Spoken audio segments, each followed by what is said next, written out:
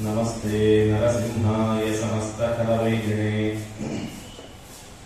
प्रमास्तु मे भ्रमो मास्तु शमोस्तु तव वैरिणाम् अभ्रमं भङ्गरहितम् अजडं विमलं सदा आनन्दतीर्थमतुलं भजे तापत्रयापहम् कामधेनुर्यथा पूर्वं सर्वाभीष्टफलप्रदा तथा कलौ वादिराजश्रीपादो भीष्टदस्सताम् मूकोऽपि यत्प्रसादेन मुकुन्दशयनायते राजराजायते रिक्तो राघवेन्द्रं तमाश्रये आपादमौलिपर्यन्तं गुरूणामाकृतिं स्मरेत् तेन विघ्नाः प्रणश्यन्ति सिद्ध्यन्ति च मनोरथाः नमः परस्मै पुरुषाय भूयसे सदुद्भवस्थाननिरोधनिकया गृहीतशक्तिकृतयाय देहिनाम् अन्तर्ध्रुवायानुपलभ्यवर्त्मने यं प्रौरजन्द्रमनुपेतमपेतकृत्यम् द्वैपायनो विरहकातर आजुहाव पुत्रेति तन्मयतया तरवोऽपि नेदुः तं सर्वभूतहृदयं मुनिमानतोऽस्मि विष्णुतीर्थः कल्पवृक्षो विष्णुतीर्थश्च कामधुक् चिन्तामणिर्विष्णुतीर्थो यतीन्द्रः सर्वकामदः श्रीहरिवायुभ्यो नमः।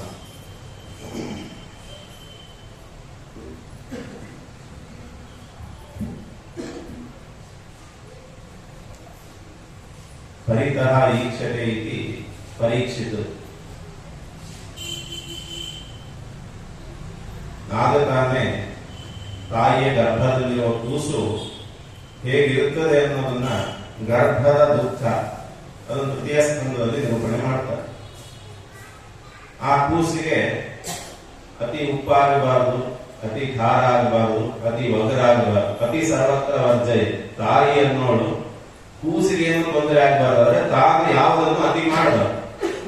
ಅದು ಆಹಾರ ಆಗಲಿ ವಿಚಾರ ಆಗಲಿ, ವಿಚಾರವನ್ನು ಅತಿಯಾಗಿ ತಲೆಗೆ ತಗೊಳ್ಬಾರ್ದು, ಆಹಾರದ ಯಾವ ರಸವನ್ನು ಅತಿಯಾಗಿ ಸ್ವೀಕಾರ ಮಾಡಬಾರ್ದು.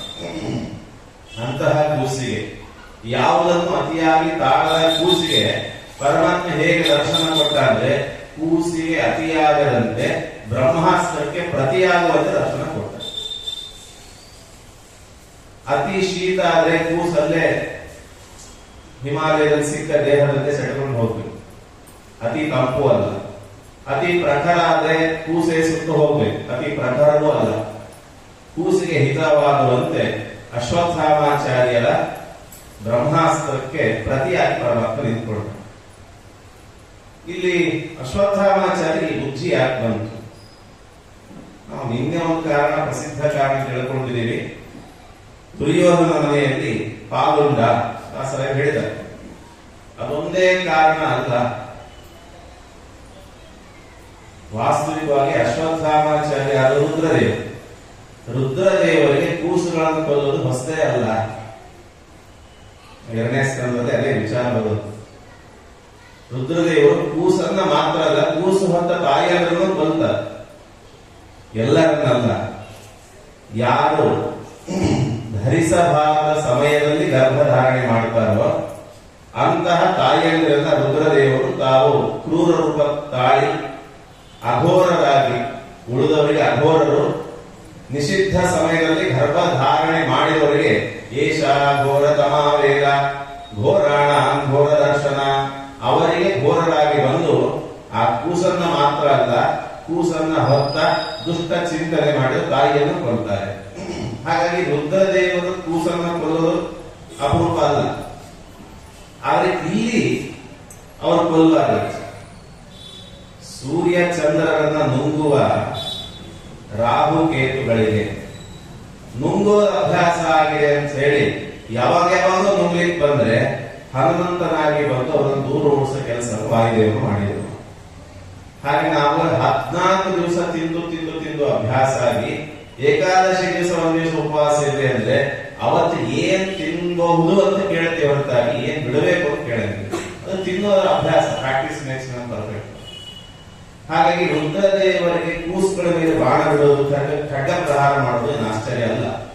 ಆದರೆ ಎಂಥ ಕೂಸುಗಳ ಮೇಲೆ ಬಾಣ ಪ್ರಯೋಗ ಮಾಡಬೇಕಿತ್ತು? ವಿಷ್ಣು ವಿರುದ್ಧವಾದ ಚಿಂತನೆ ಮಾಡುವ ಕೂಸುಗಳ ಮೇಲೆ ಪರಮ ವೈಷ್ಣವರಾದ ರುದ್ರದೇವರು ಬಾಣ ಖಡ್ಗ ಪ್ರಯೋಗ ಮಾಡಬೇಕಿತ್ತು.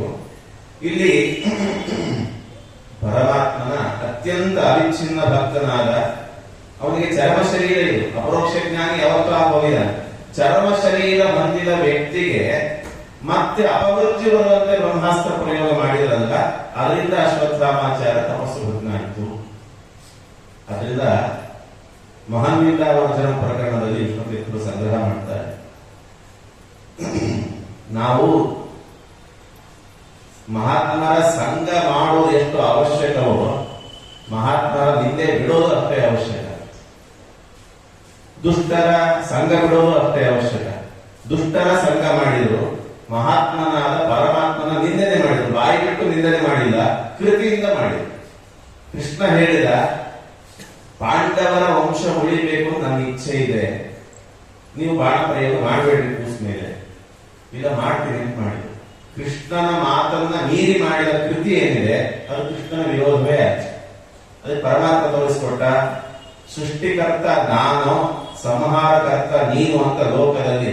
ನಾನು ಅಂದ್ರೆ ಬ್ರಹ್ಮ, ಸ್ಥಿತಿಕರ್ತ ನಾನು, ಸಂಹಾರಕರ್ತ ರುದ್ರ ಅನ್ನೋ ಭ್ರಮೆ ಇದೆ ಲೋಕದಲ್ಲಿ. ಆ ಭ್ರಮೆ ನಿವಾರಣೆ ಮಾಡ್ತೇನೆ. ಹುಟ್ಟು ನನ್ನಿಂದಲೇ ಆಗ್ತದೆ, ಸಾವು ನನ್ನಿಂದಲೇ ಆಗ್ತದೆ, ಉಳಿಸೋದು ನಡುವೆ ವ್ಯವಹಾರ ಮಾಡೋದು ನನ್ನಿಂದ ಅಂತ ಎಲ್ಲ ಒಪ್ಕೊಂಡಾಗಿದೆ. ಹುಟ್ಟು ಬ್ರಹ್ಮನಿಂದ, ಸಾವು ರುದ್ರನಿಂದ ಅನ್ನೋ ಭ್ರಮೆ ಇದೆ.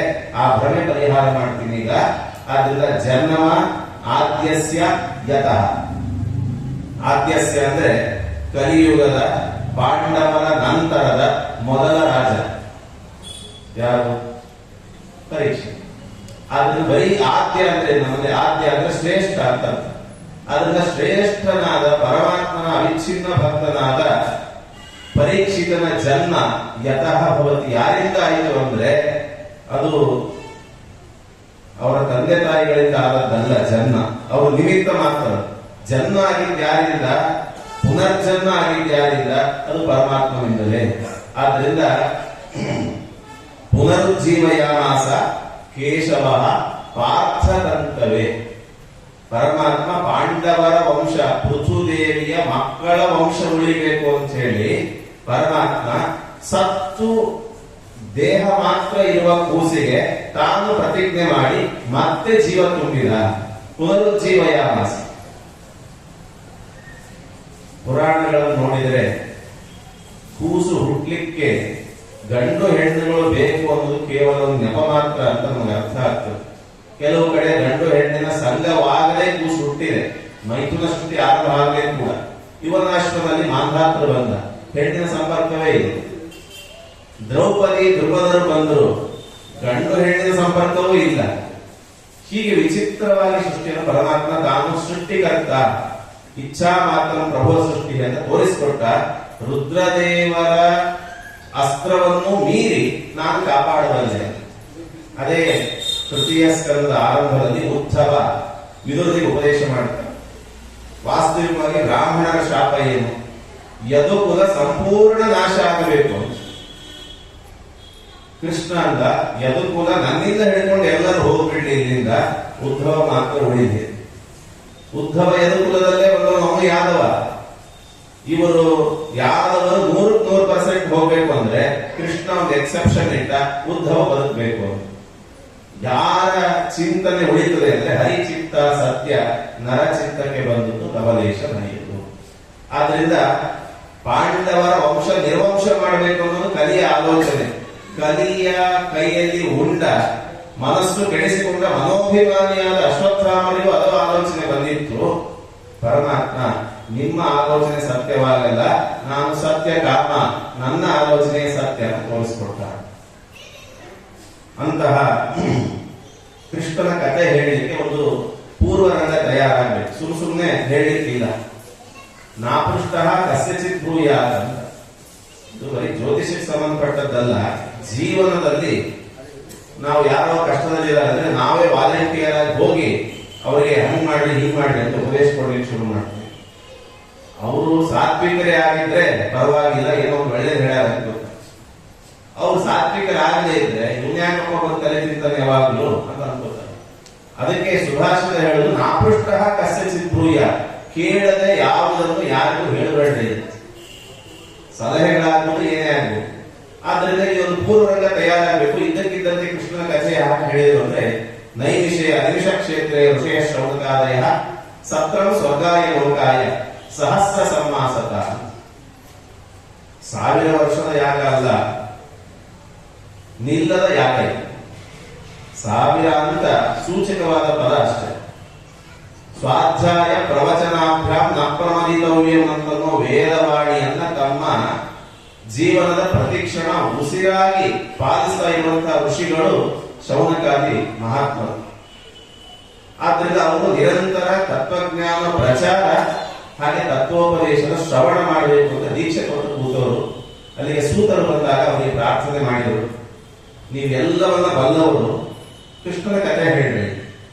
ಅವರ ಆಸಕ್ತಿಗೆ ಮೆಚ್ಚಿ ಸೂತರು ಹೇಳ್ತಾರೆ, ಬರೀ ಕೃಷ್ಣನ ಕಥೆ ಯಾಕೆ, ಕೃಷ್ಣನ ಕಥೆಗೆ ಪೂರಕವಾದ ಇಡೀ ಭಾಗವತವನ್ನೇ ಹೇಳ್ತೀನಿ. ಅದು ಪಂಗೂಪರಿ ಗಂಗಾ ಪ್ರವಾಹ.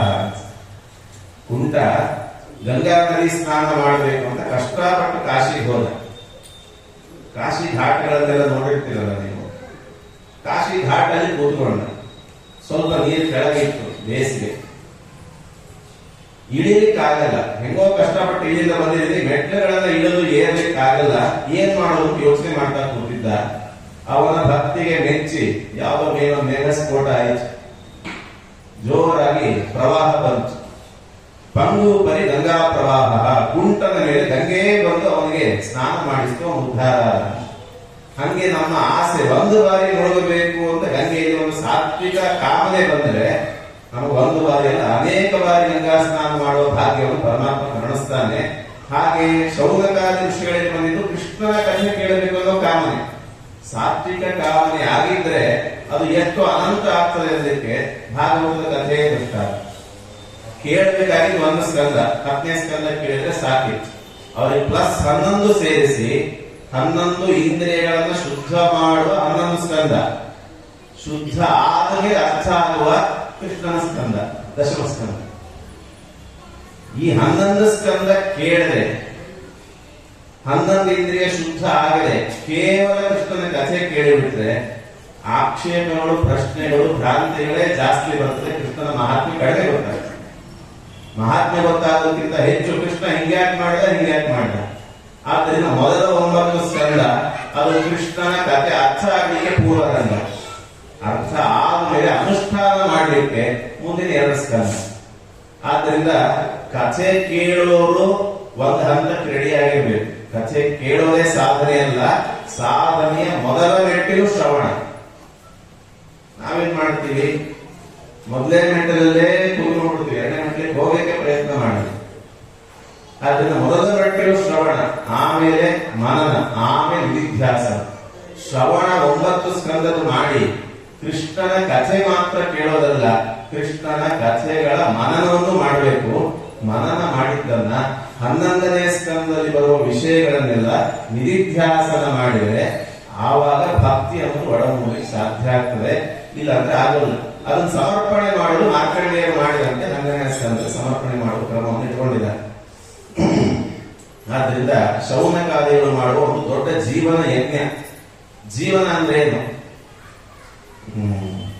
ಸ್ವಾಮಿಗಳು ಯಾವಾಗಲೂ ರಾಮಾಯಣ ಉಪನ್ಯಾಸದಲ್ಲಿ ಹೇಳ್ತಾರೆ, ಹನುಮಂತ ರಾಮದೇವರು ಪಟ್ಟಾಭಿಷೇಕ ಆದಾಗ ಎಲ್ಲರಿಗೂ ಒಂದೊಂದು ಉಡುಗೊರೆ ಕೊಟ್ಟ. ಹನುಮಂತ ನಿನಗೆ ಏನ್ ಕೊಡ್ಲಿ? ನರಾಮ ರಾಜ್ಯೇ ಸುಲಭಂಚ ಕಿಂಚಿತ್ ತತ್ಪಾದ ಸೇವಾ ರತಿರೇಶ ನೈಚ್ಛತ್ ಸಾ ವಿರಕ್ತಿ. ಭೋಗವನ್ನ ಕೇಳದೆ ವೈರಾಗ್ಯವನ್ನ ಕೇಳಿದ ಏಕೈಕ ವ್ಯಕ್ತಿ ದಾಸ ಅಂದ್ರೆ ಹನುಮ. ಹನುಮಂತ ಕೇಳಿದ್ರೆ ಕೊಡಲ್ಲ ಅನ್ನಲಿಕ್ಕೆ ರಾಮನಿಗೆ ಸಾಧ್ಯವೇ ಇಲ್ಲ. ಅವನ ರಾಜ್ಯದಲ್ಲಿ ಸಿಗದೇ ಇರೋ ವಸ್ತು ಇಲ್ಲ, ಅದು ರಾಮರಾಜ್ಯ, ಅಪರ ವೈಕುಂಠ. ಮತ್ತೇನ್ ಕೇಳಿದ ಅಂದ್ರೆ ನಿನ್ನಲ್ಲಿ ಪ್ರತಿ ಕ್ಷಣಕ್ಕೆ ಹೆಚ್ಚಾಗುವ ಭಕ್ತಿ ಕೊಡೋದು ಕೇಳಿ. ಪ್ರವರ್ಧಕ ಭಕ್ತಿ ಎಲ್ಲ ಕ್ಷಣೆ ಕ್ಷಣೆ. ಮತ್ತೆ ಇನ್ನೊಂದು ವಾರ ಕೇಳ್ತೀನಿ ಏನು ಅನ್ಕೊಳ್ಳದೆ ಇದ್ರೆ, ಏನು ನನ್ನನ್ನ ಬದುಕುವವರ ಗುಂಪಿಗೆ ಸೇರಿಸ ಸೇರಿಸಬೇಡ, ಅಂದ್ರೆ ಉಸಿರಾಡುವವರ ಗುಂಪಿಗೆ ಸೇರಿಸಬೇಡ, ನನ್ನನ್ನ ಬದುಕುವವರ ಗುಂಪಿಗೆ ಸೇರಿಸು ಅಂತ ಹೇಳಿ ರಾಮ ಅಂತಾನೆ. ಉಸಿರಾಡೋದೇ ಬದುಕು, ಉಸಿರಾಡೋದು ಬಿಟ್ಟು ಬೇರೆ ಬದುಕಿಲ್ಲ, ಉಸಿರಾಡೋರ ಗುಂಪು ಬೇರೆ, ಬದುಕುವವರ ಗುಂಪು ಬೇರೆ ಅಂತಿದೆಯಾ ಅಂತ ಹನುಮಂತ ಹೇಳ್ತಾನೆ. ಅದಕ್ಕೆ ಉಸಿರಾಡೋರ ಗುಂಪು ಅಂದ್ರೆ ಜೀವನದಲ್ಲಿ ಎಂದೂ ಭಗವತ್ ಚಿಂತನೆ ಮಾಡದೆ, ಆಧ್ಯಾತ್ಮಿಕದ ಲವಲೇಶ ಗೊತ್ತಿಲ್ಲದೆ, ಬರೀ ಭರಿಣ ಜೀವಾಹ, ತಾನು ತನ್ನ ಸರ್ಕಲ್ ಅಲ್ಲಿ ಕಂಸಗಳನ್ನು ಹಾಕೊಂಡು ತನ್ನ ಸರ್ಕಲ್ ಅಲ್ಲಿ ಮಾತ್ರ ಯೋಚನೆ ಮಾಡಿ, ನಾನು ಆರಾಮಾಗಿದ್ರೆ ಸಾಕು, ನನ್ನ ಹೆಂಡತಿ ಮಕ್ಕಳು ಆರಾಮಾಗಿದ್ರೆ ಸಾಕು, ಇನ್ನೊಂದು ನೆಕ್ಸ್ಟ್ ಸರ್ಕಲ್ ಇದ್ರೆ ನನ್ನ ಮೊಮ್ಮಕ್ಕಳು ಸುಖವಾಗಿರ್ಬೇಕು ಅಂತ ಅಲೌಕಿಕವಾದ ಪರಮಾತ್ಮನ ಚಿಂತನೆಗಳನ್ನ ಬದಿಗೊತ್ತಿ ಲೌಕಿಕವಾಗೇ ಜೀವನ ಮಾಡಲಿದ್ದಾನಲ್ಲ, ಅವನು ಬರೀ ಉಸಿರಾಡೋನು. ಅಕ್ಸಾಲಿಗರ ಅಂಗಡಿಯಿರೋ ಚಿದಿ ಇದ್ದಂಗೆ ಭಸ್ತ್ರ ಕರೀತಾರೆ ಅದನ್ನ. ಒಂದ್ಸರಿ ಹೇಳಿದ್ರೆ ಬುಸ್ ಬುಸ್ ಅಂತ ಶಬ್ದ ಮಾಡ್ತಾರೆ. ಇವ್ರು ಮಾಡೇ ಮಾಡ್ತಾರೆ. ಎಚ್ಚರ ಇದ್ದ ಕಡಿಮೆ ಶಬ್ದ ಆಗ್ತದೆ, ಮಲಗಿಂದ ಜಾಸ್ತಿ ಆಗ್ತದೆ, ಹೊರಗೆ ಹೊಡಿತಿರ್ತಾರೆ. ಆದ್ರಿಂದ ಇವೆಲ್ಲ ಉಸಿರಾಡೋರು ಕೆಳಗಿರಿ, ನನ್ನನ್ನು ಆ ಕೆಳಗಿರಿಗೆ ಸೇರಿಸಬೇಡ, ಬದುಕೋರು ಕೆಳಗಿರಿಗೆ ಇರಬೇಕು. ಬದುಕೋರು ಅಂದ್ರೆ ಜೀವನ ಸಾರ್ಥಕ ಮಾಡಿಕೊಂಡವರು. 5 ವರ್ಷ ಇದ್ದ ಧ್ರುವ ಸಾರ್ಥಕ ಮಾಡಿಕೊಂಡ ಜೀವನ. 5ನೇ ವಯಸ್ಸಿಗೆ ಪ್ರಹ್ಲಾದ ನರಸಿಂಹದೇವರನ್ನು ಒಲಿಸಿಕೊಂಡ. ಚಿತ್ರಕೇತುವನ್ನು ಗಂಧರ್ವ ಆದವನು, ಚಿತ್ರರಥನ ಗಂಧರ್ವ ಆದವನು ನಾಮಕರಣ ದಿವಸ ದೇಹ ಬಿಟ್ಟ ಜೀವಿಯವನು, ನಾರದ ಉಪದೇಶ ಪಡೆದು ಉದ್ಧಾರ ಆದ. ಹೀಗೆ ವಯಸ್ಸಿನ ಲೆಕ್ಕ ಇಲ್ಲದೆ ಉದ್ಧಾರ ಆಗಿ ಬದುಕಿನ ಸಾರ್ಥಕ ಮಾಡಿಕೊಳ್ಳೋರು ಬೇಕಾದಷ್ಟು ಜನ ಇದ್ದಾರೆ. ನಾನು ಬದುಕುವಂತೆ ಮಾಡು, ಉಸಿರಾಡುವಂತೆ ಮಾಡಬೇಡ ಅಂತ ಹನುಮಂತ ಕೇಳಿದೆ. ಈ ಶೌನಕಾದಿ ಋಷಿಗಳೇನಿದ್ದಾರೆ, ಸಹಸ್ರ ಸಮಂ ಆಸತ, 1000 ವರ್ಷ ಏನ್ ಮಾಡಿದ್ರು? ಜ್ಞಾನ ಯಜ್ಞವನ್ನ, ತಮ್ಮ ಉಸಿರುವವರೆಗೂ ಜ್ಞಾನ ಯಜ್ಞವನ್ನು ಮಾಡಬೇಕು ಅಂತ ಹಣ ಕೊಟ್ಟಿದ್ದಾರೆ. ನಮ್ಮ ಜೀವನ ಒಂದು ಯಜ್ಞ ಅಂತ ಉಪನಿಷತ್ತು ಹೇಳುತ್ತದೆ. ಇದು ತ್ರಿಕಾಲ ಯಜ್ಞ. ಬೆಳಗ್ಗೆ ಒಂದು ಹೋಮ, ಮಧ್ಯಾಹ್ನ ಒಂದು ಹೋಮ, ಸಾಯಂಕಾಲ ಒಂದು ಹೋಮ. ಎಂಥ ವಿಚಿತ್ರ ಹೋಮ ಅಂದ್ರೆ, ಈ ಹೋಮದಲ್ಲಿ ಹೋಮ ಕುಂಡ ಇಲ್ಲ, ಬೆಂಕಿ ಇಲ್ಲ, ಹಾಕಲಿಕ್ಕೆ ಆಹುತಿಗೆ ಕಟ್ಟಿಗೆ ಚರು ಯಾವುದೂ ಇಲ್ಲ, ಹೊಗೆ ಅಂತೂ ಇಲ್ಲವೇ ಇಲ್ಲ. ಹೊಗೆ ಇಲ್ಲದ ಹೋಮ ಅದು ಜೀವನ ಯಜ್ಞ. ಗೀತೆಯಲ್ಲಿ ಕೃಷ್ಣ ಹೇಳ್ತಾನೆ, ಅಗ್ನಿಮುಗ್ಧಾಹ ಧೂಮಕಾಂತಾಹ ಅಂಧೇರೈವ ನಿಯಮಾನ ಯಥಾಂಧಾಹ. ಹೋಮ ಮಾಡಿ ಮೋಕ್ಷ ಪಡೆಯಬೇಕಂತ ಯಾರಿದ್ದಾರೆ? 100 ಜನ ಕುರುಡರು ಯಾವುದೋ ಒಂದು ದೇವಸ್ಥಾನಕ್ಕೆ ಹೋಗ್ಬೇಕು ಅಂತ ಚಿಂತನೆ ಮಾಡಿದ್ರು. ಒಬ್ಬರು ಮಾತಾಡ್ಕೊಂಡ್ರು, ನಮ್ಗೆ ಕರ್ಕೊಂಡು ಹೋಗೋರು ಯಾರು ದಾರಿ ತೋರಿಸ್ಲಿಕ್ಕೆ. ಅವರೆಲ್ಲ ಒಬ್ಬ ಹೇಳ್ದ, ನಾನು ನೋಡಿ ನಾ ದೇವಸ್ಥಾನ, ನಾ ಕರ್ಕೊಂಡು ಹೋಗ್ತೀನಿ. ಸರಿ, ಅವನೇ ಫಾಲೋ ಮಾಡ್ತಿದ್ರು, ಕುರಿಗಳು ಫಾಲೋ ಮಾಡಿದ್ರೆ. ಇದ್ದಕ್ಕಿದ್ದಂತೆ ರೋಡ್ ಮಧ್ಯೆ ಬಂದು ನಿಂತಿರ್ತಾರೆ. ಆ ಕಡೆ ಈ ಕಡೆ ಗಾಡಿಗಳ ಶಬ್ದ ಎಲ್ಲ ಕೇಳಿ ಎಲ್ಲಿ ಬಂದಿವೋ, ಗುಡಿ ಸಿಕ್ತೋ ಇಲ್ಲೋ ಅಂತಂದ್ರೆ ಆವಾಗ ಕ್ಯಾಪ್ಟನ್ ಹೇಳ್ತಾನಂತೆ, ಇದೇ ದಿವಸ ಇದೇ ದಾರಿ ಆ ಗುಡಿಗೆ ಹೋಗ್ತೀನಿ, ಮತ್ತೆ ಯಾಕೋ ಮಿಸ್ ಆಗಿದೆ. ಯಾಕೆ ನಿನ್ ಕಾಣಿಸಂಗಿಲ್ಲ ಏನಂದ್ರೆ, ನಾನು ಕುರುಡ. ಅಂಧೇನೈವ ನಿಯಮಾನ ಯಥಾಂಗಾಹ. ಅದರಿಂದ ಕುರುಡವನ್ನು ನಡೆಸಿದ ಕುರುಡರ ಗುಂಪಿನಂತೆ ತಾನೂ ಸ್ವಯಂ ತಿಳಿದೆ. ಹೋಮ ಹವನಾದಿಗಳಂದ್ರೆ ಕಾಮ್ಯ ಕರ್ಮಗಳಿಂದಲೇ ಮೋಕ್ಷ ಸಿಗುತ್ತದೆ ಅನ್ನೋ ಉಪದೇಶ ಮಾಡುವ ಗುರು ಕುರುಡ, ಅವನನ್ನು ಫಾಲೋ ಮಾಡೋರು ಕುರುಡ್ರೆ. ಅಂದ್ರೆ ಜ್ಞಾನ ದೃಷ್ಟಿ ಹೀನವನು. ಆದರೆ ಅಂಥ ಹೋಮಗಳಿಗೆ, ಅಂದ್ರೆ ಹೋಮದಿಂದ ಕರ್ಮಣ ಜ್ಞಾನ ಮಾತನೋತಿ ಜ್ಞಾನೇನ ಅಮೃತೀಭವತಿ ಅಂತ ಚಿಂತನೆ ಮಾಡಬೇಕು. ಆದ್ದರಿಂದ ಜೀವನ ಯಜ್ಞ ಹೇಗೆ? ಬೆಳಗ್ಗೆ ಇದಕ್ಕೆ ಪ್ರಾತಃಸವನ 24 ವರ್ಷದ ಯಜ್ಞ, ಮಧ್ಯಾಹ್ನದ್ದು ಮಾಧ್ಯಂದಿನ ಸವನ, ಅದಕ್ಕೆ 24 ವರ್ಷ ಆದ ಮೇಲೆ ಆ ಮಧ್ಯಾಹ್ನದ ಯಜ್ಞ ಶುರುವಾಗ್ತದೆ. ಎಷ್ಟು ದಿವಸ ಅಂದ್ರೆ 44 ವರ್ಷ. ಅದಾದ ಮೇಲೆ ಸಾಯಂಕಾಲದ ಯಜ್ಞ ಶುರುವಾಗ್ತದೆ, ಅದು 48 ವರ್ಷ ಇತ್ತು. ಬೆಳಗ್ಗೆಗೆ ಬೇಡಿಕೊಳ್ಳಬೇಕಾದ ದೇವತೆಗಳು ವಸು. ಈ ಪಕ್ಷಮಾಸದಲ್ಲಿ ನಿತ್ಯ ಚಿಂತನೆ ಮಾಡಬೇಕಾದ ರೂಪಗಳೇ ಜೀವನ ಯಜ್ಞದಲ್ಲಿ ಚಿಂತನೆ ಮಾಡಬೇಕಾದ ರೂಪಗಳು. ವಸು, ರುದ್ರ, ಆದಿತ್ಯ. ಬೆಳಿಗ್ಗೆ ಅಂದ್ರೆ ಬುದ್ಧಿ ಬಂದ ಕ್ಷಣದಿಂದ ಗಾಯತ್ರಿ ಮಂತ್ರ ಜಪ ಮಾಡಲಿಕ್ಕೆ ಆರಂಭ ಮಾಡಿದಾಗಿಂದ 5ನೇ ವಯಸ್ಸಿಗೆ ಮಾಡುವುದು ಉಪನಯನ ಅಂತಿದೆ.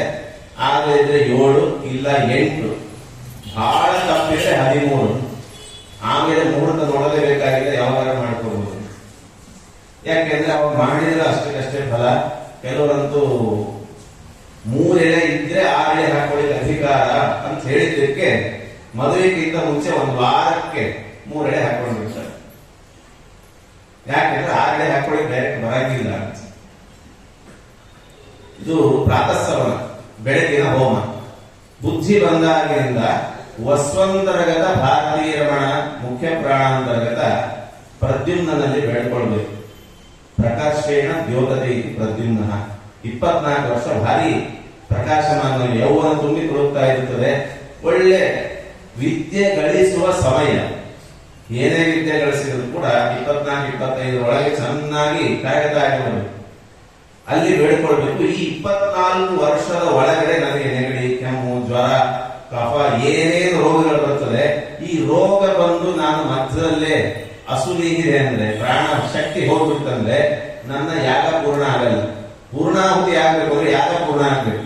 ಆದ್ರಿಂದ ವಸುಗಳೇ, ನನ್ನ ಈ 24 ವರ್ಷದ ಬೆಳಗಿನ ಹೋಮ ಪೂರ್ಣ ಆಗುವಂತೆ ಅನುಗ್ರಹಿಸಿ ಅಂತ ಹೇಳ್ಕೊಂಡು ಆವಾಗ ವಸುಗಳು ನಮ್ಗೆ ಆಶೀರ್ವಾದ ಮಾಡ್ತಾರೆ. ವಸು ಶಬ್ದಕ್ಕೆ ಇಂದ್ರಿಯ ಅಂತ ಅರ್ಥ ಇದೆ. ಆದ್ರಿಂದ ವಸುಗಳಂದ್ರೆ ಇಂದ್ರಿಯಾಭಿಮಾನಿ ದೇವತೆಗಳು, ತತ್ವಾಭಿಮಾನಿ ದೇವತೆಗಳು. ಬೇಡೋದೇನು? ನಮೋಮಸ್ ತಾತ್ವಿಕ ದೇವ ವಿಷ್ಣು ಭಕ್ತಿ ಪರಾಯಣ ಧರ್ಮ ಮಾರ್ಗೇ ಪ್ರೇರೆಯಂತು ಭವಂತಹ ಸರ್ವೈವಹಿ. ನೀವು ಯಾವಾಗಲೂ ಪರಮಾತ್ಮ ಧ್ಯಾನ ಮಾಡ್ತಾನೆ ಇರ್ತೀರಿ. ನಿಮ್ಮಲ್ಲಿ ಬೇಡೋದೇನು? ನಿಮ್ಮಲ್ಲಿರುವ ವಿಷ್ಣು ಭಕ್ತಿಯನ್ನು ನನಗೊಂದಿಸ್ಕೊಡ್ರಿ, ಧರ್ಮ ಮಾರ್ಗದ ಪ್ರೇರಣೆ ಮಾಡ್ರಿ. ಯಾರಲ್ಲಿ ಇಲ್ಲವೋ ಅವರಲ್ಲಿ ಹೋಗಿ ಕೇಳಿದ್ರೆ ಕೊಡ್ಲಿಕ್ಕೆ ಹಿಂಗೆ ಸಾಧ್ಯ. ಇರೋರ ಹತ್ರನೇ ಕೇಳಬೇಕು, ಅಲ್ಪ ಸ್ವಲ್ಪ ಇರೋರ ಹತ್ರ ಅಲ್ಲ. ಆರಾಧನೆ ಬಂದದ್ರಿ ಒಂದಿಷ್ಟು ದೇಣಿಗೆ ಕೊಡ್ರಿ ಅಂತಂದ್ರೆ, ನಾನ್ ಜೀವನ ಮಾಡ್ಲಿಕ್ಕೆ ಕಷ್ಟಪಡ್ಲಿಕ್ಕೆ ದಿವಸ 1 ಹೊತ್ತು ಊಟ, ಇನ್ನೊಂದು ಹೊತ್ತು ಹಾಲು ಕುಡ್ಕೊಂಡಿದ್ದೀನಪ್ಪ ನಾನು, ನನಗೆ ಈ ಕಷ್ಟ ನಾನು ಹೆಂಗ್ ಕೊಡ್ಲಿ ಅಂತ. ತನಗೂ ಬೇಕಾದಷ್ಟು ಇಟ್ಕೊಂಡು ಇನ್ನೂ ಹೆಚ್ಚು ಹಣ ಇರುವಂತ ವ್ಯಕ್ತಿ ಹತ್ರ ಹೋದ್ರೆ ಭಗವಂತ ಅವನಿಗೆ ಪ್ರೇರಣೆ ಮಾಡಿದ್ರೆ ಅವನು ಕೊಟ್ಟೇ ಕೊಡ್ತಾರೆ. ಇವರು ವಿಷ್ಣು ಭಕ್ತಿ ಪರಾಯಣರು, ನಿರಂತರ ಪರಮಾತ್ಮ ಸ್ತೋತ್ರ ಮಾಡುವ ತತ್ವಾಭಿಮಾನಿ ದೇವತೆಗಳು. ಅವರಿಗೆ ಬೇಡಬೇಕು, ನಮ್ಮನ್ನ ಧರ್ಮ ಮಾರ್ಗದಲ್ಲಿ ನಡೆಸಿ ವಿಷ್ಣು ಭಕ್ತಿಯನ್ನು ಬೆಳೆಸಿ ಅಂತ ಪ್ರಾರ್ಥನೆ ಮಾಡಿದರೆ ವಸುದೇವತೆಗಳ ಆಶೀರ್ವಾದ ಮಾಡ್ತಾರೆ ಪ್ರದ್ಯುಮ್ನ ಚಿಂತನೆಯಿಂದ. ಮಧ್ಯಾಹ್ನ ಒಂದು 25ನೇ ವಯಸ್ಸಿಂದ 68ನೇ ವಯಸ್ಸವರೆಗೆ ರುದ್ರದೇವರ ಚಿಂತನೆ ಆಗ್ತದೆ. ಆದ್ರಿಂದ ನೀವು 60 ವರ್ಷ ಶಾಂತಿ ಅಂದ್ರೆ ಬೇರೆ ಏನು ಹೋಮ ಇಲ್ಲ, ಅಲ್ಲಿ ರುದ್ರ ದೇವತಾಕವಾದ ಹೋಮವನ್ನೇ ಮಾಡುದು. ಯಾಕೆಂದ್ರೆ 68ವರೆಗೂ ಮುಗಿಸೋರು ರುದ್ರದೇವರು. ರುದ್ರ ಅಂದ್ರೆ ಏನು? ಕೈಲಾಸಾಧಿಪತಿ ಅಂತ ಅಷ್ಟೇ ಅರ್ಥ ಅಲ್ಲ. ರುಜಂ ದ್ರಾವಯತೆ ಯಸ್ಮಾತ್, ರೋಗ ಪರಿಹಾರ ಮಾಡೋರಿಗೆ ರುದ್ರ ಅಂತ ಹೆಸರು. ಧನ್ವಂತರಿ ಅಂತ. ಆದ್ರಿಂದ ರುದ್ರಾಂತರ್ಗತ ಸಂಕರ್ಷಣ ನರಸಿಂಹರೂಪಿ ಪರಮಾತ್ಮನ ಚಿಂತನೆ ಮಾಡಿದ್ರೆ 25ನೇ ವಯಸ್ಸಿಂದ ಜವಾಬ್ದಾರಿ ಆರಂಭ ವ್ಯಕ್ತಿ. ಅವಾಗ ಜವಾಬ್ದಾರಿನೂ ಶುರುವಾಗ್ತದೆ, ಜೊತೆಗೆ ದೇಹದ ಬಾಧೆಗಳು ಶುರುವಾಗ್ತದೆ. 24-25ವರೆಗೂ ಏನು ಗೊತ್ತಾಗಲ್ಲ. 25 ಆದ ಮೇಲೆ ಸಣ್ಣಗೆ ನೋವುಗಳು ಇತ್ಯಾದಿಗಳು ಅನುಭವ ಬರಲಿಕ್ಕೆ ಶುರುವಾಗ್ತದೆ. ದೇಹ ಪರಿಣಾಮ ಆಗ್ಲಿಕ್ಕೆ ಶುರುವಾಗ್ತದೆ. ಜವಾಬ್ದಾರಿಗಳು ಹೆಚ್ಚಾದಷ್ಟು ಹೆಡ್ ವೇಟ್ ಜಾಸ್ತಿ, ತಲೆಗೆ ಯೋಚನೆಗಳು ಜಾಸ್ತಿ ಬರ್ತದೆ. ಆ ಯೋಚನೆಗಳ ಪರಿಹಾರ ಮಾಡೋದು ಯಾರಂದ್ರೆ ರುದ್ರದೇವರು.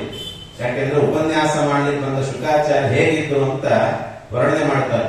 ತಂ ವ್ಯಷ್ಟ ವರ್ಷಂ ಸುಕುಮಾರ ಪಾದ ಕರೋರುಗಾಪಂ ಸಕಪೋಲ ಗಾತ್ರಂ ಚಾರ್ವಾರುಣಾಕ್ಷೋನ್ನಸ ತುಲ್ಯ ಕರ್ಣಂ ಶುಭ್ರಾನನಂ ಕಂಬು ಸುಜಾತ ಕಂಠಂ ನಿಗೂಢ ಚತುಂ ಪೃಥುತುಂಗ ವಕ್ಷಸಂ ಆವರ್ತನಾಭಿಂ ವಲಿವಲ್ಲೂದರಂಚ ದಿಗಂಬರಂ ವಕ್ರ ವಿಕೀರ್ಣ ಕೇಶಂ.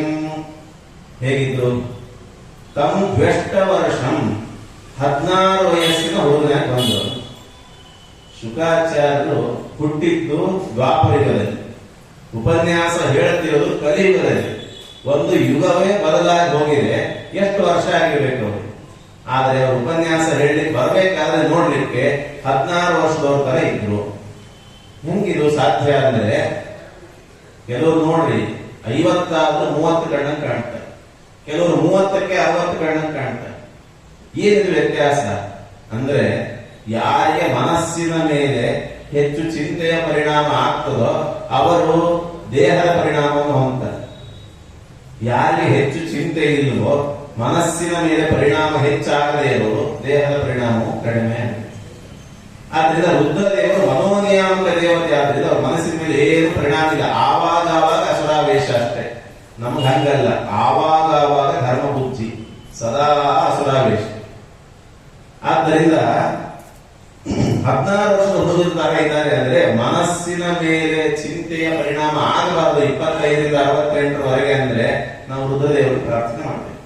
ಆದ್ರಿಂದ ರುದ್ರಾಂತರ್ಗತ ಭಾರತೀಯ ಮುಖ್ಯ ಪ್ರಾಣಾಂತರ್ಗತ ಸಂಕರ್ಷಣನ ಚಿಂತನೆ ಮಾಡಬೇಕು. 68 ಆಗ್ತದೆ, ಅವಾಗಲೂ ಯಾವುದೇ ರೋಗ ರುಜಿನ ಕಿರಿಕಿರಿಗಳಾಗದಂತೆ ಕಾಪಾಡಲಿ ಅಂತ ರುದ್ರರ ಪ್ರಾರ್ಥನೆ. ಅದಾದ್ಮೇಲೆ ಸಾಯಂಕಾಲದ ಯಜ್ಞ ಕೊನೆ ಹಂತ. ಇದು 48 ವರ್ಷದ ಯಾಗ, ಅಂದ್ರೆ 68ರಿಂದ 116 ವರ್ಷದವರೆಗೆ, 100 ಅಲ್ಲ 116 ವರ್ಷದವರೆಗೆ ಉಪನಿಷತ್ ಹೇಳೋ ಕ್ರಮದಲ್ಲಿ ಇಲ್ಲಿ ಆದಿತ್ಯರು, ದ್ವಾದಶ ಆದಿತ್ಯಾಂತರ್ಗತನಾದ ಭಾರತೀಯರ ಮುಖ್ಯ ಪ್ರಾಣಾಂತರ್ಗತ ವಾಸುದೇವನ ಚಿಂತನೆ ಮಾಡಬೇಕು. ವಾಸುದೇವ ಅಂದ್ರೆ ಪ್ರಾಣನೂ ಹೌದು, ವಾಸುದೇವ ಅಂದ್ರೆ ಕೃಷ್ಣನೂ ಹೌದು. ಆದ್ದರಿಂದ ಆ ಪರಮಾತ್ಮನ ಚಿಂತನೆ ಮಾಡಿದ್ರೆ 68ರಿಂದ ಮುಂದೆ ಏನೇನು ಮಾಡ್ತೀವಿ 116ವರೆಗೆ ಅದೊಂದು ಸಾಯಂಕಾಲದ ಯಜ್ಞ. ಅದಾದ ಮೇಲೆ ಅವ್ರನ್ನ ಕೇಳ್ಕೋಬೇಕು ಏನಂತ, 116ವರೆಗೂ ನನ್ನ ಜೀವನ ಯಜ್ಞ ಪೂರ್ಣ ಆಗುವಂತೆ ಮಾಡಿದಿರಿ, ಈಗ ನನಗೆ ಅವಭೃತ ಸ್ನಾನ ಮಾಡಿಸ್ರಿ ಅಂತ. ಅವಭೃತ ಸ್ನಾನ ಅಂದ್ರೆ ಉಪನಿಷತ್ ಹೇಳ್ತದೆ ಮರಣವೇ ಅವಭೃತ. ಇವತ್ತು ಹೋಮ ಮುಗಿತದ, ಮನೆಯಲ್ಲಿ ಹೋಮ ಮಾಡಿಸಿದ್ರೆ ಹೋಮ ಮುಗಿಯೋದು ಯಾವಾಗ ಅಂದ್ರೆ ಪೂರ್ಣಾಹುತಿಗೆ ಹೋಮ ಮುಗಿಯಂಗಿಲ್ಲ. ಎಷ್ಟೋ ಜನ ಪೂರ್ಣಾಹುತಿಗೆ ಹೋಮ ಮುಗಿತು ಒಂದು ಕೆಲಸಕ್ಕೆ ಹೋಗ್ಬಿಡ್ತಾರೆ, ಅಷ್ಟೇ ಬರ್ತೀವಿ ನಾವು. ಈ ಉಪಕರ್ಮ ಎಲ್ಲ ಬರ್ತಲ್ಲ, ಉಪಕರ್ಮದಲ್ಲಿ ಉಪಕರ್ಮ ಯಾವಾಗ ಮುಗಿಯೋದು ಅಂದ್ರೆ ಕೆಲವರು ಜನಿವಾರ ಹಾಕೊಂಡ ತಕ್ಷಣ ಆಚರಣೆ ಮಾಡಿ ಎದ್ದು ಹೋಗ್ಬಿಡ್ತಾರೆ. ಆಚಾರ ಬಂದ ತಕ್ಷಣ ಜನಿವಾರ ಹಾಕೊಂಡ ತಕ್ಷಣ, ಹೊಸ ಜನಿವಾರ ಹಾಕೊಂಡ ತಕ್ಷಣ ಉಪಕರ್ಮ ಮುಗಿಲಿಲ್ಲ. ಅದಾದ ಮೇಲೆ ಮತ್ತೆ ಹೋಮಾದಿಗಳಿದೆ, ಪ್ರಾಯಶ್ಚಿತ್ತ ಕರ್ಮಗಳು, ಅದೆಲ್ಲ ಮಾಡಿ ಕೃಷ್ಣಾರ್ಪಣ ಮುಗಿತು. ಹಂಗೆ ಹೋಮ ಮುಗಿಯೋದು ಪೂರ್ಣಾಹುತಿ ಅಲ್ಲ. ಹೋಮ ಮುಗಿಬೇಕಾದ್ರೆ ಮಾಡಿಸಿದ ಆಚಾರ ಕೂಡ್ರಿ ಅಂತ ಹೇಳಿ ಯಜಮಾನ ಮನೆಯವರನ್ನು ಕೂಡಿಸಿ ಕುಟುಂಬದವರನ್ನೆಲ್ಲ ಕೂಡಿಸಿ ಪೌಮಾನಾದಿ ಸೂಕ್ತಗಳನ್ನ ಶಾಂತಿ ಮಂತ್ರಗಳನ್ನು ಹೇಳಿ ಕಲಶೋದಕರಿಂದ ಪ್ರೋಕ್ಷಣೆ ಮಾಡ್ತಾರೆ. ಅದಕ್ಕೆ ಅವಭೃತ ಅಂತ ಹೆಸರು. ಆ ಅವಭೃತ ಆಯಿತು ಅಂದ್ರೆ ಅಲ್ಲಿ ಹೋಮ ಪೂರ್ಣ ಆಯಿತು ಅಂತ ಅರ್ಥ, ಅಲ್ಲಿವರೆಗೂ ಪೂರ್ಣ ಅಲ್ಲ. ಆದ್ದರಿಂದ ಅದಾದ ಮೇಲೆ ಆಚಾರ್ಯ ಕರ್ಮಾಂತೆ ರಕ್ಷಣಾ ಪ್ರೋಕ್ತ ಅಂತ, ಆಮೇಲೆ ರಕ್ಷಣೆ ಆಚಾರ್ಯ ಕೊಡೋದು. ಅವಾಗಲೇ ಕೊಡಬೇಕು ಒಂದು ನಿಯಮ, ಇಲ್ಲ ಅಂದ್ರೆ ಅಲ್ಲಿಂದ ಬಡ್ಡಿ ಶುರುವಾಗ್ತದೆ. ಆ ಸಮಯದಿಂದ ಆಚಾರ್ಯ ಕೊಡೋದು 100 ರೂಪಾಯಿ ಅನ್ಕೊಂಡ್ರು ಪರವಾಗಿಲ್ಲ, 100 ರೂಪಾಯಿ ಕ್ರಿಯಾಂತೆ ರಕ್ಷಣಾ ಪ್ರೋಕ್ತ ಅವಾಗಲೇ ಕೊಟ್ಬಿಡ್ಬೇಕು. ಇಲ್ಲ ಅಂದ್ರೆ ಅವಾಗಿಂದ ಮೀಟರ್ ಶುರುವಾಗ್ತದೆ, ಬಡ್ಡಿ ಮೀಟರ್. ಎಷ್ಟು ದಿವಸ ತಡವಾಗಿ ಕೊಡ್ತೀವೋ ಅಷ್ಟು ಬಡ್ಡಿ ಬೆಳೆದಿರ್ತದೆ. ನೀವು ಸಂಕಲ್ಪಿತವಾದ ಅಷ್ಟೇ ಕೊಟ್ಬಿಡ್ತೀವಿ, ಬಡ್ಡಿ ಬ್ಯಾಲೆನ್ಸ್ ಉಳಿಯಿತು. ಅದಕ್ಕೆ ಮತ್ತೆ ಜನ್ಮಾಂತರ ಎತ್ತಿ ಇದೇ ಆಚಾರ ಪುರೋಹಿತರಾಗಿ ಬಂದು ಇದೇ ವ್ಯಕ್ತಿ ಯಜಮಾನರಾಗಿ ಬಂದು ಪೂರ್ತಿ ಕೊಡೋವರೆಗೂ ಬಿಡಂಗಿಲ್ಲ ದೇವರು.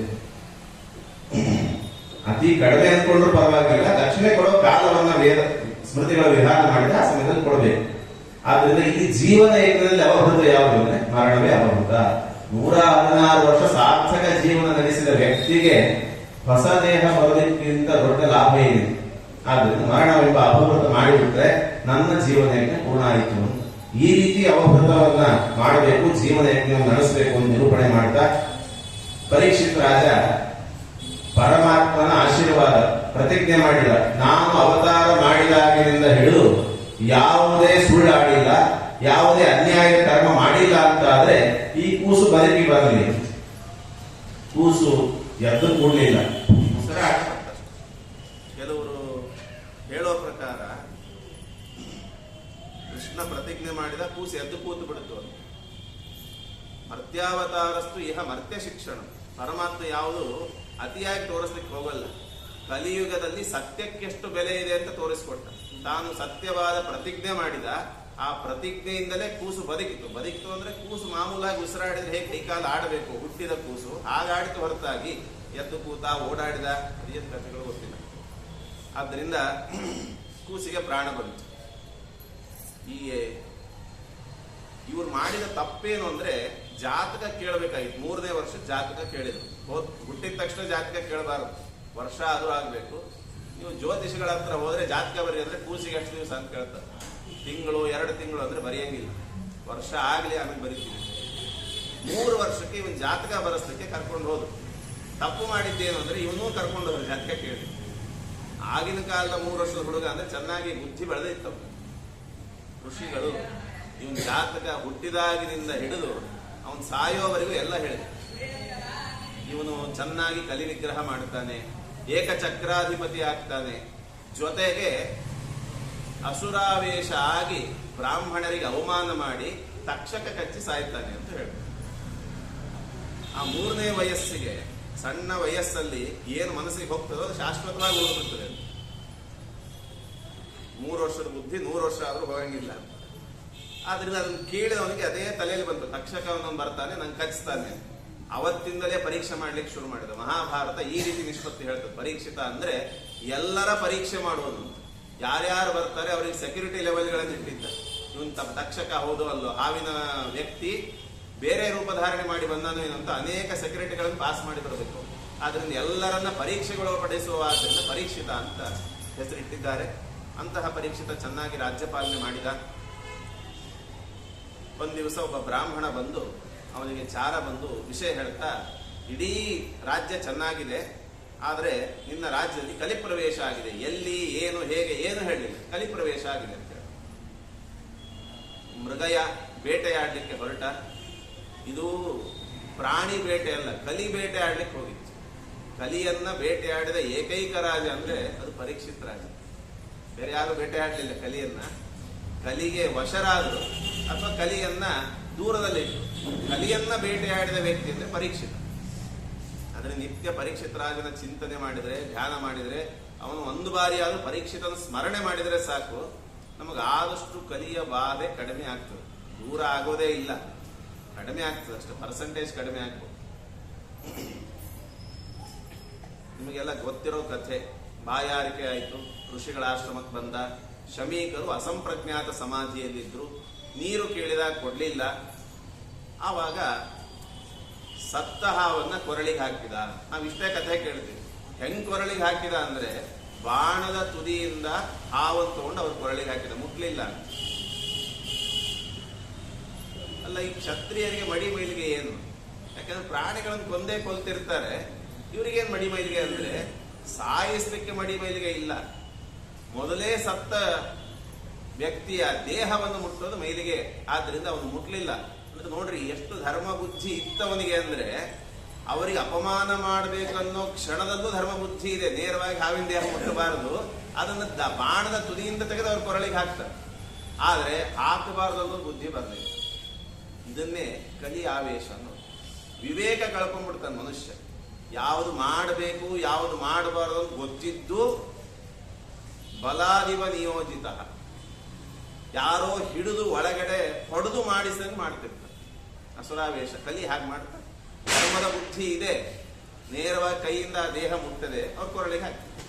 ತನಗೆ ಮೈಲಿಗೆ ಅಂದಮೇಲೆ ಧ್ಯಾನಕ್ಕೆ ಕುಳಿತ ಋಷಿಗಳಿಗೆ ಮೈಲಿಗೆ ಅಂತ ಹಾಕ್ತಾರೆ, ಬರಲಿಲ್ಲ. ಅದೇ ಅಸುರಾವೇಶ. ಅದಾದ್ಮೇಲೆ ಶೃಂಗಿಗೆ ಯಾರೋ ಹೋಗಿ ಹೇಳಿದರು. ಬಂದ, ನೋಡಿದ, ಶಾಪ ಕೊಟ್ಬಿಟ್ಟ. ಕೌಶಿಕಿ ಅಪ ಉಪಸ್ಪೃಶ್ಯ. ಕೆಲವರು ವ್ಯಾಖ್ಯಾನ ಮಾಡಿದ್ರು, ಅಲ್ಲಿ ಹತ್ತಿರದಲ್ಲಿ ಕೌಶಿಕಿ ನದಿ ಇತ್ತು. ಅಲ್ಲಿ ಹೋಗಿ ಆಚಮನ ಮಾಡಿ, ಕೈ ತೊಳ್ಕೊಂಡು ಆಚಮನ ಮಾಡಿ ಆಮೇಲೆ ಶಾಪ ಕೊಟ್ಟ. ಅಲ್ಲಿ ಹತ್ತಿರ ನದಿ ಇದ್ರೆ ಇವ್ರ ಆಶ್ರಮಕ್ಕೆ ಯಾಕೆ ಬರ್ತಿದ್ದ? ನೀರ್ ಯಾಕೆ ಕೇಳ್ತಿದ್ದ? ಇಷ್ಟು ದೊಡ್ಡ ಘಟನೆ ಭಾಗವತವೇ ಬರ್ತಿರ್ಲಿಲ್ಲ, ಅಕಸ್ಮಾತ್ ನದಿ ಇತ್ತು ಅಂತಂದ್ರೆ. ಅದಕ್ಕೆ ಆಚಾರ್ಯ ವ್ಯಾಖ್ಯಾನ ಮಾಡಿದ್ರು, ಕುಶಪಾಣಿನಿ, ಕೈಯಲ್ಲಿ ದರ್ಭೆ ಹಾಕಿಕೊಂಡು ಪವಿತ್ರ ಹಾಕಿಕೊಂಡು ಆಮೇಲೆ ಶಾಪ ಕೊಟ್ಟ. ಯಾವಾಗಲೂ ಪವಿತ್ರ ಹಸ್ತರಾಗಿರಬೇಕು ಅಂತ ಶಾಸ್ತ್ರ. ಅದು ದೇವಕರ್ಮಗಳಾಗ್ಲಿ ಪಿತೃಕರ್ಮಗಳಾಗ್ಲಿ ಪವಿತ್ರ ಹಸ್ತರಾಗಿರ್ಬೇಕು ಅಂತ. ದೇವಕರ್ಮ ಆದ್ರೆ 4 ದರ್ಭೆಯಿಂದ ಮಾಡಿದ ಪವಿತ್ರ ಅಂತ ಹೇಳ್ತಾರೆ. ಪಿತೃಕರ್ಮ ಆದ್ರೆ 3 ದರ್ಭೆಗಳಿಂದ ಮಾಡಿದ ಪವಿತ್ರ. 2 ಅಂತ ಒಂದು ಕ್ರಮ ಇದೆ, 4 ಪ್ರಶಸ್ತ. ಈ ರೀತಿ ಪವಿತ್ರ ಹಸ್ತನಾಗಿ ಶಾಪ ಕೊಟ್ಟ. ಸಪ್ತಾಹದ ಕೊನೆಗೆ ತಕ್ಷಕ ಕಚ್ಚಿ ಸಾಯಲಿಲ್ಲ. ಕೊಡುವ ವ್ಯಕ್ತಿಗೂ ಪರಮಾತ್ಮ ಪ್ರೇರಣೆ ಹೇಗೆ ಮಾಡಿದ? ಹರಿಚಿತ್ತ ಸತ್ಯ ಅನ್ಲಿಕ್ಕೆ ಯಾವುದೋ ಹಾವಿನ ಹೆಸರು ಅವನ ಬುದ್ಧಿ ಬರಲಿಲ್ಲ. ತಕ್ಷಕನ ಹೆಸರೇ ಬಂತು. ತಕ್ಷಕ ಅವನು ಅಮರ. ಯಾಕೆಂದ್ರೆ ವಾಸುಕಿಯ ಸ್ನೇಹಿತ ಆದ್ರಿಂದ ವಾಸುಕಿಯಿಂದ 1 ಬಿಂದು ಅಮೃತ ಪ್ರಾಶನ ಮಾಡಿದ ವ್ಯಕ್ತಿ ಅವನಿಗೆ ಎಂದೆಂದೂ ಸಾವೇ ಇಲ್ಲ. ಜನಮೇಜ ಯಾಗ ಮಾಡಿದಾಗ ಆಸ್ತಿಕರು ಬಂದು ಹೇಳ್ತಾರೆ, ಸೇಂದ್ರಾಯ ತಕ್ಷಕಾಯ ಸ್ವಾಹ ಅಂತ ಅಂದ್ಬಿಟ್ಟ. ಇಂದ್ರ ಸಹಿತವಾಗಿ ತಕ್ಷಕ ಬಂದು ಕೆಂಡದಲ್ಲಿ ಬೀಳ್ಲಿ. ಆಸ್ತಿಕರಂತಾರೆ, ಅಲ್ಲಪ್ಪ ಸಾವಿದ್ರೆ ತಾನೇ ಅವನು ಬಂದು ಬೀಳ್ಲಿಕ್ಕೆ, ಬಿದ್ರು ಅವನು ಸಾಯ್ಲಿಕ್ಕೆ. ಅವನಿಗೆ ಸಾವೇ ಇಲ್ಲ, ಅಮೃತ ಪ್ರಾಶನ ಮಾಡಿದಾನೆ. ನೀನು ಮಾಡುವ ಯಾಗ ವ್ಯರ್ಥ. ಯಾಕೆ ಅಂದ್ರೆ ಇದು ಸಿದ್ಧಿ ಆಗಲ್ಲ. ಅರ್ಥ ಇದಕ್ಕೆ ತಕ್ಷಕನಿಗೆ ಸಾವೇ ಬರಲ್ಲ, ನಿಲ್ಲಿಸು ಅಂತ ನಿಲ್ಲಿಸು. ಆದ್ರಿಂದ ತಕ್ಷಕನ ಹೆಸರು ಬರಬೇಕು ಅಂತಾದ್ರೆ ಅದು ಭಗವತ್ ಪ್ರೇರಿತವಾದಂತಹ ಶಾಪ. ಅವನಿಗೆ ವಿಷಯ ಮುಟ್ಟಿತು, ಹೋಗ್ಬೇಕಾದ್ರೆ ಪ್ರಾಯಶ್ಚಿತ್ತ ಮಾಡ್ಕೊಂಡ್ಬಿಟ್ಟ. ಪ್ರಾಯ ಪಾಪಂ ಸಮುದ್ದಿಷ್ಟಂ ಚಿತ್ತಂ ತಸ್ಯ ವಿಮರ್ಶಂ. ಆದ್ದರಿಂದ ತಪ್ಪು ಮಾಡಿದ ವ್ಯಕ್ತಿಗೆ ದೊಡ್ಡ ಶಿಕ್ಷೆ ಏನು ಅಂದ್ರೆ ಪ್ರಾಯಶ್ಚಿತ್ತ. ನಾನು ಹಿಂದೆಂದೂ ಈ ತರದ ಕೆಲಸ ಮಾಡಲ್ಲ ಅಂತ ಸಂಕಲ್ಪ ಮಾಡಿದರೆ ಸಾಕು, ಅದೊಂದು ದೊಡ್ಡ ಶಿಕ್ಷೆ ಆಯ್ತು ಅಂತ. ನನಗೆ ಎಂಥ ಮದ ಬಂದಿದೆ, ನಾನು ಪಾಂಡವರ ವಂಶಸ್ಥನಾಗಿ ಒಳ್ಳೆ ಐಶ್ವರ್ಯ ಹೊಂದಿದವನಾಗಿ ಬ್ರಾಹ್ಮಣರಿಗೆ ಮರ್ಯಾದೆ ಮಾಡಬೇಕು, ಬ್ರಾಹ್ಮಣರಿಗೆ ಅಪಚಾರ ಮಾಡಿದೆ, ಆದ್ದರಿಂದ ನನ್ನ ಸ್ಥಾನ ಎಲ್ಲ ಭ್ರಷ್ಟ ಆಗಲಿ ಅಂತ ತಾನೇ ಬೇಡಿಕೊಳ್ತಾನೆ. ಪರೀಕ್ಷಿತನಿಗೂ ನಮಗಿರುವಂತ ವ್ಯತ್ಯಾಸ ಇದೆ. ನಾವು ನಮ್ಮ ತಪ್ಪುಗಳಿಗೆ ಫಸ್ಟ್ ಎಕ್ಸ್ಕ್ಯೂಸ್ ಕೊಡ್ತೀವಿ, ಬೇರೆಯವರ ತಪ್ಪುಗಳಿಗೆ ಹೆಚ್ಚು ಬೊಟ್ಟು ಮಾಡ್ತೀವಿ. ಪರೀಕ್ಷಿತ ವಿಷ್ಣು ಭಕ್ತ ಯಾಕೆ ಆದ ಅಂತಂದ್ರೆ ಅವನು ತನ್ನ ತಪ್ಪಿಗೂ ಎಕ್ಸ್ಕ್ಯೂಸ್ ಕೊಡ್ಲಿಲ್ಲ. ನೋಡ್ಲಿಕ್ಕೆ ಅವನ ಮೇಲೆ ಯಾರು ಪ್ರಹಾರ ಮಾಡ್ಲಿಕ್ಕೆ ಬೇರೆ ಯಾರು ದೊಡ್ಡವರು ಇಲ್ವೇ ಇಲ್ಲ, ಅವನೇ ದೊಡ್ಡ ರಾಜ. ಅವನು ತನಗೆ ತಾನೇ ಶಿಕ್ಷೆ ಕೊಡ್ತಿದ್ದಾನೆ ಮಾನಸಿಕವಾಗಿ, ನನ್ನ ಎಲ್ಲ ಐಶ್ವರ್ಯ ಭ್ರಂಶ ಆಗಲಿ. ಕೊನೆಗೆ ವಿಷಯ ತಿಳಿದ ತಕ್ಷಣ ಜದಮೇಜನಿಗೆ ಪಟ್ಟ ಕಟ್ಟಿ ಗಂಗಾ ನದಿ ತೀರಕ್ಕೆ ಹೋದ. ಬೇರೆ ನದಿಗಳ ಹತ್ರ ಇದ್ವಲ್ಲ, ದೂರದ ಗಂಗೆಗೆ ಯಾಕೆ ಬಂದ ಅಂತ ಪ್ರಶ್ನೆ. ಅದಕ್ಕೆ ಯಾವೈಲ ಸತ್ಶ್ರೀ ತುಳಸಿ ವಿಮಿಶ್ರ ಕೃಷ್ಣಾಂಬುರೇಣ್ವಭ್ಯಧಿಕಾಂಬು ನೇತ್ರಿ ಪುನಾತ್ಯಶೇಷಾನ್ ಉಭಯತ್ರ ಲೋಕಾನ್ ಕಸ್ತಾಂ ನ ಸೇವೇತ ಮರಿಷ್ಯಮಾಣಃ. ಭಾಗವತದಲ್ಲೇ ನಿರೂಪಣೆ ಮಾಡ್ತಾ ಮನೆಯಲ್ಲಿ ಯಾರು ಪ್ರಾಣ ಬಿಡಬಾರದು, ಇರೋ ಮನೆಯಲ್ಲಿ ಪ್ರಾಣ ಬಿಡಬಾರದು. ನಮಗೆ ಸಾಕು ಮನೆ ಅಂತ ಅನಿಸಿದಾಗ ಕೆಲವರು ಅಂತಿರ್ತಾನೆ, ಊರು ಸಾಕಾಗಿದೆ, ಕಾಡು ಕರಿತಾ ಇದೆ. ಅಂಥ ಸಮಯದಲ್ಲಿ ಮನೆ ಬಿಟ್ಟು ವನಕ್ಕೆ ಹೋಗ್ಬೇಕು. ವನ ಅಂದ್ರೆ ಕಾಡು ಅಂತ ಅರ್ಥ ಅಲ್ಲ, ತೀರ್ಥಕ್ಷೇತ್ರಗಳಿಗೆ ವನ ಅಂತ ಹೆಸರು. ಸಜ್ಜನರ ಸಮುದಾಯ ಇರೋದಕ್ಕೆ ವನ ಅಂತ ಹೆಸರು. ಸಜ್ಜನರ ಸಂಘ ಮಾಡ್ಬೇಕು ಮನೆ ಬಿಟ್ಟು ಹೋಗಿ. ಇಲ್ಲಿ ವನ ಅಂದ್ರೆ ತೀರ್ಥ, ಗಂಗಾ ತೀರ್ಥ. ಎಂಥ ತೀರ್ಥ? ರೇಣ್ವಭ್ಯಧಿಕಾಂಬು ನೇತ್ರಿ ಯೋಸೌ ಸಯೇವ ದ್ರವರೂಪೇಣ ಗಂಗಾಂಬೋ ನಾತ್ರ ಸಂಶಯ. ಪರಮಾತ್ಮನೇ ಒಂದು ರೂಪದಿಂದ ಗಂಗೆಯ ಕಣಕಣದಲ್ಲಿದ್ದಾನೆ. ನಮ್ಮಲ್ಲಿ ಕೆಲವರು ಈ ಮೊನ್ನೆ ಮಹಾಕುಂಭ ಆಯ್ತು, ಅಲ್ಲಿ ಸ್ನಾನಕ್ಕೆ ಹೋಗಿದ್ದರು. ಮಾಡಬೇಕಾದ್ರೆ ಭಾರಿ ಕಿರಿಕಿರಿ ಮಾಡಿಕೊಂಡೇ ಸ್ನಾನ ಮಾಡಿ ಬಂದಿದ್ದಾರೆ. ಯಾಕೆಂದ್ರೆ ಅಷ್ಟು ಹೊಲಸು ನೀರಿತ್ತು, ಅಷ್ಟು ಜನ ಸ್ನಾನ ಮಾಡಿದ್ದಾರೆ. ಏನೋ ಉತ್ತಮ ಪರ್ವಕಾಲ ಅಂತ ಆ ಕ್ಷಣದಲ್ಲಿ ಬೇಜಾರಾದ್ರೂ ಪರವಾಗಿಲ್ಲ, ಸ್ನಾನ ಮಾಡಿ ಒಂದು ಬಾಟ್ಲಿಯಲ್ಲಿ ನೀರು ತಗೊಂಡು ಮನೆಗೆ ಬಂದಿಟ್ಟು ಒಂದು ವಾರ ಆದ ಮೇಲೆ ನೋಡಿದ್ರೆ ಮಿನರಲ್ ವಾಟರ್ಗಿಂತ ಕ್ಲಿಯರ್ ಆಗಿ ಆ ಗಂಗಾ ನದಿ ನೀರಿದೆ. ಹೆಂಗ್ ಸಾಧ್ಯ ಇದು ಅಂದ್ರೆ ಇದು ನೀರಲ್ವೇ ಅಲ್ಲ, ನೀರಿನ ರೂಪದಲ್ಲಿದ್ದ ಪರಮಾತ್ಮನ ಒಂದು ಸ್ವರೂಪ ಅಷ್ಟೇ. ಆದ್ರಿಂದ ಗಂಗೆಯಲ್ಲೇ ಹೋಗಿ ಸಾಯಬೇಕು ಅಂತ ಯಾಕೆ ಅನ್ಕೊಳ್ಳೋದು ಅಂದ್ರೆ, ಗಂಗೆವಿಂದರೆ ಮಲವು ಹಿಂಗಿತಲ್ಲದೆ ರಂಗನೊಲೆಯದು ಭಕ್ತರ ಸಂಘ ದೊರೆಯದೆ. ಗಂಗಾ ತೀರದಲ್ಲಿ ಪರಮಾತ್ಮನೇ 13 ರೂಪಗಳಿಂದಿದ್ದಾನೆ. ರಾಜರು ಗಂಗಾ ಸ್ತೋತ್ರ ಮಾಡ್ತಾ ತೀರ್ಥ ಪ್ರಬಂಧದಲ್ಲಿ ಹೇ ಗಂಗೆ ತವ ಕೋಮನ ಲಾಂಘ್ರಿ ನಯನಂ ಅಂತೆಲ್ಲ ಹೇಳ್ತಾ ಮಾಧವ 3 ಮಾಧವಗಳು ನಮಗೆ ಗೊತ್ತಿದ್ದವಂಗೆ. ಬಿಂದು ಮಾಧವ, ವೇಣಿ ಮಾಧವ ಅಂತೆಲ್ಲ ಇದೆ. ಮತ್ತೆ ಇಲ್ಲೊಬ್ಬ ಸೇತು ಮಾಧವ ಇಲ್ಲಿದ್ದ. 13 ರೂಪಗಳನ್ನು ಹೇಳ್ತಾರೆ. ಪರಮಾತ್ಮ ಯಾವ್ಯಾವ ರೂಪಗಳಿಂದ ಗಂಗಾ ತೀರದಲ್ಲಿ ಇದ್ದಾನೆ. ಪರಮಾತ್ಮನೇ ಅಷ್ಟು ರೂಪದಿಂದ ಇರಬೇಕಾದ್ರೆ ಪರಮಾತ್ಮನ ಭಕ್ತರು ಎಷ್ಟು ಜನ ಇರಲಿಕ್ಕಿಲ್ಲ. ಆದ್ರಿಂದ ಗಂಗಾ ತೀರಕ್ಕೆ ಹೋಗೇ ಪ್ರಾಣ ಬಿಡಬೇಕು. ಯಾಕೆ ಅಂದ್ರೆ ಪರಮಾತ್ಮನ ಪಾದದ ರಜ, ಧೂಳಿನ ಕಣ ತುಂಬಿದ ನೀರದು. ಎಂಥ ಧೂಳು! ವಾಯುದೇವರ ಪಾದ ಧೂಳು ತಮ್ಮ ತಲೆ ಮೇಲೆ ಬೀಳಬೇಕು ಅಂತ ಹೇಳಿ ದೇವತೆಗಳೆಲ್ಲ ಬಂದು ವಾಯುದೇವರ ಪಾದಪೀಠಕ್ಕೆ ತಲೆ ಘಟ್ಟಿಸ್ತಾ ಇರ್ತಾರೆ. ಅವ್ರ ಪಾದಪೀಠ ಬಂಗಾರದ್ದು, ಇವರು ತಲೆ ಘಟ್ಟಿಸ್ಬೇಕಾದ್ರೆ ಇವ್ರ ಕಿರೀಟವು ಬಂಗಾರದ್ದು. ಬಂಗಾರ ಒರಿಜಿನಲ್ ಬಂಗಾರ, ಈಗ ನಮ್ಮ ಬಂಗಾರ ಅಲ್ಲ. ಒರಿಜಿನಲ್ ಬಂಗಾರ ತಾಗಿ ತಾಗಿ ತಾಗಿ ಒಂದು ಬಂಗಾರದ ಧೂಳು ಎದ್ದಿರ್ತದೆ. ಆ ಧೂಳು ಯಾರ ತಲೆ ಮೇಲೆ ಬೀಳುತ್ತದೋ ಅವರು ಉದ್ಧಾರ ಆಗಿ ಹೋಗ್ತಾರೆ. ವಾಯುದೇವರ ಪಾದದ ಧೂಳು ಬೀಳಬೇಕಂದ್ರೆ ಇಷ್ಟು ಪುಣ್ಯ ಮಾಡಿರ್ಬೇಕು ಅಂದ್ರೆ ಪರಮಾತ್ಮನ ಪಾದ ಧೂಳು ಬಿದ್ದ ನದಿ ಅದು. ಆದ್ರಿಂದ ಸರಸ್ವತ್ಯಾದಿ ದೇವಿಯರು ಕೂಡ ಇರುವಂತಹ ನದಿಗಳಿಗೆ ಇಲ್ಲದ ಮಹತ್ವ ಗಂಗೆಗೆ ಯಾಕೆ ಬಂತು ಅಂದ್ರೆ ಪರಮಾತ್ಮನ ಪಾದ ಧೂಳು ಇದ್ದದ್ದೇ. ಆದ್ರಿಂದ ಮರಿಷ್ಯಮಾಣ, ಯಾರು ಸಾಯಬೇಕು ಅಂತ ಬಯಸಿದವನಾಗ್ಲಿ, ಸಾವು ಹತ್ತಿರ ಬಂದವನಾಗ್ಲಿ ಅವನು ಹೋಗಬೇಕಾದ್ರೆ ಗಂಗಾ ನದಿ ತೀರದಲ್ಲಿ ಪ್ರಾಣ ಬಿಡಬೇಕು ಅಂತ ನಿಯಮ ಇದ್ದದಂತ ಅಲ್ಲಿಗೆ ಹೋದ. ಪುನಾತಿ ಅಶೇಷಾನ್ ಉಭಯತ್ರ ಲೋಕ, ಈ ಲೋಕದಲ್ಲಿ ಮಾಡಿದ ಎಲ್ಲ ಪಾಪಗಳನ್ನು ತೊಳೆದು ಹಾಕ್ತದೆ, ಪರಲೋಕಕ್ಕೆ ಹೋಗಿ ಸುಖ ಪಡುವಂತೆಯೂ ಮಾಡ್ತದೆ ಗಂಗಾ ನದಿ. ಆದ್ದರಿಂದ ಗಂಗಾ ನದಿಗೆ ಹೋಗಿದ್ದಾನೆ.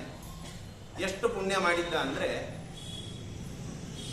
ಈ ಕನ್ನಡದ ಒಂದು ಗಾದೆ, ಶರಣರ ಮರಣವನ್ನು, ಶರಣರ ಗುಣವನ್ನು ಮರಣದಲ್ಲಿ ಕಾಣಬೇಕು.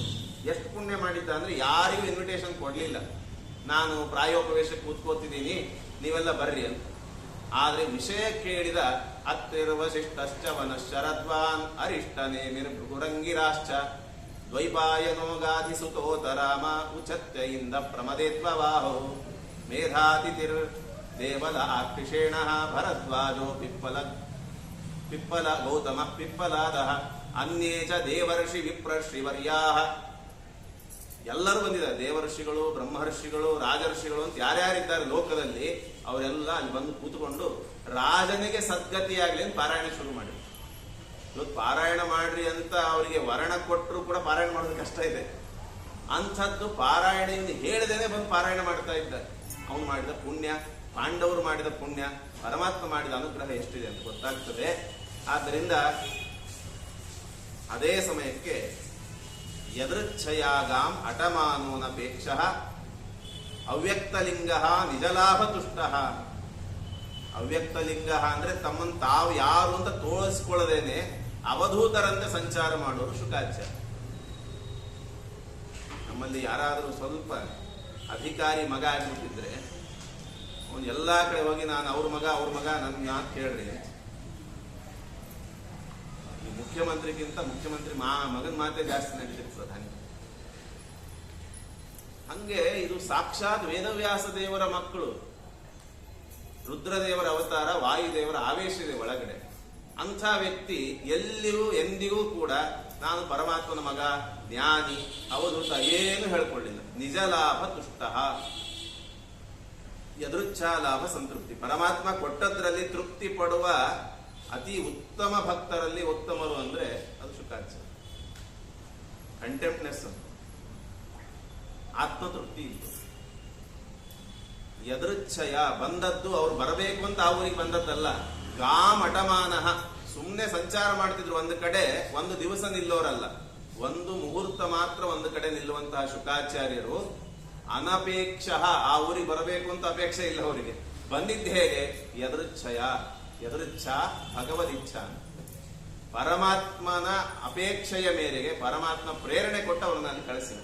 ಅದನ್ನು ರುದ್ರದೇವರ ಮನಸ್ಸಿನ ನಿಯಾಮಕರು ನಾವು ಕರೆದ್ರೆ, ರುದ್ರದೇವರ ಮನಸ್ಸನ್ನು ನಿಯಮನ ಮಾಡುವಂತಹ ಪರಮಾತ್ಮ ಇದ್ದಾನೆ. ಅವನು ನಿಯಮನ ಮಾಡಿದ, ನೀವು ಇಲ್ಲೇ ಹೋಗ್ರಿ, ಪರೀಕ್ಷೆನ ಕಡೆ ಹೋಗ್ರಿ ಅಂತ. ಅಲ್ಲಿ ಬಂದು ನೋಡಿದ ಮೇಲೆ ಗೊತ್ತಾಯ್ತು, ಓ ಇದೊಂದು ದೊಡ್ಡ ಪ್ರಸಂಗ ಬಂದಿದೆ. ಯಾವ ಕೂಸನ್ನ ಸಾಯಿಸಬೇಕು ಅಂತ ಪಣ ತೊಟ್ಟು ಒಂದು ಅವತಾರ ಎತ್ತಿದ್ದೆ, ಈಗ ಅದೇ ಕೂಸನ್ನ ಕಾಪಾಡ್ಲಿಕ್ಕೆ ಪರಮಾತ್ಮ ಕಳಿಸ್ಕೊಟ್ಟಿದ್ದಾನೆ. ಭಾರತದಲ್ಲಿ ಯಾರ್ಯಾರು ತಪ್ಪು ಮಾಡಿದ್ರೋ ಅವರೆಲ್ಲ ಭಾಗವತದಲ್ಲಿ ಉದ್ಧಾರ ಆಗುವಂತ ಕೆಲಸ ಮಾಡಿದ್ರು. ದ್ರೋಣಾಚಾರ್ಯ, ಬೃಹಸ್ಪತ್ಯಾಚಾರ್ಯ, ದ್ರೋಣಾಚಾರ್ಯ ಕಲಿಯ ಮನೆಯ ಅನ್ನ ಉಂಡು ಕಲಿಯ ಪಕ್ಷದಲ್ಲಿ ನಿಂತು ಹೋರಾಡಿ ಆಮೇಲೆ ಇಚ್ಛಾಮರಣಿಗಳಾದ. ಅದೇ ಬೃಹಸ್ಪತ್ಯಾಚಾರ್ಯ ಇವತ್ತು ಉದ್ಧವನಾಗಿ ಬಂದು ಪರಮಾತ್ಮನ ಅತ್ಯಂತ ಆತ್ಮೀಯ ಭಕ್ತನಾಗಿ, ಎಷ್ಟು ಭಕ್ತಿ ಇತ್ತು ಅಂದ್ರೆ, ಪಂಚಹಾಯನ 5 ವರ್ಷದ ಕೂಸು ಉದ್ಧವ. ಅವರಮ್ಮ ಬಂದು ಬೆಳಗ್ಗೆ ಟೈಮ್ ಆಯ್ತು ಹಾಲು ಕುಡಿಬಾ ಅಂದ್ರೆ ಪೂಜೆ ಮಾಡಿ ಬರ್ತೀನಿ. 5 ವರ್ಷದ ಕೂಸು. ಏನು ಪೂಜೆ? ಶಾಲಿಗ್ರಾಮ ಅವು ಇಟ್ಕೊಳ್ತಿರ್ಲಿಲ್ಲ, ಆಟ ಆಡೋ ವಸ್ತುಗಳಲ್ಲೇ ಪರಮಾತ್ಮನ ಪೂಜೆ ಮಾಡ್ತೀವಿ. ಮನೆಯಲ್ಲಿ ಪೂಜೆ ಮಾಡೋ ವಾತಾವರಣ ಇದ್ರೆ, ಪೂಜೆ ಮಾಡಿ ತೀರ್ಥ ತಗೊಂಡೇ ಏನಾರು ತಿನ್ನೋ ವಾತಾವರಣ ಇದ್ರೆ, ಆ ಮನೆಯಲ್ಲಿ ಮಕ್ಕಳು ಏನಾರು ತಗೋ ಅಂತಂದ ತಕ್ಷಣ ತೀರ್ಥ ಕೊಡು ಅಂತ ಕೇಳ್ತಾರೆ. ಈಗ ಹೆಂಗಿದೆ ವಾತಾವರಣ ಅಂದ್ರೆ, ಅಕಸ್ಮಾತ್ ಎಲ್ಲೋ ಕೇಳಿಯೋ ನೋಡ್ಯೋ ಮನೇಲಿ ಪೂಜೆ ಮಾಡ್ತಂದ್ರೆ, ಏನಪ್ಪ ಪೂಜಾರಿ ಆಗ್ತೀಯೇನು ಅಂದ್ರೆ ಅಪರೂಪಕ್ಕೂ ಕೂಡ ಇವನು ಪೂಜೆ ಮಾಡಬಾರ್ದು. ಯಾಕೆಂದ್ರೆ ಅಲ್ಲಿ ಅಪ್ಪನ ಈಗೋಗಿ ಹಾರ್ಟ್ ಹಾಕಿರ್ತದೆ, ನಾನು ಪೂಜೆ ಮಾಡಂಗಿಲ್ಲ, ಇವನು ಮಾಡಿಬಿಟ್ರೆ ಇಲ್ಲಿ ನಾಳೆ ನನಗೆ ಮಾಡಂತ ಒಂದು ಕಿರಿಕಿರಿ ಆಗಿ, ನಾನು ಉದ್ಧಾರ ಆಗಿಲ್ಲ, ನೀನು ಮಾಡಬೇಡ ಅಂತ. ಭಾರಿ ಅದ್ಭುತವಾದ ಭಕ್ತ ಬೃಹಸ್ಪತ್ಯಾಚಾರ್ಯ ಉದ್ಧವನಾಗಿ ಬಂದದ್ದು. ಎಷ್ಟು ಅದ್ಭುತ ಭಕ್ತಿ ಅಂದ್ರೆ, ಪರಮಾತ್ಮ ವಿಪ್ರರ ಶಾಪಕ್ಕೆ ಎಕ್ಸೆಪ್ಷನ್ ಕೊಡುವಷ್ಟು ಭಕ್ತ. ಯಾದವರೆಲ್ಲ ನಾಶ ಆಗಲಿ, ಉದ್ಧವನ್ ಬಿಟ್ಟು. ಯಾಕೆಂದ್ರೆ ಉದ್ಧವ ಜ್ಞಾನೋಪದೇಶ ಮಾಡ್ತಾನೆ ಮುಂದೆ ಜಗತ್ತಿಗೆ ಅಂತ ಹೇಳಿ ಕಳಿಸಿದ್ದ. ಅಂತಹ ಉದ್ಧವ ಅದೇ ಶುಕಾಚಾರ್ಯ ಬಂದಿದ್ದಾರೆ. ಅಶ್ವತ್ಥಾಮರಾಗಿ ಯಾವ ಕೂಸನ್ನ ಕೊಲ್ಲಬೇಕು ಅಂತ ಬ್ರಹ್ಮಾಸ್ತ್ರ ಬಿಟ್ಟಿದ್ರು, ಇವತ್ತು ಸಾಯುವ ಆ ಕೂಸನ್ನ ಬದುಕಿಸ್ಬೇಕು ಅಂತ ಬಂದಿದ್ದಾರೆ. ಹರಿಚಿತ್ತ ಸತ್ಯ ಅನ್ಲಿಕ್ಕೆ, ದೇವತೆಗಳ ಸಂಕಲ್ಪನೂ ದೇವರ ಮುಂದೆ ನಡೆಯಲ್ಲ ಅನ್ಲಿಕ್ಕೆ ರುದ್ರದೇವರೇ ಸಾಕ್ಷಿ. ಬದುಕಿಸೋದು ಹೇಗೆ ಅಂದ್ರೆ ಆಯಸ್ ಕೊಟ್ಟು ಬದುಕಿಸೋದಲ್ಲ, ಅಪಮೃತ್ಯುಗೊಳಗಾಗೋನನ್ನ ಮೋಕ್ಷಕ್ಕೆ ಕಳಿಸ್ಲಿಕ್ಕೆ ಬಂದಿದ್ದಾರೆ. ಉಪದೇಶ ಮಾಡ್ತಾರೆ. ಅವನಂದ ಕಿಂ ಶ್ರೋತವ್ಯಂ ಅಥೋ ಜಾಪ್ಯಂ ಕಿಂ ಕರ್ತವ್ಯಂ ನೃಭಿಸ್ಸದಾ. ಮರಣ ಹತ್ರ ಆದ ವ್ಯಕ್ತಿ ಏನ್ ಮಾಡ್ಬೇಕು? ಒಳ್ಳೆ ಪ್ರಶ್ನೆ ಕೇಳಿದ್ದೆ. ವರಿಯಾನೇಶತೆಯ ಪ್ರಶ್ನ. ನಿನಗೆ ಒಳ್ಳೆ ಬುದ್ಧಿ ಬಂದಿದೆ, ಸಾಯೋ ಹೊತ್ತಿಗೆ ಆದ್ರು ಅಂತ ಬೇರೆಯವ್ರಿಗೆ ಹೇಳದಂಗೆ ಹೇಳಲಿಕ್ಕಿಲ್ಲ. ಇವನು ಸದಾ ಒಳ್ಳೆ ಬುದ್ಧಿನೇ ಇರ್ತದೆ. ಒಂದು ಬಾರಿ ಅಸರಾವೇಶ ಆಯ್ತಷ್ಟೆ. ಅವ್ರು ಹೇಳಿದರು ವಿರಾಟ್ ರೂಪದ ಚಿಂತನೆ ಮಾಡಬೇಕು. ಪಾತಾದಮೇ ತಸ್ಯ ಹಿ ಪಾದ ಮೂಲಂ. ಪರಮಾತ್ಮನ ಪಾದದಲ್ಲಿ ಹಿಡಿದು ಇಡೀ ದೇಹದಲ್ಲಿ 14 ಲೋಕಗಳ ಚಿಂತನೆ ಮಾಡಬೇಕು. ಅದು ಸ್ಥೂಲ ಚಿಂತನೆ ಅಂತ ಕರೆಸ್ಕೊಳ್ತದೆ. ಪಾದದ ಬುಡದಲ್ಲಿ ಪಾತಾಳ, ಮೇಲ್ಭಾಗದಲ್ಲಿ ರಸಾತಲ, ಕಾಲಿನ ಗಂಟಿನಲ್ಲಿ ಮಹಾತಲ, ಕಣಕಾಲಿನಲ್ಲಿ ತಲಾತಲ, ಮೊಣಕಾಲಿನಲ್ಲಿ ಸುತಲ. ಸುತಲ ಅಂದ್ರೆ ಪ್ರಹ್ಲಾದರಾಜನ ಮೊಮ್ಮಗ ಬಲಿಚಕ್ರವರ್ತಿ ಇರುವ ಊರು, ಅದು ಮೊಣಕಾಲಲ್ಲಿದೆ. ತೊಡೆಗಳಲ್ಲಿ ವಿತಲ, ಅತಲಗಳು 2 ತೊಡೆಯಲ್ಲಿ. ಕಟಿ ಪ್ರದೇಶದಲ್ಲಿ ಭೂಲೋಕ. ಅದಾದ ಮೇಲೆ ನಾಭಿಯಲ್ಲಿ ಅಂತರಿಕ್ಷ, ಎದೆಯಲ್ಲಿ ಜ್ಯೋತಿರ್ಲೋಕ, ಕುತ್ತಿಗೆಯಲ್ಲಿ ಮಹರ್ಲೋಕ, ಮುಖದಲ್ಲಿ ಜನೋಲೋಕ, ಹಣೆಯಲ್ಲಿ ತಪೋಲೋಕ, ಕೊನೆ ತಲೆಯಲ್ಲಿ ಸತ್ಯಲೋಕ ಅಂತ 14 ಲೋಕಗಳನ್ನ ಪರಮಾತ್ಮನ 14 ಅವಯವಗಳಲ್ಲಿ ಚಿಂತನೆ ಮಾಡಬೇಕು. ಬರೀ ಬ್ರಹ್ಮಾಂಡದಲ್ಲಿ ಮಾಡಬೇಡ್ರಿ, ಪಿಂಡಾಂಡದಲ್ಲೂ ಮಾಡ್ರಿ. ನಮ್ಮಲ್ಲಿ ಇವತ್ತೇನಾಗಿದೆ, ನಾವೆಲ್ಲ ಉಪನ್ಯಾಸ ಕೇಳ್ತೀವಿ, ಪೂಜೆ ಪುನಸ್ಕಾರ ಮಾಡ್ತೀವಿ. ಇಲ್ಲಿ ಮುಂದೆ ಕಪಿಲ್ ನಾಮಕ ಪರಮಾತ್ಮ ಹೇಳ್ತಾನೆ, ಭಕ್ತರಲ್ಲಿ 3 ವಿಧ: ಉತ್ತಮ, ಮಧ್ಯಮ, ಅಧಮ ಭಕ್ತ. ಅಧಮ ಭಕ್ತ ಅಂದ್ರೆ ಎಂಥವನು ಅಂದ್ರೆ ದೇವರ ಪೂಜೆ ಚೆನ್ನಾಗಿ ಮಾಡ್ತಿರ್ತಾನೆ. ಭೂತಗ್ರಾವಾವಮಾನಿನಃ. ಪೂಜೆ ಮಾಡ್ತಾ ಮಾಡ್ತಾ ವಿಷ್ಣು ಭಕ್ತರನ್ನು ಬೈಕೋತ ಪೂಜೆ ಮಾಡ್ತಾರೆ. ಆ ಆಚಾರ ಹಂಗೆ, ಈ ಆಚಾರ ಹಂಗೆ, ಪಕ್ಕದ ಮನೆಯವ್ರು ಹಿಂಗೆ ಅಂತ ಹೇಳಿ ಪೂಜೆ ಮಾಡ್ತಾ ಇರೋದು. ಅಭಿಷೇಕ ಮಾಡೋದು, ಗಂಧ ಏರಿಸೋದು, ತುಳಸಿ ಏರಿಸೋದು, ಮಂತ್ರ ಕಡಿಮೆ ಹೂಳು ಜಾಸ್ತಿ ಇದ್ದಂಗೆ. ಇನ್ನೊಬ್ಬರನ್ನ ಬೈಕೊಂಡು ವಿಷ್ಣು ಭಕ್ತ ಛಲ ಪ್ರತಿಮೆ, ಅಡ್ಡಾಡೋ ಪ್ರತಿಮೆ. ಅದು ಅಡ್ಡಾಡೋ ಪ್ರತಿಮೆಯನ್ನು ಬೈತಾನೆ, ಒಂದೇ ಕಡೆ ಕೂತ್ಕೊಂಡು ಪ್ರತಿಮೆ ಪೂಜೆ ಮಾಡ್ತಾನೆ. ಇವನು ತಾಮಸ ಭಕ್ತ. ಆದ್ದರಿಂದ ನಾವು ದೇವರ ರೂಪಗಳನ್ನು ಬ್ರಹ್ಮಾಂಡದಲ್ಲಿ ಮಾತ್ರ ಕಾಣೋದಲ್ಲ, ಲೋಕಗಳಲ್ಲಿ, ಪಿಂಡಾಂಡದಲ್ಲಿ ಪ್ರತಿಯೊಬ್ಬ ವಿಷ್ಣು ಭಕ್ತನ ಅವಯವಗಳಲ್ಲೂ ಪರಮಾತ್ಮನ ರೂಪ ಚಿಂತನೆ ಮಾಡಬೇಕು. ಇದು ಸ್ಥೂಲ ಚಿಂತನೆ. ಇನ್ನು ಸೂಕ್ಷ್ಮ ಚಿಂತನೆ ಅಂದ್ರೆ ಪರಮಾತ್ಮನ ಗುಣಗಳ ಉಪಾಸನೆ. ಮನುಷ್ಯೋತ್ತಮರಿಗೆ 4 ಗುಣ: ಸತ್, ಚಿತ್, ಆನಂದ, ಆತ್ಮ ಅಂತ.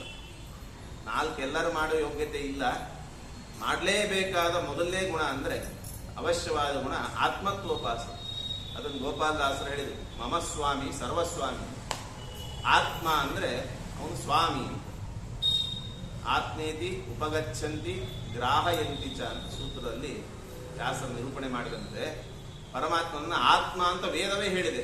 ಆತ್ಮ ಅಂದ್ರೆ ಅಂತರಾತ್ಮ, ಅಂದ್ರೆ ಒಳಗೂ ಅವನೇ ಸ್ವಾಮಿ, ಹೊರಗೂ ಅವನೇ ಸ್ವಾಮಿ. ಅಂತರ ಬಹಿಶ್ಚ ತತ್ಸರ್ವಂ ವ್ಯಾಪ್ಯ ನಾರಾಯಣ ಸ್ಥಿತ. ಆದ್ದರಿಂದ ಆ ಪರಮಾತ್ಮನ ಸ್ಥೂಲ ಸೂಕ್ಷ್ಮಗಳ ಚಿಂತನೆ ಮಾಡಬೇಕು ಅಂತ ಹೇಳಿ ಧ್ಯಾನ ಮಾಡಬೇಕು ಅಂದ್ರು. ಸಂಕ್ಷಿಪ್ತವಾಗಿ ವೈರಾಗ್ಯದ ಉಪದೇಶ ಮಾಡಬೇಕು. ಏನು ವೈರಾಗ್ಯ? ಮಲಗಲಿಕ್ಕೆ ಹಾಸಿಗೆ ಹಾಕಬೇಕು, ಭೂಮಿ ಇದೆ ಅಲ್ಲ. ತಲೆದಿಂಬಿ ಹಾಕಬೇಕು, ಕೈ ಇದೆ ಅಲ್ಲ. ಊಟ ಮಾಡಲಿಕ್ಕೆ ನೀರಿದೆ, ಕುಡಿಲಿಕ್ಕೆ ಅಲ್ಲಲ್ಲಲ್ಲಿ ಹಣ್ಣು ಹಂಪಲುಗಳಿದೆ ಅಲ್ಲ. ಮನೆ ಬೇಕಲ್ರಿ ವಾಸ ಮಾಡಲಿಕ್ಕೆ ಅಂದ್ರೆ ಪರಮಾತ್ಮ ಗುಹೆಗಳನ್ನು ಯಾಕೆ ನಿರ್ಮಾಣ ಮಾಡಿದ್ದಾನೆ? ಅದರ ಸಲುವಾಗಿ ಮಾಡಿದ್ದಾನೆ, ಅಲ್ಲೇ ಹೋಗಿರುವಂಥದ್ದು. ಇದೆಲ್ಲ ಅವಧೂತರಿಗೆ ಮಾತ್ರ ಸಾಧ್ಯ ಆಗುವಂತಹ ವೈರಾಗ್ಯದ ಆಚರಣೆಗಳಾಗಲಿ ನಮಗೆಲ್ಲ ಸಾಧ್ಯವೇ ಇಲ್ಲ, ಕೇಳಲಿಕ್ಕೂ ಸಾಧ್ಯ ಇಲ್ಲ. ಅದನ್ನೇ ಹೇಳ್ತಾ ಹೋದ್ರೆ ಯಾರು ಉಪನ್ಯಾಸಕ್ಕೂ ಬರಂಗಿಲ್ಲ. ಆಮೇಲೆ ಧ್ಯಾನ ಮಾಡು ಅಂತ ಹೇಳಿದರು. ಹೇಗೆ ಧ್ಯಾನ ಅಂತ ನಿರೂಪಣೆ ಮಾಡಿದ್ದಾರೆ. ಮುಂದೆ ಶುಕಾಚಾರ್ಯ ಪರಮಾತ್ಮ ಸೃಷ್ಟಿ ಮಾಡಿದ ಕ್ರಮವನ್ನು ಹೇಳ್ತಾ 87.5 ವರ್ಷಗಳ ಕಾಲ ಪರಮಾತ್ಮ ಯೋಗ ನಿದ್ರೆಯಲ್ಲಿದ್ದಾನೆ. ಲಕ್ಷ್ಮೀದೇವಿಯ ಲಯ ಅಂತ. ಏನ್ ಲಕ್ಷ್ಮೀ ಲಯ ಅಂದ್ರೆ ಲಕ್ಷ್ಮೀದೇವಿಗೆ ದೇಹ ನಾಶ ಇಲ್ಲ. ಬ್ರಹ್ಮದೇವರವರೆಗೂ ದೇಹ ಬಿಡುತ್ತಾರೆ. ಬ್ರಹ್ಮದೇವರು ದೇಹ ಬಿಟ್ಟು ಎಲ್ಲಿ ಹೋಗ್ತಾರೆ ಅಂದ್ರೆ ವಿಮುಕ್ತ ಪರಮೇ ಪರಮಾತ್ಮನ ಸೇರ್ಬಿಡ್ತಾರೆ. ಲಕ್ಷ್ಮೀದೇವಿ ಆಶೀರ್ವಾದ ಪಡೆದು ನೇರ ಪರಮಾತ್ಮನ ಹೊಟ್ಟೆ ಸೇರ್ತಾರೆ. ಅಥ ಮೃತ್ಯುಮೇತಿ, ಅವರಿಗೆ ಸಂಸಾರವೇ ಇಲ್ಲ, ಇನ್ನು ಮುಕ್ತರಾಗ್ಬಿಟ್ಟು. ವಾಯುದೇವರು ಏನ್ ಮಾಡ್ತಾರೆ, ಅವ್ರು ಪರಮಾತ್ಮನ ಹೊಟ್ಟೆ ನೇರ ಸೇರಲ್ಲ. ವಿಲೀನಃ ಪ್ರಕೃತವು ಸಂಸಾರ ಮೇತಿ. ಆಚಾರ್ಯ ಚತುರ್ಥಾಧ್ಯಾಯ ಭಾಷ್ಯದಲ್ಲಿ ಹೇಳಿದಂತೆ ಲಕ್ಷ್ಮೀದೇವಿ ಹೊಟ್ಟೆ ಸೇರಿ ಆಮೇಲೆ ಪರಮಾತ್ಮನ ಹೊಟ್ಟೆ ಸೇರ್ತಾರೆ ವಾಯುದೇವರು. ಮತ್ತೆ ವಾಪಸ್ ಹುಟ್ಟುತ್ತಾರೆ, ಬ್ರಹ್ಮದೇವರಾಗಿ ಸಾಧನೆ ಮಾಡ್ತಾರೆ. ಆದ್ದರಿಂದ ಸೃಷ್ಟಿಯನ್ನ ಮಾಡಬೇಕಾದ್ರೆ ಲಕ್ಷ್ಮಿಗೆ ಲಯ ಅಂದ್ರೆ ಏನು ಅಂದ್ರೆ ಹರೇಹೇ ಅತ್ಯಂತ ಸಾಮೀಪ್ಯಂ ಲಕ್ಷ್ಮಿಯಾಹ ಲಯ ಮುಚ್ಚತೆ. ಪರಮಾತ್ಮನಿಗೆ ಅತಿ ಹತ್ರ ಬಂದು ಅಂದ್ರೆ ಅದು ಪ್ರಳಯ ಅಂತ ತಿಳ್ಕೊಳ್ರಿ. ಉಳಿದ ಸಮಯದಲ್ಲಿ ಕಾಲ್ ಹತ್ರ ಇರ್ತಾಳೆ, ಕಾಲು ಹೊತ್ತಿರ್ತಾಳೆ, ಅಥವಾ ಎಡಬಲಗಳಲ್ಲಿ ಹಿಂದೆ ಇರ್ತಾಳೆ ಶ್ರೀಭೂ ದುರ್ಗೆಯಾಗಿ. ಪರಮಾತ್ಮನ ಆಲಿಂಗನ ಮಾಡ್ಕೊಂಡಿದ್ದಾಳೆ ಅಂದ್ರೆ ಅದು ಲಯಕಾಲ ಅಂತ. ಎಷ್ಟು ದಿವಸ? 87 ವರ್ಷ. ಆಮೇಲೆ ದುರ್ಗೆಯಾಗಿ ಪರಮಾತ್ಮನ ಸ್ತೋತ್ರ ಮಾಡ್ತಾಳೆ. ಸೃಷ್ಟಿಕಾಲ ಬಂದಿದೆ, ಎದ್ದು ಸೃಷ್ಟಿ ಮಾಡೋದು. ಅದಕ್ಕೆ ಶ್ರುತಿಗೀತ ಅಂತ ಹೆಸರು. ಅದು ನಿಮಗೆ 11ನೇ ಸ್ಕಂದದಲ್ಲಿ ವಿಸ್ತಾರವಾಗಿ ಅದರ ನಿರೂಪಣೆ ಇದೆ. ದುರ್ಗಾದೇವಿ ಮಾಡಿದ ಸ್ತೋತ್ರ, ಅದಕ್ಕೆ ಶ್ರುತಿಗೀತ ಅಂತ ಹೆಸರು. ಪರಮಾತ್ಮ ಸೃಷ್ಟಿ ಮಾಡ್ತಾನೆ. ತೇಜ ವಾರಿ ಮೃದಾಂ ಯಥಾ ವಿನಿಮಯ. ತೇಜ ಸೃಷ್ಟಿ ಅಂದ್ರೆ ತನ್ನ ಮೂಲ ರೂಪದಿಂದ, ಅನಂತ ಪದ್ಮನಾಭ ರೂಪದಿಂದ ಅನೇಕ ರೂಪಗಳನ್ನ, ದೀಪದಿಂದ ದೀಪ ಹಚ್ಚಿದ ಹಾಗೆ. ಹಿಂದಿನ ದೀಪ ಕಡಿಮೆ ಆಗಲ್ಲ, ಮುಂದಿನ ದೀಪ ಅತಿ ಹೆಚ್ಚಾಗಲ್ಲ. ಪೂರ್ಣಮದ ಪೂರ್ಣಮಿದ ಪೂರ್ಣ ಮುದಚ್ಯತೆ. ಅದಾದ ಮೇಲೆ ವಾರಿ ಸೃಷ್ಟಿ. ನಮ್ಮ ಪ್ರತಿಬಿಂಬವನ್ನು ನೀರಲ್ಲಿ ನೋಡಿಕೊಂಡ್ರೆ ಹೇಗೆ ಕಾಣಿಸ್ತದೋ ಹಾಗೆ ಪರಮಾತ್ಮನ ಪ್ರತಿಬಿಂಬರಾದ ಜೀವಿಗಳನ್ನು ಸೃಷ್ಟಿ ಮಾಡ್ತಾನೆ. ನಮಗೆ ಪ್ರತಿಬಿಂಬ ಆಸ್ ಇಟ್ ಈಸ್ ಕಾಣಲ್ಲ, ವ್ಯತ್ಯಾಸ ಆಗ್ತದಲ್ಲ. ಹಾಗೆ ಪರಮಾತ್ಮನಂತೆ ಜೀವರಲ್ಲ, ಪರಮಾತ್ಮನೇ ಜೀವರಲ್ಲ, ಪರಮಾತ್ಮನಂತೆ ಜೀವರು ಅಂತ ನಿರೂಪಣೆ ಮಾಡಿದರು. ಆಮೇಲೆ ಮೃದಾಂ ವಿನಿಮಯ, ಮಣ್ಣಿನಿಂದ ಗಡಿಗೆ ಮಾಡಿದಂತೆ ಹುಟ್ಟಿಸಿದ ಜೀವಿಗಳಿಗೆ ಸಾಧನೆಗೆ ಉಪಕರಣಗಳು ಬೇಕಲ್ಲ, ಆದ್ದರಿಂದ ಪ್ರಪಂಚ ಸೃಷ್ಟಿ ಮಾಡಿದ ಪರಮಾತ್ಮ. ಇಷ್ಟು ಹೇಳಿ ಮೈತ್ರೇಯರು ವಿದುರನಿಗೆ ಉಪದೇಶ ಮಾಡೋ ಭಾಗವನ್ನು 3ನೇ ಸ್ಕಂದದಲ್ಲಿ ನಿರೂಪಣೆ ಮಾಡ್ತಾ, ವಿದುರ ಅರಮನೆ ಬಿಟ್ಟು ಯಾಕೆ ಹೋದ ಅಂದ್ರೆ, ಒಂದ್ ದಿವಸ ವಿದುರನ್ನ ಧೃತರಾಷ್ಟ್ರ ಮೇಲಿಂದ ಮೇಲೆ ಕರೆಸ್ಕೋತಿದ್ದ. ಕಾರಣ ಏನು ಅಂದ್ರೆ, ನಂಗೆ ಪ್ರಜಾಗರ ಪರ್ವ ಅಂತೆ ಭಾರತದಲ್ಲಿ ಅದಕ್ಕೆ ಉಪಪರ್ವಕ್ಕೆ ಹೆಸರು, ಎಚ್ಚೆತ್ತುಕೊಂಡ ಪರ್ವ ಅಂತ. ರಾತ್ರಿ ನಿದ್ದೆ ಬರ್ತಿರ್ಲಿಲ್ಲ ಧೃತರಾಷ್ಟ್ರನಿಗೆ. ನಿದ್ದೆ ಬರಲಿಲ್ಲ ಅಂದ್ರೆ ವಿದುರನ್ ಕರೆದು ಉಪನ್ಯಾಸ ಕೇಳ್ತಿದ್ದ. ಉಪನ್ಯಾಸ ಕೇಳ್ತಾ ಕೇಳ್ತಾ ನಿದ್ದೆ ಬರುತ್ತೆ. ಪ್ರಾಯ ಅಲ್ಲಿಂದ ಶುರುವಾಯ್ತು. ನನಗೆ ನಿದ್ದೆ ಬರ್ತಿಲ್ಲ, ಏನಾದ್ರು ಉಪದೇಶ ಮಾಡೋದು. ಅವಾಗ ಹೇಳಿದ ಅನೇಕ ಉಪದೇಶಗಳಲ್ಲಿ ವಿದುರ ನೀತಿ ಕೂಡ ಒಂದು. ವಿದುರ ಅಂತಾನೆ, ನಿನ್ನ ರಾಜ್ಯದಲ್ಲಿ ಒಬ್ಬ ಕಲಿ ಇದ್ದಾನೆ, ಆ ಕಲಿಯನ್ನ ಹೊರಗೆ ಹಾಕು, ನಿನ್ನ ಎಲ್ಲ ಸಮಸ್ಯೆಗಳು ತೀರಿ ಹೋಗ್ತದೆ. ಯಾರು ಅಂದ್ರೆ ನಿನ್ನ ದೊಡ್ಡ ಮಗ ದುರ್ಯೋಧನ ಹೊರಗೆ ಹಾಕು ಅಂತಿರ್ಬೇಕಾದ್ರೆ ದುರ್ಯೋಧನ ಬಂದ. ಇವನು ನಮ್ಮನೆ ಅನ್ನ ತಿಂದು ನಮಗೇ ಬೈಯುವಂಥ ವ್ಯಕ್ತಿ. ಇವನಿಗೆ ನಿಷ್ಕಾಸ್ಯತಾಂ ಏನಂ ಪುರಾಶ್ವಸಾನ, ಇವನಿಗೆ ಉಸಿರು ಬಿಟ್ಟು ಉಸಿರಾಡುವಷ್ಟು ಮಾತ್ರ ಇವನು ಉಳಿಸಿ ಉಳಿದಂಗೆ ಹೊಡೆದು ಹೊರಗೆ ಹಾಕ್ತೇನೆ ಅಂತ ಹೇಳಿ. ಚಿಕ್ಕಪ್ಪ ಎಂದಿಗೂ ವಿದುರನ್ನ ಚಿಕ್ಕಪ್ಪ ಅಂತ ಕರೆದಿಲ್ಲ, ಪಿತೃವ್ಯ ಅಂತ ಕರೆದಿಲ್ಲ, ಯಾವಾಗಲೂ ದಾಸಿಪುತ್ರ ಅಂತ ಕರೀತಿದ್ದ. ಆದ್ರೆ ವಿದುರನಿಗೆ ದುರ್ಯೋಧನ ಮಾತಿಂದ ಸಿಟ್ಟು ಬರಲಿಲ್ಲ. ಯಾಕೆಂದ್ರೆ ದುರ್ಯೋಧನ ದೆವ್ವ ಇದ್ದಂಗೆ, ಅವನ ಬಾಯಿಗೆ ಒಳ್ಳೆ ಮಾತು ಬರಲ್ಲ. ಅವನು ಬೈಬೇಕಾದ್ರೆ ಅಣ್ಣ ಧೃತರಾಷ್ಟ್ರ ಸುಮ್ಮನೆ ಕೂತಿದ್ನಲ್ಲ, ಆವಾಗ ಸಿಟ್ಟು ಬಂತು. ತನ್ನ ಬಿಲ್ಲು ಬಾಣಗಳನ್ನ ಪಸ್ತಲ ಮೇಲೆ ಇಟ್ಟು, ನನಗೆ ನಿಮಗೆ ನನಗೆ ಸಂಬಂಧ ಇಲ್ಲ ಅಂತ ತೀರ್ಥಯಾತ್ರೆ ಹೊರಟ. ಹೋಗ್ತಾ ಪ್ರಭಾಸಕ್ಕೆ ಬಂದ. ಅಲ್ಲೆಲ್ಲ ಬ್ರಾಹ್ಮಣರು ಮಾತಾಡ್ಕೋತಾ ಇದ್ರು. ಇಲ್ಲ, ಯಾದವರು ನಾಶ ಆಯ್ತಂತೆ. ಮತ್ತೆ ಮುಂದೆ ಉದ್ಧವನ ಹತ್ರ ಬಂದ. ಉದ್ಧವ ಹೇಳಿದ, ಯಮುನಾ ತೀರದಲ್ಲಿ ಯಾದವರು ನಾಶ ಆಯಿತು. ಒಂದೇ ವಿಷಯ ಎರಡೆರಡು ಸಾರಿ ಯಾಕೆ ಹೇಳಿದ್ರು ಅಂದ್ರೆ, ಆಚಾರ್ಯ ನಿರ್ಣಯ ಕೊಡ್ತಾರೆ, ಬ್ರಾಹ್ಮಣರ ಕಡೆ ಕೇಳಿದ್ದು ಸಂಕ್ಷಿಪ್ತ, ಹೋಗಿ ಕೆದಕಿ ಕೇಳಿ. ಉದ್ಧವ ವಿಸ್ತಾರವಾಗಿ ಹೇಳಿದ, ಹೆಂಗೆ ಸತ್ರು, ಏನೇನಾಯಿತು ಅಂತ ಹೇಳಿ. ಸಂಕ್ಷೇಪ ವಿಸ್ತಾರಾಭ್ಯಾಂ ಪ್ರವದಂತಿ ಮನೀಷಿನ ಅಂತ ಪರಿಹಾರ ಮಾಡಿ. ಇನ್ನೊಂದು ಸಮಸ್ಯೆ ಏನು ಬಂತು ಅಂದ್ರೆ, ಇವನು ಯಾದವರು ನಾಶ ಆದ್ರು ಅಂತ ಉಪನ್ಯಾಸ ಕೇಳೋ ವಯಸ್ಸಿಗೆ ಯಾದವರು ನಾಶ ಆಗೇ ಇಲ್ಲ. ಇನ್ನು 36 ವರ್ಷ ಆದ್ಮೇಲೆ ನಾಶ ಆಗ್ತಾರೆ. ಉಪನ್ಯಾಸ ನಿರೂಪಣೆ ಮಾಡ್ತಾ ಇವರು ಯಾದವರು ನಾಶ ಆದ್ರು ಅಂತ ಉದ್ಧವ ಹೇಳಿಬಿಡ್ತಾರೆ. ಇದು ಹೆಂಗ್ ಸಾಧ್ಯ ಅಂತ ಪ್ರಶ್ನೆ ಬಂದ್ರೆ, ಅದಕ್ಕೆ ಆಚಾರ್ಯ ನಿರೂಪಣೆ ಕೊಡ್ತಾರೆ. ಏಷ್ಯಚ್ಚ ನಿಶ್ಚಿತಂ ಯತ್ತು ತತ ಅತೀತತ್ವೇನ ಹಣ್ಯತೆ. ಯಾವುದು ಆಗ್ತದೆ ಅಂತ ನಿಶ್ಚಯ ಆಗಿರ್ತದೋ ಅದನ್ನ ಪಾಸ್ಟ್ ಟೆನ್ಸ್ ಅಲ್ಲೂ ಹೇಳ್ಬೋದು. ಈಗ ಹುಡುಗ ಹುಡುಗಿಗೆ ಎಂಗೇಜ್ಮೆಂಟ್ ಆಗಿರುತ್ತೆ. ಹುಡುಗಿ ಫೋನ್ ಮಾಡ್ತಾರೆ, ಇಲ್ಲ ತಂದೆ ತಾಯಿಗಳಿಗೆ ಫೋನ್ ಮಾಡ್ತಾರೆ. ಆ ಹುಡುಗಿ ತಂದೆ ತಾಯಿಗಳು ತಗೋ ನಿಮ್ಮ ಮನೆಯವ್ರಿಗೆ ಫೋನ್ ಮಾಡ್ಯಾರೆ ಅಂತ. ಇನ್ನು ಮನೆಯವರಾಗಿಲ್ಲ, ಅವರು 3 ಗಂಟೆ ಆಗಿಲ್ಲ, ಇನ್ನು ಏನು ಹೋಮ್ ಆಗಿಲ್ಲ, ಏನಾಗಿಲ್ಲ. ಆದ್ರೆ ನಿಮ್ಮ ಮನೆಯವ್ರು ಫೋನ್ ಮಾಡ್ಯಾರ ತಗೋ. ಹೆಂಗಿದು ಅಂದ್ರೆ ಏಷಚ್ಚ ನಿಶ್ಚಿತ ಎತ್ತು ಅತೀತತ್ವೇನ ಬಂಡತೆ. ಯಾವ್ದು ಆಗ್ತದೆ ಅಂತ ತೀರ್ಮಾನ ಆಗಿ ಹೋಗಿರ್ತದೋ, ಹಾಗೆ ಆಗ್ತದೆ ಅಂತ ವಿಶ್ವಾಸ ಇರ್ತದೋ ಅದನ್ನ ಭೂತಕಾಲದಲ್ಲೂ ಪ್ರಯೋಗ ಮಾಡಬಹುದು. ಆದ್ರಿಂದ 36 ವರ್ಷ ಆದಮೇಲೆ ಪ್ರಾಣ ಬಿಡುತ್ತಾರೆ ಎಂಬ ನಿಶ್ಚಯ ಆದ್ದರಿಂದ ಉದ್ಧವ ಹೇಳಿದ ಯಾದವರು ನಾಶ ಆಗಿ ಹೋಗಿದ್ದಾರೆ. ಇದು ಆಚಾರ್ಯರ ನಿರ್ಣಯ ಇಲ್ಲದೆ ಭಾಗವತ ಓದಿ ಅರ್ಥ ಮಾಡ್ಕೊಂಡ್ರೆ ಫಸ್ಟ್ ನಾವು ಹೋಗೋದೇ ನಾಲ್ಕು. ಆಚಾರ್ಯ ನಿರ್ಣಯ ಅದು ಅಷ್ಟು ಅದ್ಭುತವಾದದ್ದು. ಆ ರೀತಿ ನಿರೂಪಣೆ ಮಾಡಿ ಮುಂದೆ ವಿದುರನಿಗೆ ಅನೇಕ ಉಪದೇಶಗಳನ್ನು ಮಾಡಿದ ಉದ್ಧವ ಭಾಗವತ ಹೇಳು ಅಂತ ವಿದುರ ಕೇಳಿದ. ಆವಾಗ ಉದ್ಧವ ಅಂತಂದ್ರೆ ನೀನು ಕೇಳುತ್ತೆ ಅಂತ ಕೃಷ್ಣ ಮೊದಲೇ ಹೇಳಿದ್ದ ನನಗೆ, ನಾನೀಗ ಭಾಗವತ ಹೇಳಂಗಿಲ್ಲ, ಇಷ್ಟು ವಿಷಯಗಳನ್ನು ಮಾತ್ರ ಹೇಳಲಿಕ್ಕೆ ಹೇಳಿದ್ದಾನೆ. ಮತ್ತೆ ಮುಂದೆ ನಾನೇನು ಕೇಳಬೇಕು ಅಂದ್ರೆ ಗಂಗಾ ತೀರದಲ್ಲಿ ಮೈತ್ರಿಯರು ಕುತ್ಕೊಂಡಿದ್ದಾರೆ, ಅವ್ರ ಹತ್ರ ಹೋಗಿ ಕೇಳು ಅಂತ ಹೇಳಿದ್ದಾನೆ. ಅಂದ್ರೆ ಕೃಷ್ಣ ಸುಲಭನೋ ಹರಿ ತನ್ನವರಿಗೆ ಒಲಿದು ಬಿಟ್ಟ ಅಂದ್ರೆ ಹೆಜ್ಜೆ ಹೆಜ್ಜೆಗೆ ಮಾರ್ಗದರ್ಶನ ಮಾಡ್ತಾನೆ. ಹೇಳಿ ಹೋಗಿದ್ದ ವಿದುರ ಬರ್ತಾನೆ, ಇಷ್ಟಷ್ಟೇ ಹೇಳು, ನೆಕ್ಸ್ಟ್ ಮೈತ್ರಿಯರ ಹತ್ರ ಕಳಿಸು, ಮೈತ್ರಿಯರು ಎಲ್ಲಿ ಕೂತಾರ ಅಂತ ಕೂಡ ಹೇಳು ಅಂತ ಕಳಿಸಿ. ಇಷ್ಟು ಹೇಳಿದವ್ ನನಗೆ ಬದರಿಕಾಶ್ರಮ ತಪಸ್ಸಿಗೆ ಅಂತ ಹೇಳಿದಾನೆ, ನನ್ ಕೈಗಿಲ್ಲ, ನೀ ಮೈತ್ರಿಯರ ಹತ್ರ ಹೋಗು ಅಂತ ಹೇಳಿ ಉದ್ಧವ ಬದರಿಗೆ ಹೋಗ್ಬಿಟ್ಟ. ಇವತ್ತಿಗೂ ಉದ್ಧವ ಬದರಿಯಲ್ಲೇ ಕೂತು ಜಪತಪಗಳನ್ನು ಮಾಡ್ತಿದ್ದಾನೆ. ಮುಂದೆ ಕಲಿಯುಗ ಅತಿ ನಿಕೃಷ್ಟಾವಸ್ಥೆಗೆ ಬಂದಾಗ ಪುನಃ ಉದ್ಧವ ಬಂದು ನಮ್ಮ ಭಕ್ತಿ ಪಂಥವನ್ನು ಉದ್ಧಾರ ಮಾಡ್ತಾನೆ. ಅದಕ್ಕಾಗಿ ಪರಮಾತ್ಮ ಉದ್ಧವವನ್ನು ಇಟ್ಟಿದ್ದಾನೆ. ಮೈತ್ರಿಯರ ಹತ್ರ ಹೋದ, ಸೃಷ್ಟಿಯನ್ನು ನಿರೂಪಣೆ ಮಾಡಲಿಕ್ಕೆ ಮತ್ತೆ ವಿಸ್ತೃತ 2ನೇ ಸ್ಕಂದದಲ್ಲಿ ಸಂಕ್ಷಿಪ್ತವಾಗಿ ಹೇಳಿದ ಸೃಷ್ಟಿಯನ್ನ 3ನೇ ಸ್ಕಂದದಲ್ಲಿ ವಿಸ್ತಾರವಾಗಿ ಹೇಳಿದರು. ಮಾಯೆಗೆ ಪ್ರೇರಣೆ ಕೊಟ್ಟ. ಮಾಯಾ ಅಂದ್ರೆ ಲಕ್ಷ್ಮೀ ದೇವಿ, ಮಾಯಾಪತಿ ವಾಸುದೇವ. ಅವಳಿಗೆ ಮಾಯಾ ಅಂದ್ರೆ ಯಾಕೆ ಹೆಸರು? ಮಯ ಅಂದ್ರೆ ದೇವರು, ಮಯ ಅಂದ್ರೆ ಪ್ರಧಾನ. ಮಯನ ಅಧೀನಳಾದವಳಾದ್ದರಿಂದ ಅವಳಿಗೆ ಮಾಯಾ ಅಂತ ಹೆಸರು. ಮಾಯೆಗೆ ಪ್ರೇರಣೆ ಕೊಟ್ಟು ಜಡ ಪ್ರಕೃತಿಗೆ ಚೋದನೆ ಕೊಟ್ಟು ಸತ್ವಗುಣ, ರಜೋಗುಣ, ತಮೋಗುಣಗಳನ್ನು ಸೇರಿಕೊಂಡು ಪರಮಾತ್ಮ 23 ತತ್ವಗಳ ಸೃಷ್ಟಿ ಮಾಡಿದ. ಸೃಷ್ಟಿ ಮಾಡಿ ಅಂತ ಹೇಳಿದ. ಅದು ಹೇಗಿತ್ತು ಅಂದ್ರೆ, ಈ ಇಟ್ಟಂಗಿ ಅಂಗಡಿಯೊಳಗೆ ಹೋಗೋದು, ಇಷ್ಟು ಇಟ್ಟಂಗಿ ನಮ್ಗೆ ಬೇಕು ಅಂತ ಆರ್ಡರ್ ಕೊಡೋದು. ಉಸುಕಿನ ಅಂಗಡಿಯವರು, ಸಿಮೆಂಟ್ ಅಂಗಡಿಯವರು, ಕಬ್ಬಣದ ಅಂಗಡಿಯವರು ಹೋಗಿ ಎಲ್ಲರಿಗೂ ಆರ್ಡರ್ ಕೊಟ್ಟು ನೀವೇ ಮನೆ ಕಟ್ಟಿ ಕೊಡ್ರಿ ಅಂತ.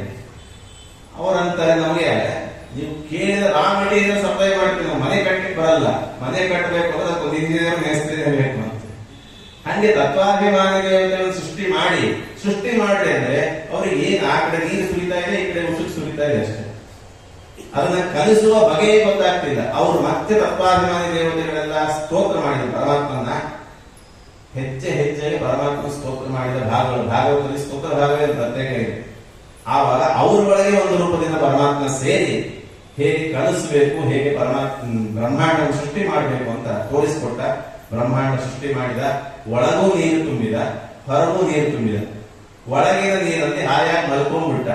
ಆಪೋ ನಾರ ಇತಿ ಪ್ರೋಕ್ತ ಆಪೋ ವೈ ನರಸಗುನವಃ ಅಯನಂ ತಸ್ಯತಾ ಪೂರ್ವಂ ತೇನ ನಾರಾಯಣ ಸ್ಮೃತಃ. ಆವಾಗ ನಾರಾಯಣ ಅಂತ ಹೆಸರಿತ್ತು. ಮೊದಲೇ ಪ್ರಸಿದ್ಧಿ ಬಂದದ್ದಾವ. ಯಾಕೆ ನಾರಾಯಣ ಅಂದ್ರೆ ನಾರ ಅಂದ್ರೆ ನೀರು, ನೀರಿನಲ್ಲಿ ಹಾಯಾಗಿ ಮಲಗಿದ ವ್ಯಕ್ತಿ ಆದ್ದರಿಂದ ಇವನಿಗೆ ನಾರಾಯಣ ಅಂತ ಹೆಸರು. ಆ ರೀತಿ ಪರಮಾತ್ಮ ಸೃಷ್ಟಿ ಮಾಡಿ ನಾಭಿ ಕಮಲದಿಂದ ಒಬ್ಬ ವ್ಯಕ್ತಿಯನ್ನು ಹೊರಗಡೆ ತಂದ. ಶತಪತ್ರ ನೇತ್ರಂ ಅಂತ ಅವನಿಗೆ ವಿಶೇಷ. ಶತಪತ್ರ ಅಂದ್ರೆ ಕಮಲ, ಅದರ ನೇತ್ರಂ ಕಮಲದಂತಹ ಕಣ್ಣುಳ್ಳವನು. ಮೇಲ್ನೋಟಕ್ಕೆ ಇಷ್ಟೇ ಅರ್ಥ, ಹಂಗಲ್ಲ. ಶತಪತ್ರ ಅಂದ್ರೆ 100 ದಳದ ಕಮಲದಲ್ಲಿ ಬಂದ ಬ್ರಹ್ಮದೇವರು. ಅವರನ್ನ ನೇತ್ರಂ ಅಂದ್ರೆ ಬ್ರಹ್ಮದೇವರನ್ನು ನಿಯಂತ್ರಣ ಮಾಡುವನಾದ್ದರಿಂದ ನೇತಾರ, ಅದನ್ನು ನೇತ್ರಂ ಅಂತ ಹೇಳಿ. ಅದು ಶತಪತ್ರ ನೇತ್ರಂ ಅಂದ್ರೆ ಬ್ರಹ್ಮದೇವರನ್ನು ಆಟ ಆಡಿಸುವಂತ. ಬ್ರಹ್ಮದೇವರ ಅಪ್ಪ. ಬ್ರಹ್ಮದೇವರು ಮೇಲೆ ಬಂದ್ರು ಕಮಲದ ಅಂಟಿಂದ, ಯಾರು ಕಾಣಿಸ್ತಿಲ್ಲ, ಎಲ್ಲಿರೋದ್ರ ಕತ್ತಲು ನೀರು. ಒಂದು ಬಾರಿ ಗಾಬರಿ ಆದಂತೆ ತೋರಿಸಿಕೊಂಡು ಬ್ರಹ್ಮದೇವರಿಗೆ 4 ವಿಧವಾದ ಅಜ್ಞಾನ ಎಲ್ಲ ವರ್ಣನೆ ಮಾಡಿದ್ದಾರೆ ನಿರ್ಣಯದಲ್ಲಿ. ಯಾಕೆಂದ್ರೆ ಪರಮಾತ್ಮ ಪ್ರೀತಿಯಾಗಿ ತೋರಿಸ್ಕೊತಾರೆ, ಅವರಿಗೆ ಅಜ್ಞಾನಾದಿಗಳು ಇಲ್ಲ. ಅಜ್ಞಾನ ಭಯವನ್ನಂತೆ ತೋರಿಕೊಂಡ್ರು, ಅದರಿಂದ ಶುರುವಾಯಿತು. ಅವತ್ತಿಂದ ಯಾರಾದ್ರೂ ಒಬ್ಬರೇ ಇದ್ರೆ ಅವರಿಗೆ ಭಯ ಶುರುವಾಗ್ತದೆ. 70-80 ವರ್ಷ ಇತ್ತು, ಮನೆಯಲ್ಲಿ ಯಾರು ಇಲ್ಲದ್ರೆ ನನ್ನ ಒಬ್ಬರಿಗೆ ಬಿಟ್ಟು ಹೋಗ್ತೀರೇನು? ಇಲ್ಲ, ಇವನು 10 ವರ್ಷ ಮೊಮ್ಮಗಿದ್ದಾನೆ, ಇವ್ನು ನಿನ್ ಜೊತೆಗೆ ಇರ್ತಾನೆ, ಹಂಗಂದ್ರೆ ಸಾಕು, ನೀವು ಹೋಗ್ರಿ.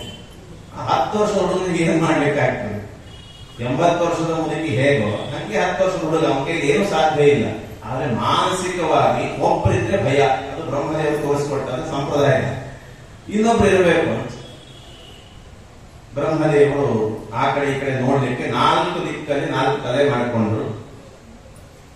ಕಾಣಿಸ್ಲಿಲ್ಲ. ತಪ ಅಂತ ಕೇಳಿಸ್ತು, ತಪಸ್ ಮಾಡಿದ್ರು 25 ವರ್ಷ, ಮತ್ತೆ 25 ವರ್ಷ, 50 ವರ್ಷ ತಪಸ್ಸ ಆದ್ಮೇಲೆ ಪರಮಾತ್ಮ ಪ್ರತ್ಯಕ್ಷ ಆಗಿ ತೇನೇ ಬ್ರಹ್ಮ ಹೃದಯ ಆದಿ ಕವಯೇ, ಮೊದಲ ಬುದ್ಧಿವಂತನಾದ ಬ್ರಹ್ಮದೇವರಿಗೆ, ಬುದ್ಧಿವಂತ ಮೊದಲಿಗೆ ಅವರೇ. ಯಾಕೆ ಅಂದ್ರೆ ಪರಮಾತ್ಮ ಹೇಳಿದ್ರು ಮಾಡಿದ್ರು ಅಂತ.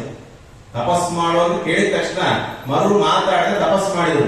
ಜೀವನದ ಅರ್ಧ ಭಾಗ ತಪಸ್ಸಿಗೆ ಕಳೆದು. ಯಾಕೆ? ಪರಮಾತ್ಮ ಆದೇಶ ಮಾಡಿದ. ನಾವು ಶ್ರುತಿ ಸ್ಮೃತಿ ಹರೇರಾಜ್ಞೆ ಯೌಲ್ಲಂಘ್ಯ ಪ್ರವರ್ತದೆ ಆಜ್ಞಾ ಛೇದಿ ಮಮದ್ವೇಷಿ ಅಂತ ಪರಮಾತ್ಮ ಹೇಳಿದಾನೆ. ಕಾಗದ ಬಂದಿದೆ ಯಮಗೆ ಕಮಲನಾಭನದು, ಹಿಂಗ್ ಮಾಡ್ರಿ ಅಂತ ದೇವರು ಹೇಳಿದಾನೆ. ನಾವು ಆಜ್ಞೆಗಳನ್ನೆಲ್ಲ ಪಕ್ಕಕ್ಕೆ ಇಟ್ಟುಬಿಟ್ಟು ನಮ್ಮ ತಲೆಗೆ ಬಂದಂಗೆ ಸ್ವೇಚ್ಛಾಚಾರಿಗಳ ವ್ಯವಹಾರ ಮಾಡ್ತೀವೋ ಇಲ್ಲೋ.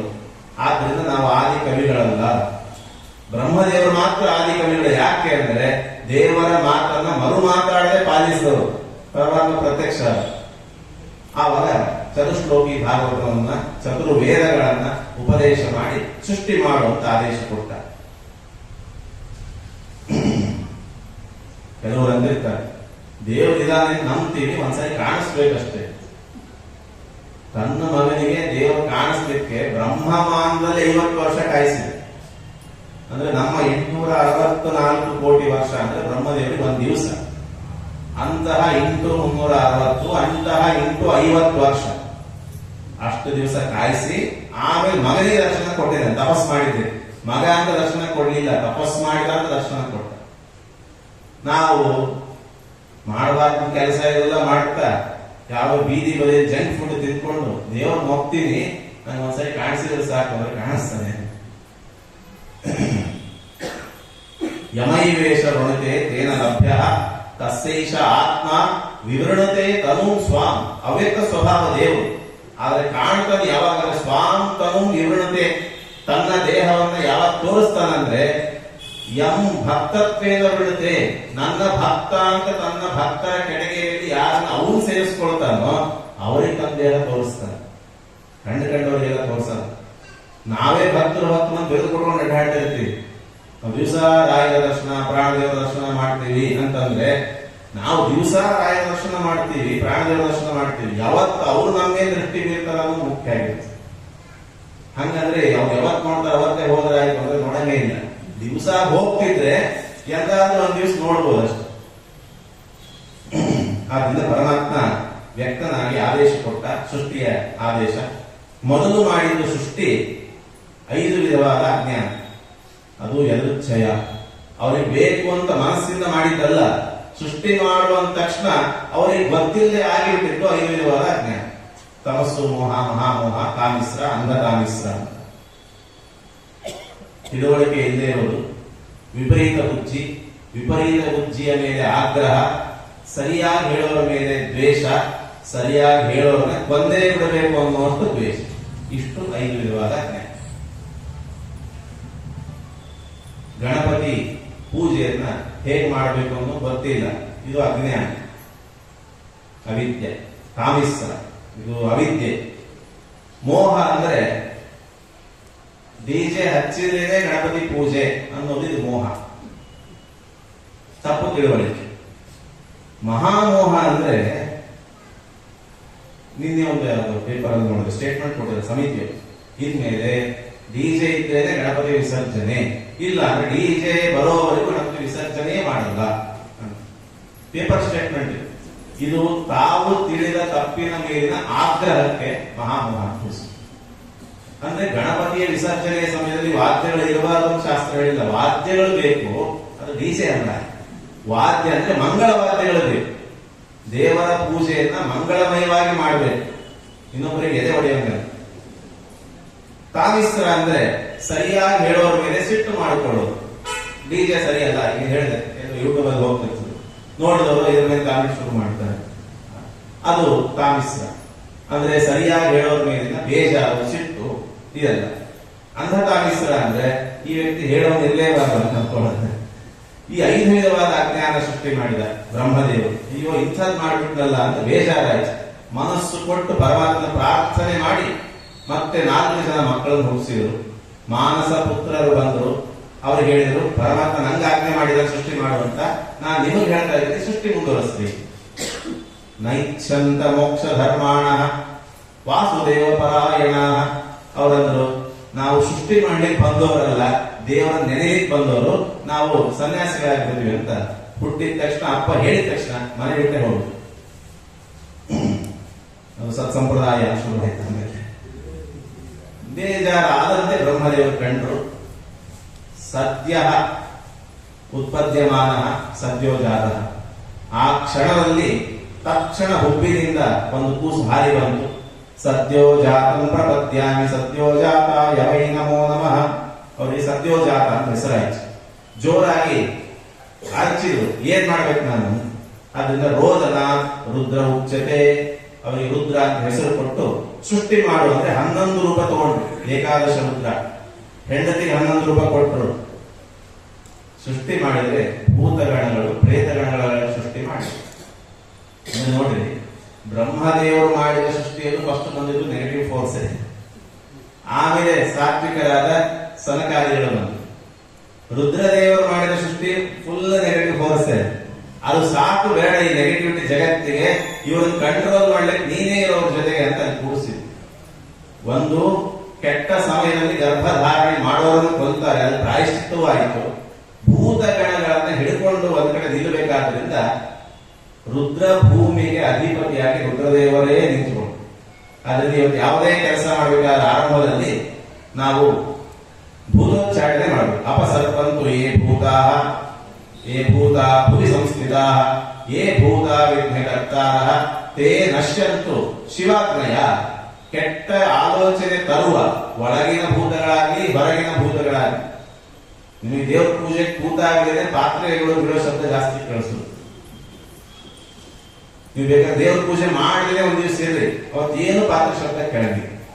ನೀವು ದೇವ್ರ ಪೂಜೆ ಕೂಡ್ರಿ, ತಕ್ಷಣ ಕೈ ಅಲ್ಲಾಡ್ತದೆ, ಪಾತ್ರೆ ಬೀಳುತ್ತದೆ. ಹೆಂಡತಿ ತಪ್ಪಲ್ಲ, ಒಳಗಿನ ಅಸರಾದ ಶಕ್ತಿ ಅಷ್ಟಿರ್ತದೆ. ಇವ್ನು ಏನಾದ್ರೂ ಅಪರೂಪ ಸಾತ್ವಿಕ ಕೆಲಸ ಮಾಡ್ತಾನಂದ್ರೆ ಅದಕ್ಕೆ ವಿಘ್ನ ಮಾಡ ಅಂತ ಕಾಯ್ತಿರ್ತದೆ. ಅದಕ್ಕೆ ರುದ್ರದೇವರ ಚಿಂತನೆ ಮಾಡಿ ಅಸುರರನ್ನೆಲ್ಲ ಒಂದ್ ಕಡೆ. ನಮ್ಮಲ್ಲಿ ಯಾರಲ್ಲಿ ಈಗ ಹಿಂದೆಲ್ಲ ಊರಿಗೆ ಒಂದಿರ್ತೀವಿ, ಈಗ ಏರಿಯಾಕ್ ಒಂದಲ್ಲ, ಮನೆಗೆ ಒಂದು ಹೊಸ ಭೂತ ಸೃಷ್ಟಿ ಆಗ್ತಿರ್ತದೆ. ಒಂದ್ ಗಿಡ ಬೆಳೆದ್ರೆ ಸಾಕು, ಒಂದು ಹೊಸ ಭೂತ ಸೃಷ್ಟಿ ಆಗ್ತದೆ. ಕಾಣಬೇಕು ಸೃಷ್ಟಿ ಆಗ್ತದೆ. ಈ ಹೊಸ ಭೂತಗಳನ್ನ ಏನ್ ಮಾಡ್ಬೇಕು? ರುದ್ರದೇವರಿಗೆ ಬೇಡ್ಕೊಳ್ಬೇಕು. ಇಲ್ಲೊಂದು ನಮ್ಮ ಮನೆ ಪಕ್ಕ ಹೊಸ ಭೂತ ಬಂದಿದೆ, ಈ ಭೂತವನ್ನು ನಿನ್ನ ಹತ್ರ ಇಟ್ಕೋ, ನನಗೆ ಉಪಟಳ ಕೊಡದಂತೆ ನನ್ನ ಆಚರಣೆ ಮಾಡೋಕೆ ಆಶೀರ್ವಾದ ಮಾಡು. ಆದ್ರಿಂದ ರುದ್ರದೇವರ ಸೃಷ್ಟಿ ಸಾಕು ಅಂದ್ರು. ತಮ್ಮ ದೇಹದಿಂದಲೇನೆ ಅತ್ರಿ, ಮರೀಚಿ, ಅತ್ರಿ, ಅಂಗೀರಸ, ಪುಲಸ್ತ್ಯ, ಪುಲಹ, ಕ್ರತು, ವಸಿಷ್ಠ, ಭೃಗು, ದಕ್ಷ, ನಾರದ ಅಂತ. ನಾರದರು ತೊಡೆಯಿಂದ ಬಂದರು. ಉತ್ಸಂಗಾತ್ ನಾರದೋ ಜಜ್ಞೆ. ಮರೀಚಿ ಋಷಿಗಳು ಮನಸ್ಸಿಂದ ಬಂದರು. ಅತ್ರಿಗಳು ಕಣ್ಣಿನಿಂದ, ವಸಿಷ್ಠರು ಪ್ರಾಣಶಕ್ತಿಯಿಂದ, ಭೃಗು ಋಷಿಗಳು ಚರ್ಮದಿಂದ, ಅಂಗಿರಸ ಋಷಿಗಳು ಮುಖದಿಂದ, ಪುಲಸ್ತ್ಯರು ಕಿವಿಯಿಂದ, ಪುಲಹರು ನಾಭಿಯಿಂದ, ಕ್ರತು ಋಷಿಗಳು ಕೈಯಿಂದ, ದಕ್ಷ ಪ್ರಜಾಪತಿ ದಕ್ಷ ಅಂಗುಷ್ಠಾದ ಸ್ವಯಂಭುವ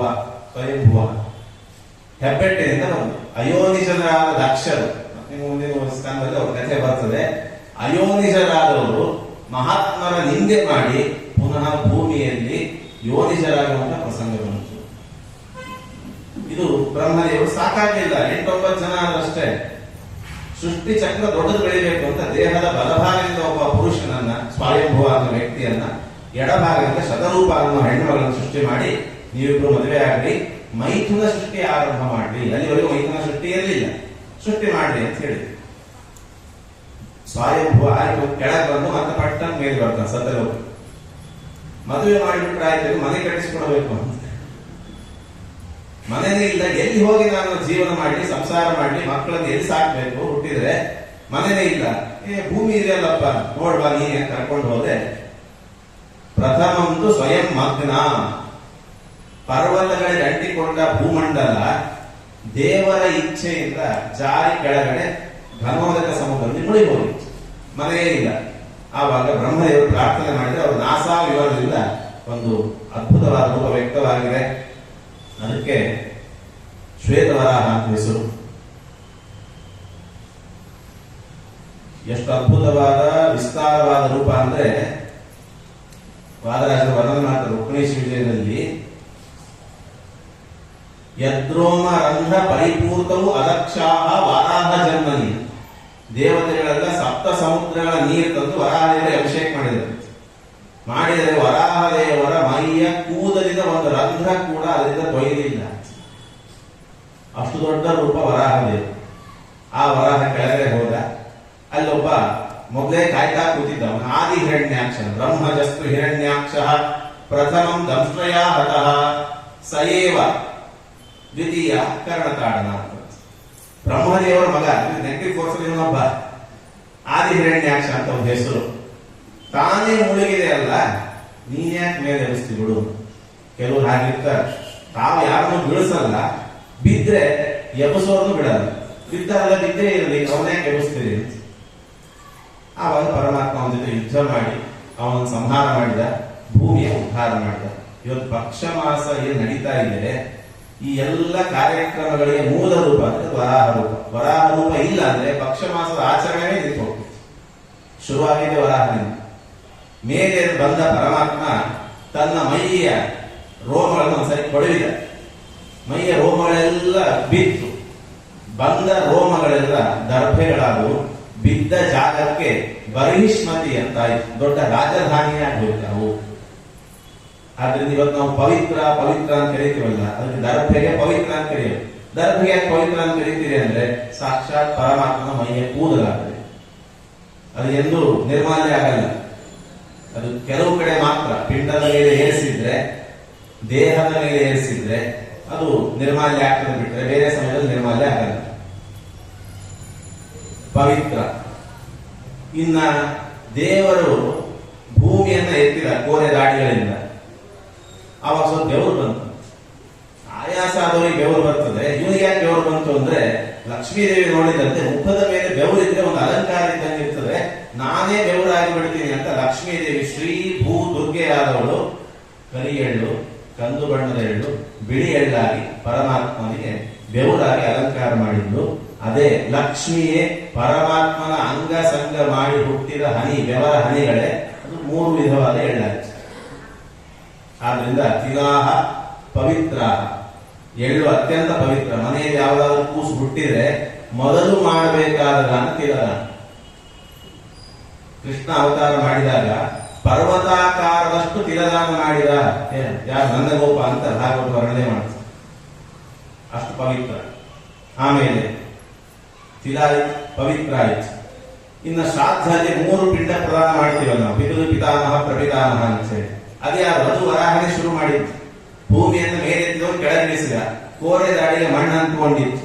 ಅಂಟಿಕೊಂಡ ಮಣ್ಣನ್ನು ಮುದ್ದೆ ಮುದ್ದೆ ಮಾಡಿ ಪರಮಾತ್ಮನ ಕೋರೆ ದಾಡಿಯಿಂದ 2 ಹನಿ ನೀರು ಬಂತು, ಈ ಕಡೆಯಿಂದ ಆ ಕಡೆಯಿಂದ. ಒಂದು ತುಂಗ, ಒಂದು ಭದ್ರ. ಆದ್ರಿಂದ ವರಾಹರೂಪಿ ಪರಮಾತ್ಮನ ಕ್ರೋಡದಿಂದ ಬಂದ ನೀರನ್ನ ನಾವು ನಿತ್ಯ ಸಂಪರ್ಕ ಮಾಡಿದ ನಾವೆಲ್ಲ ಪುಣ್ಯವಂತ. ಭಾಗವತ 3 ಸರಿ ಏನಾಗಿದೆ ಕಲಿಯುಗದ ಆರಂಭದಲ್ಲಿ, ಅದರಲ್ಲಿ 1 ಸರಿ ತುಂಗಭದ್ರಾ ನದಿ ತೀರದಲ್ಲೇ ಆಗಿರೋದು.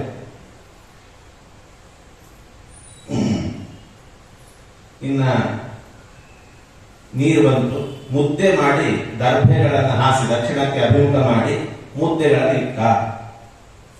ಅಲ್ಲಿ ಪರಮಾತ್ಮ ಪಾದ ಇಡಲಿಲ್ಲ. ಪರಮಾತ್ಮ ದರ್ಭೆ ಹಾಸಿದ ಭೂಮಿ ಮೇಲೆ 3 ಮುದ್ದೆಗಳನ್ನು ಇಟ್ಟ. ಈ ಚರೆ ಹಿಂದೆ ಗೊತ್ತಾಗ್ತದೆ, ದರ್ಭೆ ಮೇಲೆ ನೇರ ಪಿಂಡ ಪ್ರದಾನ ಮಾಡಿದ್ರೆ ಸಾಕು, ವಿಷ್ಣು ಪಾದ ಇಟ್ಟ ಅದರ ಅವಶ್ಯಕತೆ ಇಲ್ಲ ಅಂತ. ನೀವು ವಿಷ್ಣು ಪಾದದ ಮೇಲೆ ಗಯೆಯಲ್ಲಿ ಪಿಂಡ ವಿಸರ್ಜನೆ. ಯಾವಾಗ ಪ್ರಾಯ ನನಗೆ ಅನಿಸಿದ ಮಟ್ಟಿಗೆ ಸರಿನೋ ತಪ್ಪೋ ಗೊತ್ತಿಲ್ಲ, ವಿಚಾರ ಮಾಡ್ಬೇಕು. ಯಾರೋ ಆಚಾರ್ಯರೇ ಪೂಜಾ ಸ್ಟೋರ್ ಏನಾದ್ರು ಇಟ್ಟಿದ್ರು ಏನೋ, ವಿಷ್ಣುಪಾದ ಬಹಳ ಸೇಲ್ ಆಗ್ಬೇಕು ಅಂತ ಶುರು ಮಾಡ್ಕೊಂಡು ಕ್ರಮ ಅಂತ ಅನಿಸ್ತದೆ. ನೇರ ಭೂಸ್ಪರ್ಶ ಆಗ್ಬೇಕು ಪಿಂಡ, ಮತ್ತೆ ವಿಷ್ಣುಪಾದ ಇಟ್ಬಿಟ್ರೆ ಭೂಸ್ಪರ್ಶ ಹೆಂಗಾಗ್ತದೆ? ಆದ್ರೆ ಪರಮಾತ್ಮ ಭೂಮಿಯ ಮೇಲೆ ದರ್ಭೆಗಳನ್ನ ದಕ್ಷಿಣಾಭಿಮುಖವಾಗಿ ಹಾಸಿದ, 3 ಮಣ್ಣಿನ ಮುದ್ದೆಗಳನ್ನ ಇಟ್ಟ. ಇಷ್ಟು ಮಾಡಿದ್ರೆ ಯಾರಿಗೂ ಏನೂ ಗೊತ್ತಾಗ್ತಿರಲಿಲ್ಲ. ನಮಗೆ ಅನುಗ್ರಹ ಮಾಡೋ ನಾರದ ಇದ್ರೆ ಮಾತ್ರ ಗೊತ್ತಾಗ. ನಾರದ ತಕ್ಷಣ ಬಂದು ದೇವರೇ ಏನೋ ಹೀಗೆ ಮಾಡ್ತಿದೆಯಲ್ಲ, ಏನಿದು ಇಲ್ಲ. ಮುಂದೆ ಕಲಿಯುಗದಲ್ಲಿ ಎಲ್ಲ ಜನರು ಉದ್ಧಾರ ಆಗೋ, ಕಲಿಯುಗದ ಎಲ್ಲ ಇವರು ಉದ್ಧಾರ ಆಗೋ ಬಗೆಯನ್ನು ತೋರಿಸ್ಕೊಡ್ತಾ ಇದ್ದೀನಿ. ಏನು? ಅವರು ಪವಿತ್ರಗಳಿಂದ ಹಾಸಿ ಅದರ ಮೇಲೆ 3 ಮುದ್ದೆಗಳನ್ನ ಇಡಬೇಕು. ಪಿತೃ, ಪಿತಾಮಹ, ಪ್ರಪಿತಾಮಹ. ಬರೀ ಅವರ ಚಿಂತನೆ ಮಾಡಬಾರದು. ಪಿಂಡ ಅಂದ್ರೆ ಸಾಕ್ಷಾತ್ ಅವರ ದೇಹ, ಅಷ್ಟಾಂಗಂ ಪಿಂಡ ಲಕ್ಷಣಂ ಅಂತ 8 ಹಾಕಬೇಕು. 8ರಿಂದಲೇ ದೇಹ ಆಗ್ತದೆ. ನಮ್ಮಲ್ಲಿ ಬಾಳೆಹಣ್ಣು, ತುಳಸಿ, ಕೆಲವರು ಇನ್ನೂ ಏನೇನೋ ಹಾಕ್ತಾರೆ, ಅವೆಲ್ಲ ಬೇಕಾಗಿಲ್ಲ. ಕೆಲವರು ಪಾಯಸನೂ ಹಾಕ್ತಾರೆ. ದೇಹ ಆಗ್ಲಿಕ್ಕೆ 8 ದ್ರವ್ಯಗಳು ಸಾಕು. ಆ 8 ದ್ರವ್ಯಗಳಿದ್ರೆ ದೇಹ ಆಗೋಗ್ತದೆ. ಅದಾದ್ಮೇಲೆ ಅವ್ರಿಗೆ ನೈವೇದ್ಯ ಮಾಡ್ಲಿಕ್ಕೆ ಬಾಳೆಹಣ್ಣು ಇತ್ಯಾದಿ ಇಟ್ಟಿರ್ತೇನೆ, ಅದು ದೇಹದೊಳಗೆ ಸೇರ್ಬೇಕಾಗಿಲ್ಲ. ಅಷ್ಟಾಂಗಂ ಪಿಂಡ ಲಕ್ಷಣ, ಅವರ ಶರೀರ ಅಂತ ಭಾವಿಸ್ಬೇಕು. ಪಿತುವಿನ ಒಳಗಡೆ ವಸು, ಪಿತಾಮಹನ ಒಳಗಡೆ ರುದ್ರ, ಪ್ರಪಿತಾಮಹನ ಒಳಗಡೆ ಆದಿತ್ಯ ಅಂತ. ಅವ್ರ ಒಳಗಡೆ ಯಾವ ರೂಪ ಚಿಂತನೆ ಮಾಡಬೇಕು ಅಂದ್ರೆ ನನ್ನ 3 ರೂಪಗಳು ಪ್ರದ್ಯುಮ್ನ, ಸಂಕರ್ಷಣ, ವಾಸುದೇವ ರೂಪಗಳನ್ನು ಚಿಂತನೆ ಮಾಡಿದ್ರೆ ಆವಾಗ ನಾನು ಅವರನ್ನು ವಿಶೇಷವಾಗಿ 21 ಕುಲ ಉದ್ಧಾರ ಮಾಡ್ತೇನೆ ಅಂತ ವರಾಹರೂಪಿ ಪರಮಾತ್ಮ ಆಶೀರ್ವಾದ ಮಾಡಿದೆ. ಹಿಂದಿನ 10 ಕುಲ, ಮುಂದಿನ 10 ಕುಲ ಅವನೊಬ್ಬ. ಈ ರೀತಿ ಪರಮಾತ್ಮ ಆಶೀರ್ವಾದ ಮಾಡಿದ್ರಿಂದ ಲೋಕದಲ್ಲಿ ಪಿಂಡ ಪ್ರದಾನ, ಪಿತೃಯಜ್ಞ ಅಂತ ಆರಂಭ ಆಯಿತು. ಆದ್ರಿಂದ ಪರಮಾತ್ಮನ ಮೈಯ ವ್ಯವರಹನಿಯೇ ಎಳ್ಳು, ಕೂದಲುಗಳೇ ದರ್ಭೆ. ಆ ಎಳ್ಳನ್ನ ಮತ್ತು ನೀರನ್ನ ಅದರ ಮೇಲೆ ಉದುರಿಸಿದ ಪರಮಾತ್ಮ. ತಿಲ ಪೂಜೆ ಮಾಡಿದೆ. ನನ್ನ ಪೂಜೆ ನಾನೇ ಮಾಡ್ಕೋತೀನಿ. ಯಾಕೆ ಅಂದ್ರೆ ನಾನು ಮಾಡದೇ ಇದ್ರೆ ಮುಂದೆ ಯಾರು ಮಾಡಲ್ಲ ಅಂತ ಪರಮಾತ್ಮ ತೋರಿಸ್ಕೊಟ್ಟ. ಈ ರೀತಿ ವರಾಹನಾಗಿ ಒಬ್ಬ ಹಿರಣ್ಯಾಕ್ಷನ ಸಂಹಾರ ಮಾಡಿದ. ಅದೇ ಹಿರಣ್ಯಾಕ್ಷನ ಆವೇಶವುಳ್ಳ ಇನ್ನೊಬ್ಬ ವ್ಯಕ್ತಿ ಬಂದಿದ್ದ, ಹಿರಣ್ಯಕಶಿಪುವಿನ ತಮ್ಮ. ಅವನ್ ಕೊಂದ್ರು. ಅಲ್ಲ, ಯಾರ ಮಗ ಇವನು ಅಂದ್ರೆ ದಿತಿ ಮತ್ತು ಕಶ್ಯಪರ ಮಗ. ಕಶ್ಯಪರು ದೊಡ್ಡ ಋಷಿಗಳು. ಅಂಥ ಋಷಿಗಳಲ್ಲಿ ಇಂಥ ಕೆಟ್ಟ ಮಕ್ಕಳು ಹೆಂಗೆ ಹುಟ್ಟಿದ್ರು ಅಂದ್ರೆ ಅದಕ್ಕೊಂದು ನಿರೂಪಣೆ ಮಾಡಿದ್ರು. ಸಾಯಂಕಾಲದಲ್ಲಿ ದಿತಿದೇವಿ ಬಂದು ಮಕ್ಕಳು ಬೇಕು, ಆಸೆ ಪೂರೈಸ್ರಿ ಅಂತ. ಅವರಂದ್ರು ಗೃಹಸ್ಥ ಸಂತಾನ ಪಡೆಯೋದು ಯೋಗ್ಯ ಬಯಕೆ, ಅದಕ್ಕೆ ಕಾಲ ನಿಯಮ ಇದೆ. ಸಾಯಂಕಾಲ ಸರಿಯಲ್ಲ. ಏಷಾ ಘೋರತಮ ವೇಲ ಘೋರಾಣ ಘೋರ ದರ್ಶನ. ಈ ಸಮಯದಲ್ಲಿ ಗರ್ಭಧಾರಣೆ ಮಾಡಿದರೆ ರುದ್ರದೇವರು ಬಂದು ಕೂಸನ್ನೂ ಕೊಲ್ತಾರೆ, ನಿನ್ನನ್ನು ಕೊಲ್ತಾರೆ. ಅದೆಲ್ಲ ಗೊತ್ತಿಲ್ಲ, ಆಗ್ಬೇಕು ಅಂತ ಹಠ ಹಿಡಿದ್ರು. ಗರ್ಭಾಧಾನ ಆಯ್ತು. ಆವಾಗ ಹೇಳಿದ್ರು ರುದ್ರದೇವರು ಬಂದು ನಿನ್ ಕೊಲ್ತಾರೆ ಈಗ ಅಂತ.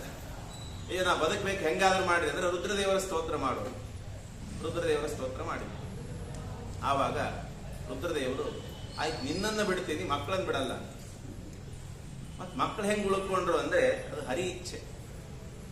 ಅವನ್ ಕೇಳ್ತಾನೆ ಪರೀಕ್ಷಿತ, ಮಕ್ಕಳು ಹೆಂಗ್ ಉಳಿದ್ರಿ ಅಂದ್ರೆ ಯಾರಾದ್ರೂ ಬ್ರಹ್ಮಾಸ್ತ್ರದಿಂದ ಹೊಡೆಸ್ಕೊಂಡು ಬದುಕಿದವ್ರು ನೋಡಿ ಏನ್ ನೀನು? ಬ್ರಹ್ಮಾಸ್ತ್ರದ ಮುಂದೆ ಯಾರು ಬದುಕ್ತಾರೆ? ಯಾರು ಬದುಕಿಲ್ಲ. ನೀನು ಬದುಕಿಯಲ್ಲ. ನಿನಗೇ ಬಿಟ್ಟಿದ್ರೆ ಅಶ್ವತ್ಥಾಮಾಚಾರ ಬ್ರಹ್ಮಾಸ್ತ್ರ, ನೀನು ಬದುಕೇ ಇಲ್ಲೋ. ಕಾರಣ ಏನು? ಹರಿ ಇಚ್ಛ. ಹಂಗೆ ಹಿರಣ್ಯಕಶಿಪು ಹಿರಣ್ಯಾಕ್ಷರು ಬದುಕಬೇಕು ಅಂತ ಪರಮಾತ್ಮನ ಅಪೇಕ್ಷೆ ಇತ್ತು, ಬದುಕಿದ್ರು. ಅವ್ರು ಹೇಳಿದ್ರು ಲೋಕ ಕಂಟಕರಾದ ಮಕ್ಕಳೇ ಹುಟ್ಟುತ್ತಾರೆ. ಅದಕ್ಕೆ ಅವಳು ಎಷ್ಟು ಕಷ್ಟಪಟ್ಲ ಅಂದ್ರೆ ನನ್ನ ಮಕ್ಕಳು ಆದಷ್ಟು ಲೇಟ್ ಆಗಿ ಹುಟ್ಲಿ ಅಂತ ಹೇಳಿ ಹೊಟ್ಟೆಯಲ್ಲಿ 100 ವರ್ಷ ಗರ್ಭಧಾರಣೆ ಮಾಡಿ. ಲೋಕ ಕಂಟಕರಾದ ಮಕ್ಕಳು ಹುಟ್ಟುತ್ತಾರೆ, ಹುಟ್ಟಿದ ತಕ್ಷಣ ಕಿರಿಕಿರಿ ಮಾಡ್ತಾರೆ. ನನಗೇ ಕಿರಿಕಿರಿ ಕೊಡ್ಲಿ 100 ವರ್ಷ ಅಂತ ಹೊಟ್ಟೆಯಲ್ಲೇ ಇಟ್ಟುಕೊಂಡು ಕೊನೆಗೆ ಆಗದೇನೆ ಪ್ರಸವ ಆಯಿತು. ಹಿರಣ್ಯಾಕ್ಷ ಹಿರಣ್ಯಕಶಿಪುಗಳು ಹುಟ್ಟಿದ್ರು.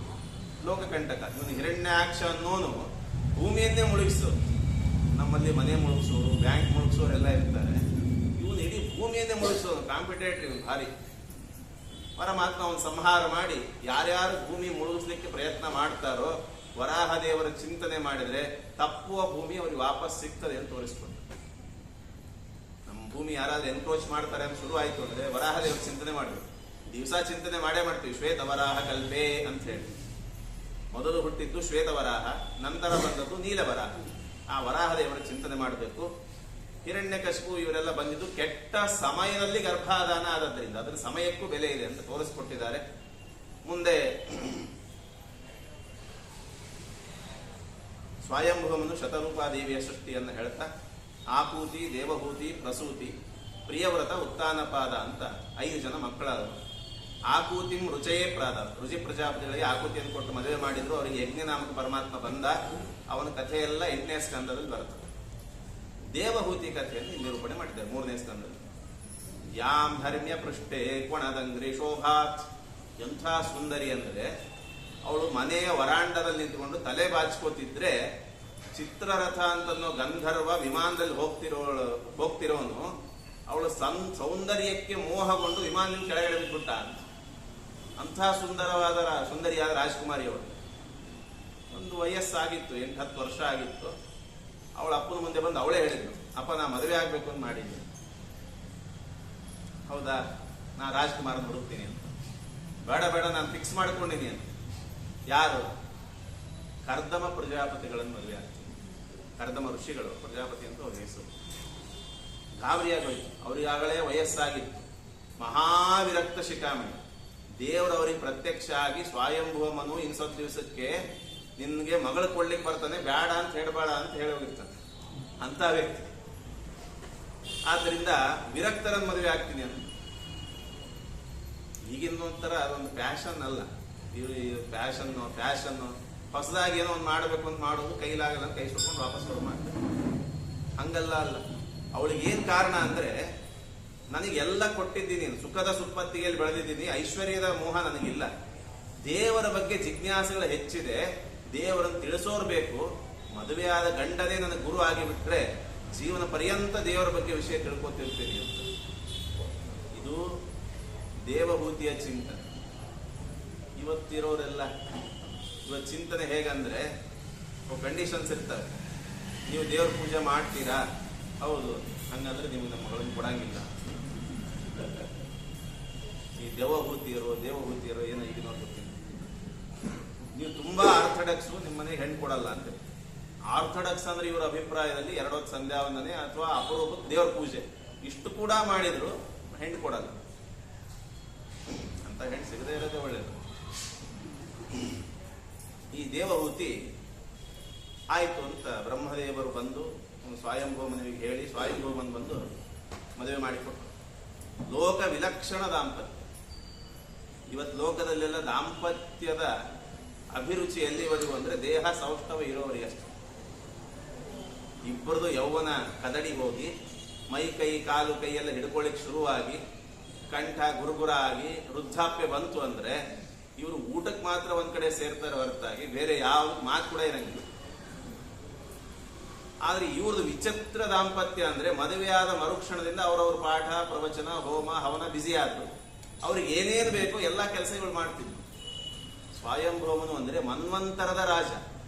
71 ಮಹಾಯುಗ ಆಗುವವರೆಗೂ ಅವನು ಅಲ್ಲಾಡಿಸೋರಿಲ್ಲ. ಅಂಥ ದೊಡ್ಡ ರಾಜನ ಒಬ್ಬ 2ನೇ ಮಗಳು ಮಹಾರಾಜಕುಮಾರಿ. ಅವಳು ಋಷಿಗಳ ಮನೆಯಲ್ಲಿ ಪಾತ್ರೆ ತಿಕ್ಕಿದ್ಲು, ಸಗಣಿ ಸಾರಿಸಿದ್ಲು, ಏನೇನ್ ಬೇಕು ಎಲ್ಲಾ ಕೆಲಸ ಮಾಡಿದ್ಲು. ಎಷ್ಟು ದಿವಸ? 100 ವರ್ಷ. ಭಾಗವತ ಸಮಯ ಹೇಳಲ್ಲ. ಒಂದ್ ದಿವಸ ದೇವಹೂತಿ ಜಡೆ ಹಾಕೊಳ್ಬೇಕಾದ್ರೆ ಬಿಳಿ ಕೂದಲು ಬಂತು, ತಲೆ ಫಲಿತಾಗಿತ್ತು. ಅದು ನೋಡಿ ದೇವಹೂತಿ ಅಂದ್ಕೊಂಡು ನನಗೆ ವಯಸ್ಸಾಯ್ತು ಅಂತ. ಅವತ್ ಗಂಡ ಬಂದು ಮಾತಾಡಿಸಿದ್ರೆ, ದೇವಹೂತಿ ಆರಾಮಿದೆಯಾ ಅಂತ. ಅಲ್ಲಿವರೆಗೂ ಗಂಡ ಮಾತಾಡಿಸೇ ಇಲ್ಲ ಅಂದ್ರೆ ಕೆಲಸಕ್ಕೆ ಎಷ್ಟು ಬೇಕೋ ಅಷ್ಟು ಮಾತು. ಹೆಂಡತಿಯನ್ನು ಮೋಹದಿಂದಾಗ್ಲಿ ಅಭಿಮಾನದಿಂದಾಗ್ಲಿ ಯಾವುದೇ ಇಲ್ಲ, ವ್ಯವಹಾರವೇ ಇಲ್ಲ. ಆವಾಗ ಮಾತಾಡಿಸಿದ್ರು, ನಿನ್ನ ಸೇವೆಗೆ ನಾನು ಮೆಚ್ಚಿದ್ದೀನಿ, ನಿನಗೇನ್ ಬೇಕು? ಅವಳಂದು ನಿಮ್ಮನ್ನು ಮದುವೆ ಮಾಡಿಕೊಂಡಿದ್ದು ನಾನು ನಿಜವಾಗ್ಲೂ ಜಿಜ್ಞಾಸೆಯಿಂದಲೇ ಮಾಡ್ಕೊಂಡಿದ್ದೀನಿ, ಉಪದೇಶ ಮಾಡಬೇಕು. ಆದ್ರೆ ಹೆಣ್ಣಿನ ಸಹಜ ಬಯಕೆ ಏನು? ಭೋಗ. ಆದ್ರಿಂದ ನಾನು ಭೋಗ ಮಾಡ್ಲಿಕ್ಕೆ ಇಷ್ಟಪಡ್ತೀನಿ ಮೊದಲು, ಆಮೇಲೆ ಉಪದೇಶ ಮಾಡಿ. ಆಯ್ತು ಅಂತ ಹೇಳಿ ತಪಶಕ್ತಿಯಿಂದ ಸ್ವಯಂಭುವ ಮನುಗಳು ಅಳಿಯನ ಮನೆಗೆ 2 ಕಾರಣದಿಂದ ಬರಲಿಲ್ಲ. ಒಂದನೇ ಕಾರಣ ಏನು ಅಂದ್ರೆ, ನನ್ನ ಮಗಳು ಕಷ್ಟಪಡೋದು ನೋಡ್ಲಿಕ್ಕೆ ಆಗಲ್ಲ ಅಂತ ಒಂದಿಷ್ಟು ದಿವಸ ಬರಲಿಲ್ಲ, 100 ವರ್ಷ. ಆಮೇಲೂ ಬರಲಿಲ್ಲ. ಯಾಕೆ ಅಂದ್ರೆ, ನನಗಿಂತ ನನ್ನ ಅಳಿ ಅಂದ್ರೆ ತಪಶಕ್ತಿಯಿಂದ ವೈಭವವಾಗಿ ಜೀವನ ಮಾಡ್ತಿದ್ದಾರೆ, ನೋಡಿ ನಂಗೆ ನಾಚಿಕೆ ಆಗ್ತಂತ ಅವರೇ ಬರಲಿಲ್ಲ. ಅಷ್ಟು ವೈಭವ ತಪಶಕ್ತಿಯಿಂದ ಉದ್ಯಾನವನಗಳು, ವಿಮಾನಗಳು, 9 ದೇಹ ತಾವು ತಗೊಂಡ್ರು, 9 ದೇಹ ಹೆಂಡತಿ ಕೊಟ್ರು, ಹರಿ ಭೋಗ, 100 ವರ್ಷ ಭೋಗ. ತಿಳಿಸ್ಕೊಡೋದೇನು ಅಂದ್ರೆ, ಭೋಗ ಯಾವಾಗಾದ್ರೂ ಮಾಡ್ಬೋದು, ಮೊದಲಿಗೆ ಧರ್ಮಾಚರಣೆ ಮಾಡಿ ತಪಶಕ್ತಿ ಸಂಪಾದಿಸಿ. ನಾವೇನ್ ಮಾಡ್ಬಿಡ್ತೀವಿ, ಭೋಗ ಮಾಡ್ಲಿಕ್ಕೆ ಫಸ್ಟ್ ಹಾಫ್ ಇದೆ ಅಂತೇಳಿ ಭೋಗ ಮಾಡಿಬಿಡ್ತೀವಿ, ಆಮೇಲೆ ತಪಸ್ಸು ಮಾಡ್ಲಿಕ್ಕೆ ದೇಹವೇ ಸಹಕಾರ ಕೊಡಂಗಿಲ್ಲ. ಫಸ್ಟ್ ಹಾಫ್ ಅಲ್ಲಿ ಸರಿಯಾಗಿ ಧರ್ಮಾಚರಣೆ ಮಾಡಿದ್ರೆ ಸೆಕೆಂಡ್ ಹಾಫ್ ಅನ್ನು ನಾವೇ ಕ್ರಿಯೇಟ್ ಮಾಡ್ಕೋಬಹುದು. ಅದನ್ನ ಕರ್ದಮರು ತೋರಿಸ್ಬೋದು. 9 ಜನ ಹೆಣ್ಮಕ್ಳಾದ, 10ನೇದು ಹೊಟ್ಟೆಯಲ್ಲಿ ಪ್ರೆಗ್ನೆಂಟ್ ಆಗಿದ್ದು. ಅವ್ರು ಹೇಳಿದ್ರು, ನಾನು ಇಷ್ಟು ದಿವಸ ಮಾಡಿದ್ ಸಾಕು, ನನ್ನ ಪುಣ್ಯ ಎಲ್ಲ ನಾಶ ಆಗಿದೆ, ಸಂಸಾರ ಮಾಡಿ ನಾನು ಕಾಡಿಗೆ ಹೋಗ್ತೀನಿ. ಅವಳೊಂದು, ನಿಮ್ಮನ್ನು ಮದುವೆ ಆಗಿದ್ದೆ ನಾನು ಉಪದೇಶ ಪಡಿಲಿಕ್ಕೆ. ಮದುವೆ ಆದಾಗಿಂದ 100 ವರ್ಷ ಸೇವೆ ಆಯ್ತು, 100 ವರ್ಷ ಭೋಗ ಆಯ್ತು, 10 ಜನ ಮಕ್ಕಳು ಬರ್ತಾ ಇದ್ದಾರೆ. ಇವರಿಗೆಲ್ಲ ಮದುವೆ ಮಾಡೋರು ಯಾರು? ಹೆಣ್ಮಕ್ಳಿಗೆ. ನೀವು ಕಾಡಿಗೆ ಹೋಗ್ಬಿಟ್ರೆ ನಾನು ಉದ್ಧಾರ ಮಾಡೋರು ಯಾರು? ಒಂದು ಮಾತು ಹೇಳ್ತಾರೆ, ನಿನ್ನನ್ನು ನಾನು ಉದ್ಧಾರ ಮಾಡೋದಾಗಿದ್ರೆ ಮದುವೆ ಆದ ದಿವಸವೇ ಶಾಂತಿ ಪಾಠ ಶುರು ಮಾಡ್ತೀನಿ. ಅವ್ರು ಋಷಿ ಪತ್ನಿ, ಅವಳು ವೇದಾಧಿಕಾರ ಇದೆ. ನಿನಗೆ ಉಪದೇಶ ಮಾಡೋ ಯೋಗ್ಯ ಗುರು ನಾನಲ್ಲ, ಮತ್ತಾರು? ಪರಮಾತ್ಮನೇ ಬರ್ತಾನೆ ನಿಂಗೆ ಉಪದೇಶ ಮಾಡ್ಲಿಕ್ಕೆ. ಎಲ್ಲಿಂದ ಬರ್ತಾನೆ, ಯಾವಾಗ ಬರ್ತಾನೆ ಅಂದ್ರೆ, ಏಷ ಮಾನವಿತೆ ಗರ್ಭಂ ಪ್ರವಿಷ್ಟ. ಎಲ್ಲೋ ಹುಡುಕ್ಬೇಡ, ನಿನ್ನ ಗರ್ಭದಲ್ಲೇ ಕೂತಿದ್ದಾನೆ ದೇವರು. ಇನ್ ಸ್ವಲ್ಪ ದಿವಸ ಹೊರಗೆ ಬರ್ತಾನೆ, ಅವನೇ ನಿಂಗೆ ಉಪದೇಶ ಮಾಡ್ತಾನೆ. ಸರಿ ಅಂತ ಪರಮಾತ್ಮ ಅವತಾರ ಮಾಡಿದ್ದೇ ತಡ. ಪ್ರದಕ್ಷಿಣೆ ಹಾಕಿ ನಮಸ್ಕಾರ ಮಾಡಿ, ಸ್ವಾಮಿ ನಾನು ಕಾಡಿಗೆ ತಪಸ್ಸಿಗೆ ಹೋಗ್ತೀನಿ ಅಂತ ಹೋದ್ರು. ದೇವಹೂತಿ ಮತ್ತು ಕರ್ದಮರ ಜೀವನ ಎಷ್ಟು ವಿಚಿತ್ರ ನೋಡಿ. ಬೇರೆಯವರೆಲ್ಲ ಕಾಡಿಗೆ ಹೋಗಿ ದೇವರು ಸಿಗೋವರೆಗೆ ತಪಸ್ಸು ಮಾಡ್ತಾರೆ, ದೇವರು ಸಿಕ್ಕರೆ ಮನೆಗೆ ವಾಪಸ್ ಬಂದ್ಬಿಡ್ತಾರೆ. ಇವರು ಮನೆಯಲ್ಲೇ ದೇವರು ಬಂದ್ರೆ ಅದೇ ದೇವರಿಗೆ ನಮಸ್ಕಾರ ಮಾಡಿ ವಾಪಸ್ ಕಾಡಿಗೆ ತಪಸ್ಸಿಗೆ ಹೋದ್ರು. ಅಂದ್ರೆ ಕರ್ತವ್ಯ ನಿಷ್ಠೆ ಎಷ್ಟಿದೆ ಅಂತ ಹೇಳಿ ಕರ್ದಮರು ನೋಡಿ ಕಲಿಬೇಕು. ಅದಾದ್ಮೇಲೆ ಸ್ವಲ್ಪ ವಯಸ್ಸಾಯಿತು. ಎಲ್ಲ 9 ಜನ ಹೆಣ್ಣು ಮಕ್ಕಳನ್ನು 9 ಋಷಿಗಳಿಗೆ ಕೊಟ್ಟು ಮದುವೆ ಮಾಡಿ. ಈ ದೇವಹೂತಿಯನ್ನು ನೋಡಿ ಫಸ್ಟ್ ಕಲಿಬೇಕಾದವ್ರು ಯಾರು ಅಂದ್ರೆ ಈ ಆಚಾರ ಹೆಂಡತಿಯರು. ಇವರು ಅಪರೂಪಕ್ಕೆ ನಮ್ಮಪ್ಪ ಮದುವೆ ಮಾಡಿ ಕೊಟ್ಬಿಟ್ಟ ಅಂತ ಕಷ್ಟದಿಂದ ಜೀವನ ಮಾಡ್ತಿರ್ತ. ನೆಕ್ಸ್ಟ್ ತಮ್ಮ ಮಕ್ಕಳನ್ನು ಮದುವೆ ಮಾಡಬೇಕಾದ್ರೆ ಯಾರಾದ್ರೂ ಅಪರೂಪ ಗಂಡ, ಯಾರಾದ್ರೂ ವೈದಿಕರನ್ನು ಪಂಡಿತರನ್ನು ತೋರಿಸ್ಬಿಟ್ಟ ಅಂದ್ರೆ ನಾನ್ ಪಟ್ಟ ಕಷ್ಟನೇ ಸಾಕು, ನಮ್ಮ ಮಕ್ಕಳನ್ನ ಯಾರೋ ಐಟಿ ಬಿಟಿ ಕೊಡೋಣ ಅಂತ. ಹಂಗೆಲ್ಲ ಇಲ್ಲ. ದೇವಹೂತಿ ಪಟ್ಟ ಕಷ್ಟದ ಮುಂದೆ ಇವ್ರ ಕಷ್ಟ ಏನು? ದೇವಹೂತಿ ಅಷ್ಟೆಲ್ಲ ಶ್ರದ್ಧೆಯಿಂದ ಆಚರಣೆ ಮಾಡಿದ್ರು. 9 ಜನ ಹೆಣ್ಣು ಮಕ್ಕಳನ್ನ ಪ್ರತಿಯೊಬ್ಬರನ್ನು ತಾನು ಅನಸೂಯೆಗಳನ್ನ ಅತ್ರಿಗೆ ಕೊಟ್ಟು ಮದುವೆ ಮಾಡಿದ್ರು. ಹೀಗೆ 9 ಜನ ಹೆಣ್ಮಕ್ಕಳನ್ನ ಋಷಿಗಳಿಗೆ ಕೊಟ್ಟು ಮದುವೆ ಮಾಡಿದ್ರು. ಬಹಳ ದುಃಖ ಇತ್ತು ಗಂಡ ಇಲ್ಲ ಅಂತ ಹೇಳಿ. ಆವಾಗ ಅನೇಕ ಸಂಶಯಗಳು ತುಂಬಿಕೊಂಡು ಕೂತಾಗ ಪರಮಾತ್ಮ ಬಿಂದು ಸರೋವರದ ತೀರದಲ್ಲಿ ಕಪಿಲ ನಾಮಕ ಪರಮಾತ್ಮ ತಾಯಿಗೆ ಮಾಡಿದ ಉಪದೇಶವೇ ಅದು ಸಾಂಖ್ಯೋಪದೇಶ, ಸಾಂಖ್ಯ ತತ್ವ ಅಂತ ಕರೀತಾರೆ. ಅವಳು ಕೇಳಿದ್ದು ಬಂಧಕ್ಕೆ ಮೋಚನೆಗೆ ಏನು ಕಾರಣ ಅಂದ್ರೆ, ಪರಮಾತ್ಮ ಹೇಳಿದ ಗುಣೇಶು ಸಕ್ತಂ ಬಂಧಾಯ ಮುಕ್ತ ಏಚ ಆತ್ಮನೋರಥಂ. ಬೀಗದ ಕೈ ಹಾಕ್ಬಿಡೋದು ಕೇಳೋದಂತ. ಬೀಗದ ಕೈ ಹಾಕ್ಬಿಟ್ಟಿವಿ, ತೆಗಿಲಿಕ್ಕೆ ಯಾವ ಕೀ ಬಳಸ್ಬೇಕು ಅಂತ. ಯಾವ ಕೀಯಿಂದ ಹಾಕಿದ್ರೆ ಅದೇ ಕೀಯಿಂದಲೇ ತೆಗಿಬೇಕು, ಬೇರೆ ಇಲ್ಲ ಮಾರ್ಗ. ಗುಣೇಶು ಸಕ್ತಂ ಬಂಧಾಯ, ಒಂದು ಕಡೆ ತಿರುಗಿದ್ರೆ ಅದು ಬಂಧಕ ಆಗ್ತದೆ, ಲಾಕ್ ಆಗ್ತದೆ. ಅದನ್ನ ಅದ್ರ ವಿರುದ್ಧ ದಿಕ್ಕಿಗೆ ತಿರುಗಿಸಿದ್ರೆ ಅನ್ಲಾಕ್ ಆಗ್ತದೆ. ಹಾಗಾಗಿ ಸಂಸಾರದಲ್ಲಿ ಮನಸ್ಸಿಟ್ರೆ ನೀವು ಸ್ವಯಂ ಲಾಕ್ ಆಗಿಬಿಡುತ್ತೆ. ಯಾರು ಬಂದು ಬಾಗಿಲು ಹೊಡಿಲಿಕ್ಕೆ ಪ್ರಯತ್ನ ಮಾಡಿದ್ರು ಹೊಡೆಯಂಗಿಲ್ಲ. ನೀವು ದೇವರಲ್ಲಿ ಮನಸ್ಸಿಟ್ರೆ ತಾನೇ ಅನ್ಲಾಕ್ ಆಗ್ತದೆ. ಯಾಕೆಂದ್ರೆ ಲಾಕ್ ಮಾಡೋನು ಅನ್ಲಾಕ್ ಮಾಡೋನು ಅವನೇ ಆಗ್ತದೆ. ಮೋಕ್ಷಕ್ಕೇನ್ ದಾರಿ? ಸತಾಂ ಪ್ರಸಂಗಾತ್ಮವೀರ್ಯ ಸಂಪದೋ ಭವಂತಿ ಹೃತ್ಕರ್ಣ ರಸಾಯನ ಕಥಾ ತಜ್ಜೋಷಣಾದಾಶ್ವಪವರ್ಗ ವರ್ತಮನಿ ಶ್ರದ್ಧಾವತಿ ಭಕ್ತಿರನುಪ್ರವಿಶ್ಯತಿ. ಭಕ್ತಿ ಬರಬೇಕಾದ್ರೆ ಮೊದಲಿಗೆ ಪರಮಾತ್ಮನ ಕಥೆ ಕೇಳಬೇಕು. ಕಥೆ ಕೇಳಬೇಕಾದ್ರೆ ಸಜ್ಜನರ ಸಂಘ ಆಗ್ಬೇಕು. ಯಾವುದೋ ಒಂದು ಊರಲ್ಲಿ ಯಾರು ವಿಷ್ಣು ಭಕ್ತರೇ ಇಲ್ಲ, ಅಲ್ಲಿ ಪೋಸ್ಟಿಂಗ್ ಆಯ್ತು ಅಂದ್ಕೊಳ್ಳೋದು. ಈಗಿನ ಕಾಲದಲ್ಲೆಲ್ಲ ಟ್ರಾನ್ಸ್ಫರ್ಸ್ ಆಗ್ತಾನೆ ಇಲ್ಲ. ಇವನಿಗೆ ಸಜ್ಜನರ ಸಂಘವೇ ಇಲ್ಲ, ಕಥೆ ಕೇಳಲ್ಲ, ಅವ್ರ ಜೊತೆ ಕೂತು ಆ ಕಾಡು ಹರಟೆ ಹೊಡಿತಾನೆ ಸಮಯ ಸಿಕ್ಕಾಗೆಲ್ಲ.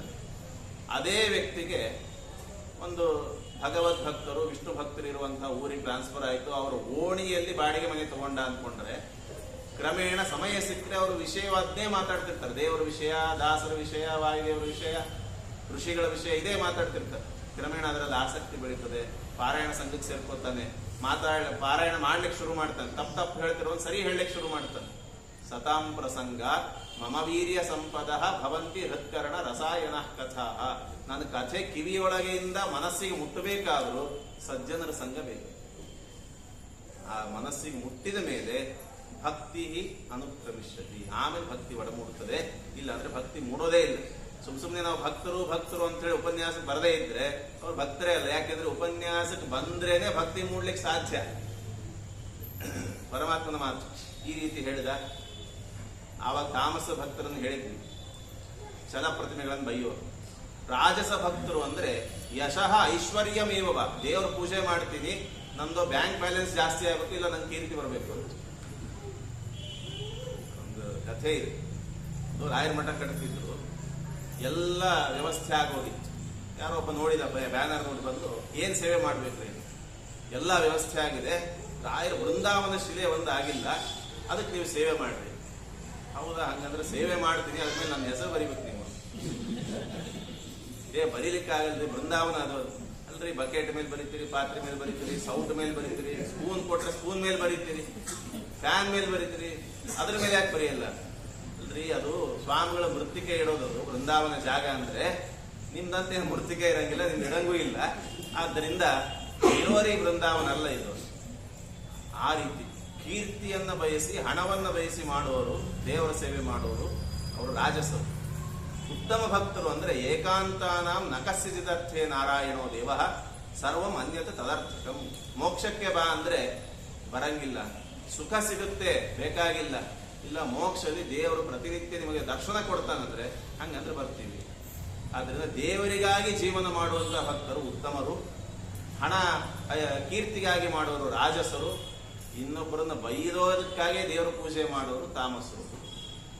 ಈ ರೀತಿ ನಿರೂಪಣೆ ಮಾಡಿ ಮುಂದೆ ಕಪಿಲನಾಮಕ ಪರಮಾತ್ಮನ ಉಪದೇಶದಿಂದ ಎಲ್ಲ ಮನಸ್ಸಿನ ಸಂಶಯಗಳು ದೂರ ಆಯಿತು. ಅಷ್ಟಾಂಗಗಳ ಬಗ್ಗೆ ಹೇಳಿದ್ದಾನೆ. ಯಮ ಅಂದ್ರೆ ಅಹಿಂಸ ಮೊದಲ ಗುಣ. ಯಾರಿಗೂ ಮಾತಿನಿಂದ, ಮನಸ್ಸಿನಿಂದ, ದೇಹದಿಂದ ಹಿಂಸೆ ಕೊಡದೇ ಇರೋದೇ ಯಮ. ನಿಯಮ ಸ್ವಧರ್ಮಾಚರಣಂ ಭಕ್ತ್ಯ ಪರಧರ್ಮಾಚ ನಿವರ್ತನ. ನಮ್ಮ ಧರ್ಮಗಳೇನಿದೆ ಅದು ಸರಿಯಾಗಿ ಮಾಡೋದು, ಇನ್ನೊಬ್ಬರ ಧರ್ಮವನ್ನ ಕಿರಿಕಿರಿ ಮಾಡದೇ ಇರೋದು, ಇದು ನಿಯಮ. ಆಸನ, ಹೇಗೆ ಕೂತ್ಕೋಬೇಕು ಅಂತ ಒಂದು, ಎಲ್ಲಿ ಕೂತ್ಕೋಬೇಕಂತ ಒಂದು. ಬರೀ ನೆಲದ ಮೇಲೆ ಕೂತ್ಕೋಬಾರ್ದು. ಚೈಲ ಅಜೀನ ಕುಶೋತ್ತರಂ ತತ್ರೈಕಾಗ್ರಂ ಮನಃಕೃತ್ವ ಚೈಲಾಜಿನ ಕುಶೋತ್ತರಂ. ಬಟ್ಟೆ ಮೇಲೆ ಶುದ್ಧ ಬಟ್ಟೆ ಆಗಿರ್ಬೇಕು. ಕೆಲವರು ಈ ದಾವಳಿ ಅಂತ ಇಟ್ಟಿರ್ತಾರೆ. ಅದು ಧಾವಳಿ ಬಿಳಿಯಾದ ನೂಲಿಂದ ಮಾಡಿದ್ದು, ಅಥವಾ ಏನಾದ್ರೂ ಈ ಲೋಕಾಲೋಕ ಪರ್ವತ ದಾಟಿ ಮೇಲೆ ಒಂದು ನಂದಂತಮಸ್ಸು ಅಂತ ಬರ್ತದಲ್ಲ, ಅಲ್ಲಿಂದ ಕೆಸರಿಂದ ತಂದು ಮಾಡಿದ್ದು ಅಂತ ಸಂಶಯ ಬರ್ತದೆ. ಹಂಗಿತ್ತು ದಾವಳಿ. ಅದರ ಮೇಲೆ ಕೂತ್ ಮಾಡಿದ್ರೆ ಕಷ್ಟ ಇರ್ತದೆ. ಅಂತೆಲ್ಲ ಮಾಡಬಾರ್ದು, ವೈಬ್ರೇಷನ್ ಸರಿ ಇರಂಗಿಲ್ಲ. ಅಜೀನ ಅಂದ್ರೆ ಕೃಷ್ಣ ಮೃಗದ ಚರ್ಮ, ಚೈಲ ಅಂದ್ರೆ ಬಟ್ಟೆ, ದರ್ಭಾಸನ ಆಗ್ಬಹುದು. ಹೇಗೆ ಕೂಡ್ಬೇಕು, ಪದ್ಮಾಸನವೋ ವಜ್ರಾಸನವೋ ಹೇಗೋ ಅಂದ್ರೆ ಧ್ಯಾನ ಮುಗಿದ ಮೇಲೆ ಏಳ್ಲಿಕ್ಕೆ ಹೆಂಗ್ ಸುಲಭ ಆಗ್ತದೆ ಹಂಗೆ ಕೂಡ್ಬೇಕು. ಹೆಂಗೋ ಒಂದು ಕೂತ್ಕೊಂಡ್ಬಿಟ್ಟು ಮಾಡಬೇಕಾದ್ರೆ ಮನಸ್ಸು ಏಕಾಗ್ರ ಆಗಬೇಕು. ಧ್ಯಾನ ಆದ ಮೇಲೆ ಏಳ್ಲಿಕ್ಕೆ ಸುಲಭ ಆಗ್ಬೇಕು ಅಂತ ಆಸನದಲ್ಲಿ ಕೂತ್ಕೊಳ್ಬೇಕು. ಯಮ ನಿಯಮ ಆಸನ ಆಗಿ. ಪ್ರಾಣಾಯಾಮ, ಪ್ರಾಣಾಯಾಮ ಅಂದ್ರೆ ಈಗ ಆಚಾರ್ಯ ಹೇಳ್ತಿರ್ತಾರೆ, ಶ್ರಾದ್ದ ಮಾಡಿಸ್ಬೇಕಾದ್ರೆ ಮೂಗು ಹಿಡ್ಕೊಳ್ರಿ ಅಂತ. ಕೆಲವರು ತಮ್ಮದೇ ಹಿಡಿತಾರೆ, ಕೆಲವರು ಪುರೋಹಿತರದ್ದು ಹಿಡಿತಾರೆ. ಮೂಗು ಹಿಡ್ಕೊಂಡ್ರೆ ಪ್ರಾಣಾಯಾಮ ಆಗೋದಿಲ್ಲ. ಅದರಲ್ಲಿ ರೇಚಕ, ಪೂರಕ, ಕುಂಭಕ ಅಂತ ಮಾಡಬೇಕು. ಸರಿಯಾಗಿ ಪ್ರಾಣಾಯಾಮ ಮಾಡಿದ್ರೆ ಪ್ರಾಣಾಯಾಮೈಹಿ ದಹೇತ ದೋಷಾನ್. ದೇಹದ ಪ್ರತಿಯೊಂದು ಅವಯವಕ್ಕೆ ಎಕ್ಸಸೈಸ್ ಆಗಬೇಕು ಅಂದ್ರೆ ಅದು ಪ್ರಾಣಾಯಾಮದಿಂದ ಮಾತ್ರ ಸಾಧ್ಯ. ಋಷಯ ದೀರ್ಘ ಸಂಧ್ಯತ್ವಾತ್ ದೀರ್ಘಂ ಆಯು ಅವಾಪ್ನುಯು. ರಾಮಾಯಣದಲ್ಲಿ ಗಂಡ ಹೆಂಡತಿ ನಮ್ಮ ಮಗ ಅಕಾಲ ಮೃತ್ಯು ಒಳಗಾದ ಅಂತ ರಾಮನ ಮುಂದೆ ದೇಹ ಬಂದಿಟ್ಟು ಅಳ್ತಿರ್ತಾರೆ. ರಾಮ ಕೇಳಿದ, ಎಷ್ಟು ವರ್ಷ ಇವನಿಗೆ? ಏನ್ರಿ ಇನ್ನೂ ಸಣ್ಣವನು, ಬರೀ 5,000 ವರ್ಷ ಅಷ್ಟೇ ಆಗಿದೆ. 5,000 ವರ್ಷದ ಕೂಸು ಅಪಮೃತ್ಯು ಆಗಿದೆ ಅಂತ ಅವ್ರ ಅಪ್ಪ ಅಮ್ಮ ಬಂದು ಅಳ್ತಿರ್ತಾರೆ. ಅಷ್ಟಷ್ಟು ವರ್ಷ ಬದುಕಿದ್ರೆ ಹೆಂಗೆ ಅಂದ್ರೆ ದೀರ್ಘ ಸಂಧ್ಯತ್ವ, ಪ್ರಾಣಾಯಾಮ ಮಾಡ್ತೀವಿ. ನಮ್ಗೆ 24 ತಾಸು ಒಂದ್ ದಿವಸ ಅಲ್ಲ ದೇವ್ರ ಲೆಕ್ಕದಲ್ಲಿ. 21,600 ಉಸಿರಾಟ ಆದ್ರೆ ಒಂದ್ ದಿವಸ ಮುಗೀತು. ಅತಿ ಮಾತಾಡಿ ಹರಟೆ ಹೊಡೆದು ಆ ಹರಟೆ ಕಟ್ಟೆಗಳು ಅಂತ ಇರ್ತಿದ್ವಿ ಹಿಂದೆ, ಇವೆಲ್ಲ ಗೊತ್ತಿಲ್ಲ. ಆ ಮರಗಳಿಗೆಲ್ಲ ಇವರು ಅನುರಣಿಸ್ತಿರ್ತದೆ ಇವ್ರ ಹರಟೆಗಳು, ಹಂಗೆಲ್ಲ ಹರಟೆ ಹೊಡಿತೀವಿ. ಈ ಹರಟೆ ಹೊಡೆದ್ರೆ ಏನಾಗ್ತದೆ, ಹಿಂದೆಲ್ಲ ಮೌನವ್ರತ, ಮಾತಾಡಿದ್ರೆ ಉಸಿರು ಹೆಚ್ಚು ವ್ಯತ್ಯಾಸವೇ ಆಗ್ತದೆ. ಇವ್ರು ಮಾತಾಡಿ 5-6 ತಾಸಿಗೆ 21,600 ಆಗೋಗ್ಬಿಟ್ಟು 6 ತಾಸಿಗೆ ಒಂದ್ ದಿವಸ ಮುಗಿತು. 24 ತಾಸು ಒಳಗಡೆ 4 ದಿವಸ ಮುಗಿಸ್ಬಿಟ್ಟಿರ್ತಾರೆ. 100 ವರ್ಷದ ಕೋಟಾವನ್ನ 40 ವರ್ಷಕ್ಕೆ ಕ್ಲೋಸ್. ಏನ್ರಿ ಪಾಪ 40 ವರ್ಷಕ್ಕೆ ಹೋಗ್ಬಿಟ್ರಲ್ಲ ಅಂದ್ರೆ ಅವ್ರ ಅಪಮೃತ್ಯು ಆಗಿಲ್ಲ, ಅವ್ರ ಕೋಟಾ ಬೇಗ ಮುಗಿಸ್ಕೊಂಡ್ರೆ ಅಷ್ಟೇ. ಈ ಉದಾಹರಣೆ ಲೌಕಿಕ ಕೊಡೋದಾದ್ರೆ, ಲೌಕಿಕ ಅಗ್ನಿನೇ ಎಲ್ಲರೂ ಬಳಸೋದು ಹೆಚ್ಚಾಗಿ ಜನ ಗ್ಯಾಸ್ ಅಲ್ಲೇ ಅಡಿಗೆ ಮಾಡ್ತಾರೆ. ಹಿರಿಯ ಯಜಮಾನಿ, ಮನೆಯ ದೊಡ್ಡ ಗೃಹಿಣಿ ಅತ್ತೆ ಇದ್ರೆ ಅವಳು ಸರಿಯಾಗಿ ಪಾತ್ರೆ ಇಟ್ಟು ಆಮೇಲೆ ಗ್ಯಾಸ್ ಆನ್ ಮಾಡ್ತಾಳೆ. ಅದು ಆದ ತಕ್ಷಣ ಆಫ್ ಮಾಡ್ತಾಳೆ. ಅದು ಆದ ತಕ್ಷಣ ಅಂದ್ರೆ ಮೊದಲಿಗೆ ಆಫ್ ಮಾಡ್ತಾಳೆ, ಅದ್ರ ಶಾಖದಿಂದ ಮೊದಲಿಗೆ ಒಂದಿಷ್ಟು ಬೇಯ್ತದೆ. ಹೊಸದಾಗಿ ಬಂದ ಹೆಣ್ಮಗಳು ಮದುವೆಯಾಗಿ ಬಂದವಳಿದ್ರೆ ಅವಳು ಮೊದಲಿಗೆ ಗ್ಯಾಸ್ ಹಚ್ಚಿ 5 ನಿಮಿಷ ಉರಿಸಿ ಆಮೇಲೆ ಪಾತ್ರೆ ಇಡ್ತಾಳೆ. ಅದೆಲ್ಲ ಆಗಿ ಇನ್ನೇನು ಹೊತ್ತುತ್ತದೆ ಅಂತ ಯಾರೋ ಹತ್ತಿದ ವಾಸನೆ ಬರ್ತದೆ ಅಂದ್ಮೇಲೆ ಆಫ್ ಮಾಡ್ತಾಳೆ. ಇರೋದು 14 kgನೇ. ಅತ್ತೆ ಅದನ್ನ 6 ತಿಂಗಳು ಬಳಸ್ತಾಳೆ, ಇವಳು 3 ತಿಂಗಳು ಬಳಸ್ತಾಳೆ. ಯಾಕೆಂದ್ರೆ ಅದನ್ನು ವಿನಿಯೋಗ ಮಾಡೋ ಬುದ್ಧಿ ಇದ್ರೆ ಅದು 6 ತಿಂಗಳಾಗ್ತದೆ. ಬುದ್ಧಿ ಇಲ್ಲ ಅಂದ್ರೆ ಅವಿವೇಕದಿಂದ 3 ತಿಂಗಳಿಗೆ ಖರ್ಚಾಗ್ತದೆ. ಹಾಗೆ ನಮ್ದೊಂದು ದೇಹ ಸಿಲಿಂಡ್ರಿಕ್ ಆಗಿ ಇರ್ತೀವಲ್ಲ, ಆಪಾದ ಮೂಲ್ಯ ಒಂದೇ ತರ. ಆದ್ದರಿಂದ ನಮ್ಮ ದೇಹದಲ್ಲಿ ಗ್ಯಾಸ್ ಅಂದ್ರೆ ಪ್ರಾಣಶಕ್ತಿ. ದೇವರು ಇಷ್ಟು ಶ್ವಾಸ ಉಚ್ಛ್ವಾಸಗಳನ್ನು ಮಾಡಬೇಕು ಅಂತ ಬರೆದು ಕಳಿಸಿರ್ತಾನೆ. ಅದು ಕೆಲವರಿಗೆ 14 kg ಆಗಿರ್ಬೋದು, ಕೆಲವರಿಗೆ 20 kg ಆಗಿರ್ಬೋದು. ಅದನ್ನು ಬಳಸೋದು ಹೇಗೆ ಅಂತ ತಿಳ್ಕೊಳ್ಬೇಕು. ಸರಿಯಾಗಿ ಬಳಸಿದ್ರೆ ಪೂರ್ತಿ ಕಾಲ ನಮ್ಗೆ ತಡೀತದೆ, ಬಳಸದೇ ಇದ್ರೆ 30-40ಕ್ಕೆ ಮುಗಿಬೋದು.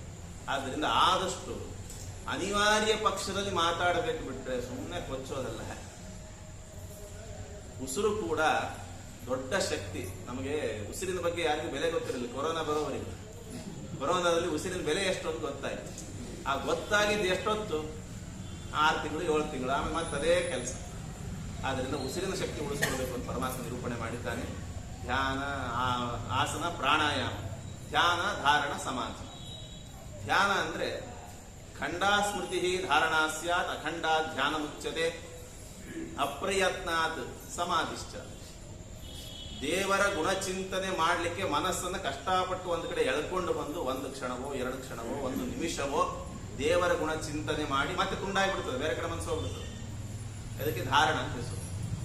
ನೀವು ನೋಡ್ರಿ, ಸರಿಯಾಗಿ ಗಾಯತ್ರಿ ಜಪ 10 ಮಾಡ್ರಿ ಸಾಕು.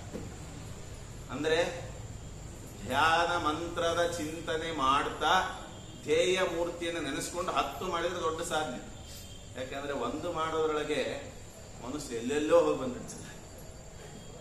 10 ಮಾಡಿದ್ವಿ ಅಂದ್ರೆ ಧಾರಣೆ. ಅದೇ ಮಂತ್ರವನ್ನು 100 ಮಾಡೋವರೆಗೂ ಧ್ಯೇಯ ಮೂರ್ತಿಯ ಚಿಂತನೆಯೇ ತಲೆಯಲ್ಲಿತ್ತು ಅಂದ್ರೆ ಅದು ಧ್ಯಾನ. ಹೆಚ್ಚೊತ್ತಿದೆ, ಪ್ರಯತ್ನ ಪಡೋದೇ ಬೇಡ.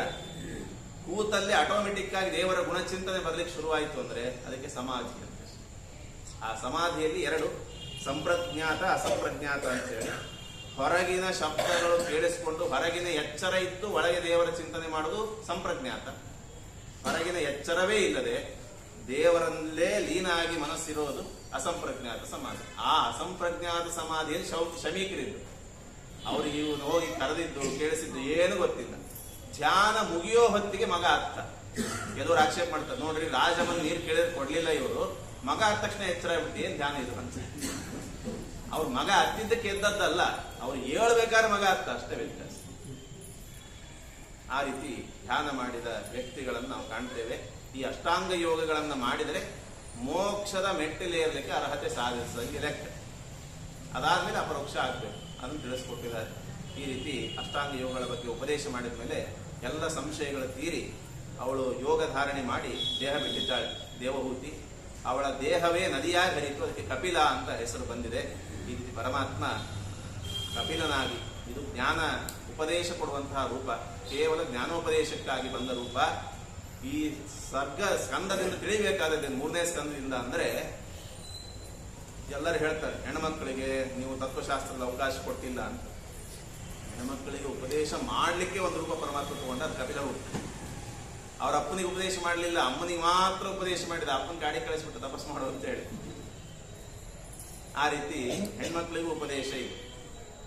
ಆಮೇಲೆ ತಾಯಿ ಆದವಳು ಮಗನಿಂದ ಉಪದೇಶ ಪಡೆದು, ಸಣ್ಣೋರಿದ್ದಾರೆ ಅವರೇನು ಉಪದೇಶ ಕೊಡ್ತಾರೆ ಅನ್ಕೊಳ್ಳೋದಿಲ್ಲ. ಸರ್ವತಃ ಸಾರಂ ಆದದ್ಯ, ಒಳ್ಳೆ ವಿಷಯ ಆಗಿದ್ರೆ ಯಾರಿಂದಲಾದ್ರೂ ಅದನ್ನು ಸ್ವೀಕಾರ ಮಾಡಬೇಕು ಅನ್ನೋದನ್ನ ಈ ಪ್ರಸಂಗದಲ್ಲಿ ತಿಳಿಸ್ಕೊಟ್ಟಿದ್ದಾರೆ. ಈ ರೀತಿ ಪ್ರಥಮ ಸ್ಕಂದದಲ್ಲಿ, ದ್ವಿತೀಯದಲ್ಲಿ ಹಾಗೂ ತೃತೀಯದಲ್ಲಿ ಅನೇಕ ವಿಷಯಗಳು ನಿರೂಪಿತ ಆಗಿದೆ. ಸ್ವಲ್ಪ ಸಮಯ ವಿಸ್ತಾರ ಆಯಿತು, ಅನೇಕರಿಗೆ ಜಾಮಿತಾ ಬಂದಿರಲಿಕ್ಕೆ ಸಾಧ್ಯ. ಅದನ್ನು ಮುಗಿಸ್ತಾ ಇದ್ದೀನಿ. ಈ 3 ಸ್ಕಂದಗಳ ಸಂಕ್ಷೇಪ ಪರಿಚಯವನ್ನ ಯಥಾಶಕ್ತಿ ಯಥಾಮತಿ ಅನುವಾದ ಮಾಡಲಿಕ್ಕೆ ಪ್ರಯತ್ನ ಪಟ್ಟಿದ್ದೇನೆ. ಇದು ಕಲಭಾಷೆಗಿಂತ ಕಡೆಯಾದದ್ದು. ಆದ್ದರಿಂದ ಅನೇಕ ದೋಷಗಳನ್ನು ಪರಿಗಣಿಸದೆ ಭಾಗವತ ಅನ್ನೋ ವಿಷಯವನ್ನು ಮಾತ್ರ ಪರಿಗಣಿಸಿ ಹಂಸಕ್ಷೀರ ನ್ಯಾಯದಿಂದ ಎಲ್ಲರೂ ಶ್ರವಣ ಮಾಡಬೇಕು ಅಂತ ಹೇಳ್ತಾ, ಈ ಅವಕಾಶ ನೀಡಿದ ಈ ಸಮಿತಿಯವರಿಗೆ ಹಾಗೂ ನಮ್ಮ ಆಲಂಪಲ್ಲಿಯವರಿಗೆ ವಿಶೇಷವಾಗಿ ಅಭಿನಂದನೆಗಳನ್ನು ಸಲ್ಲಿಸ್ತಾ ನನ್ನ ಈ ಎರಡು ಮಾತುಗಳನ್ನು ಮುಗಿಸ್ತಾ ಇದ್ದೇನೆ. ಶ್ರೀ ಕೃಷ್ಣಾರ್ಪಣ.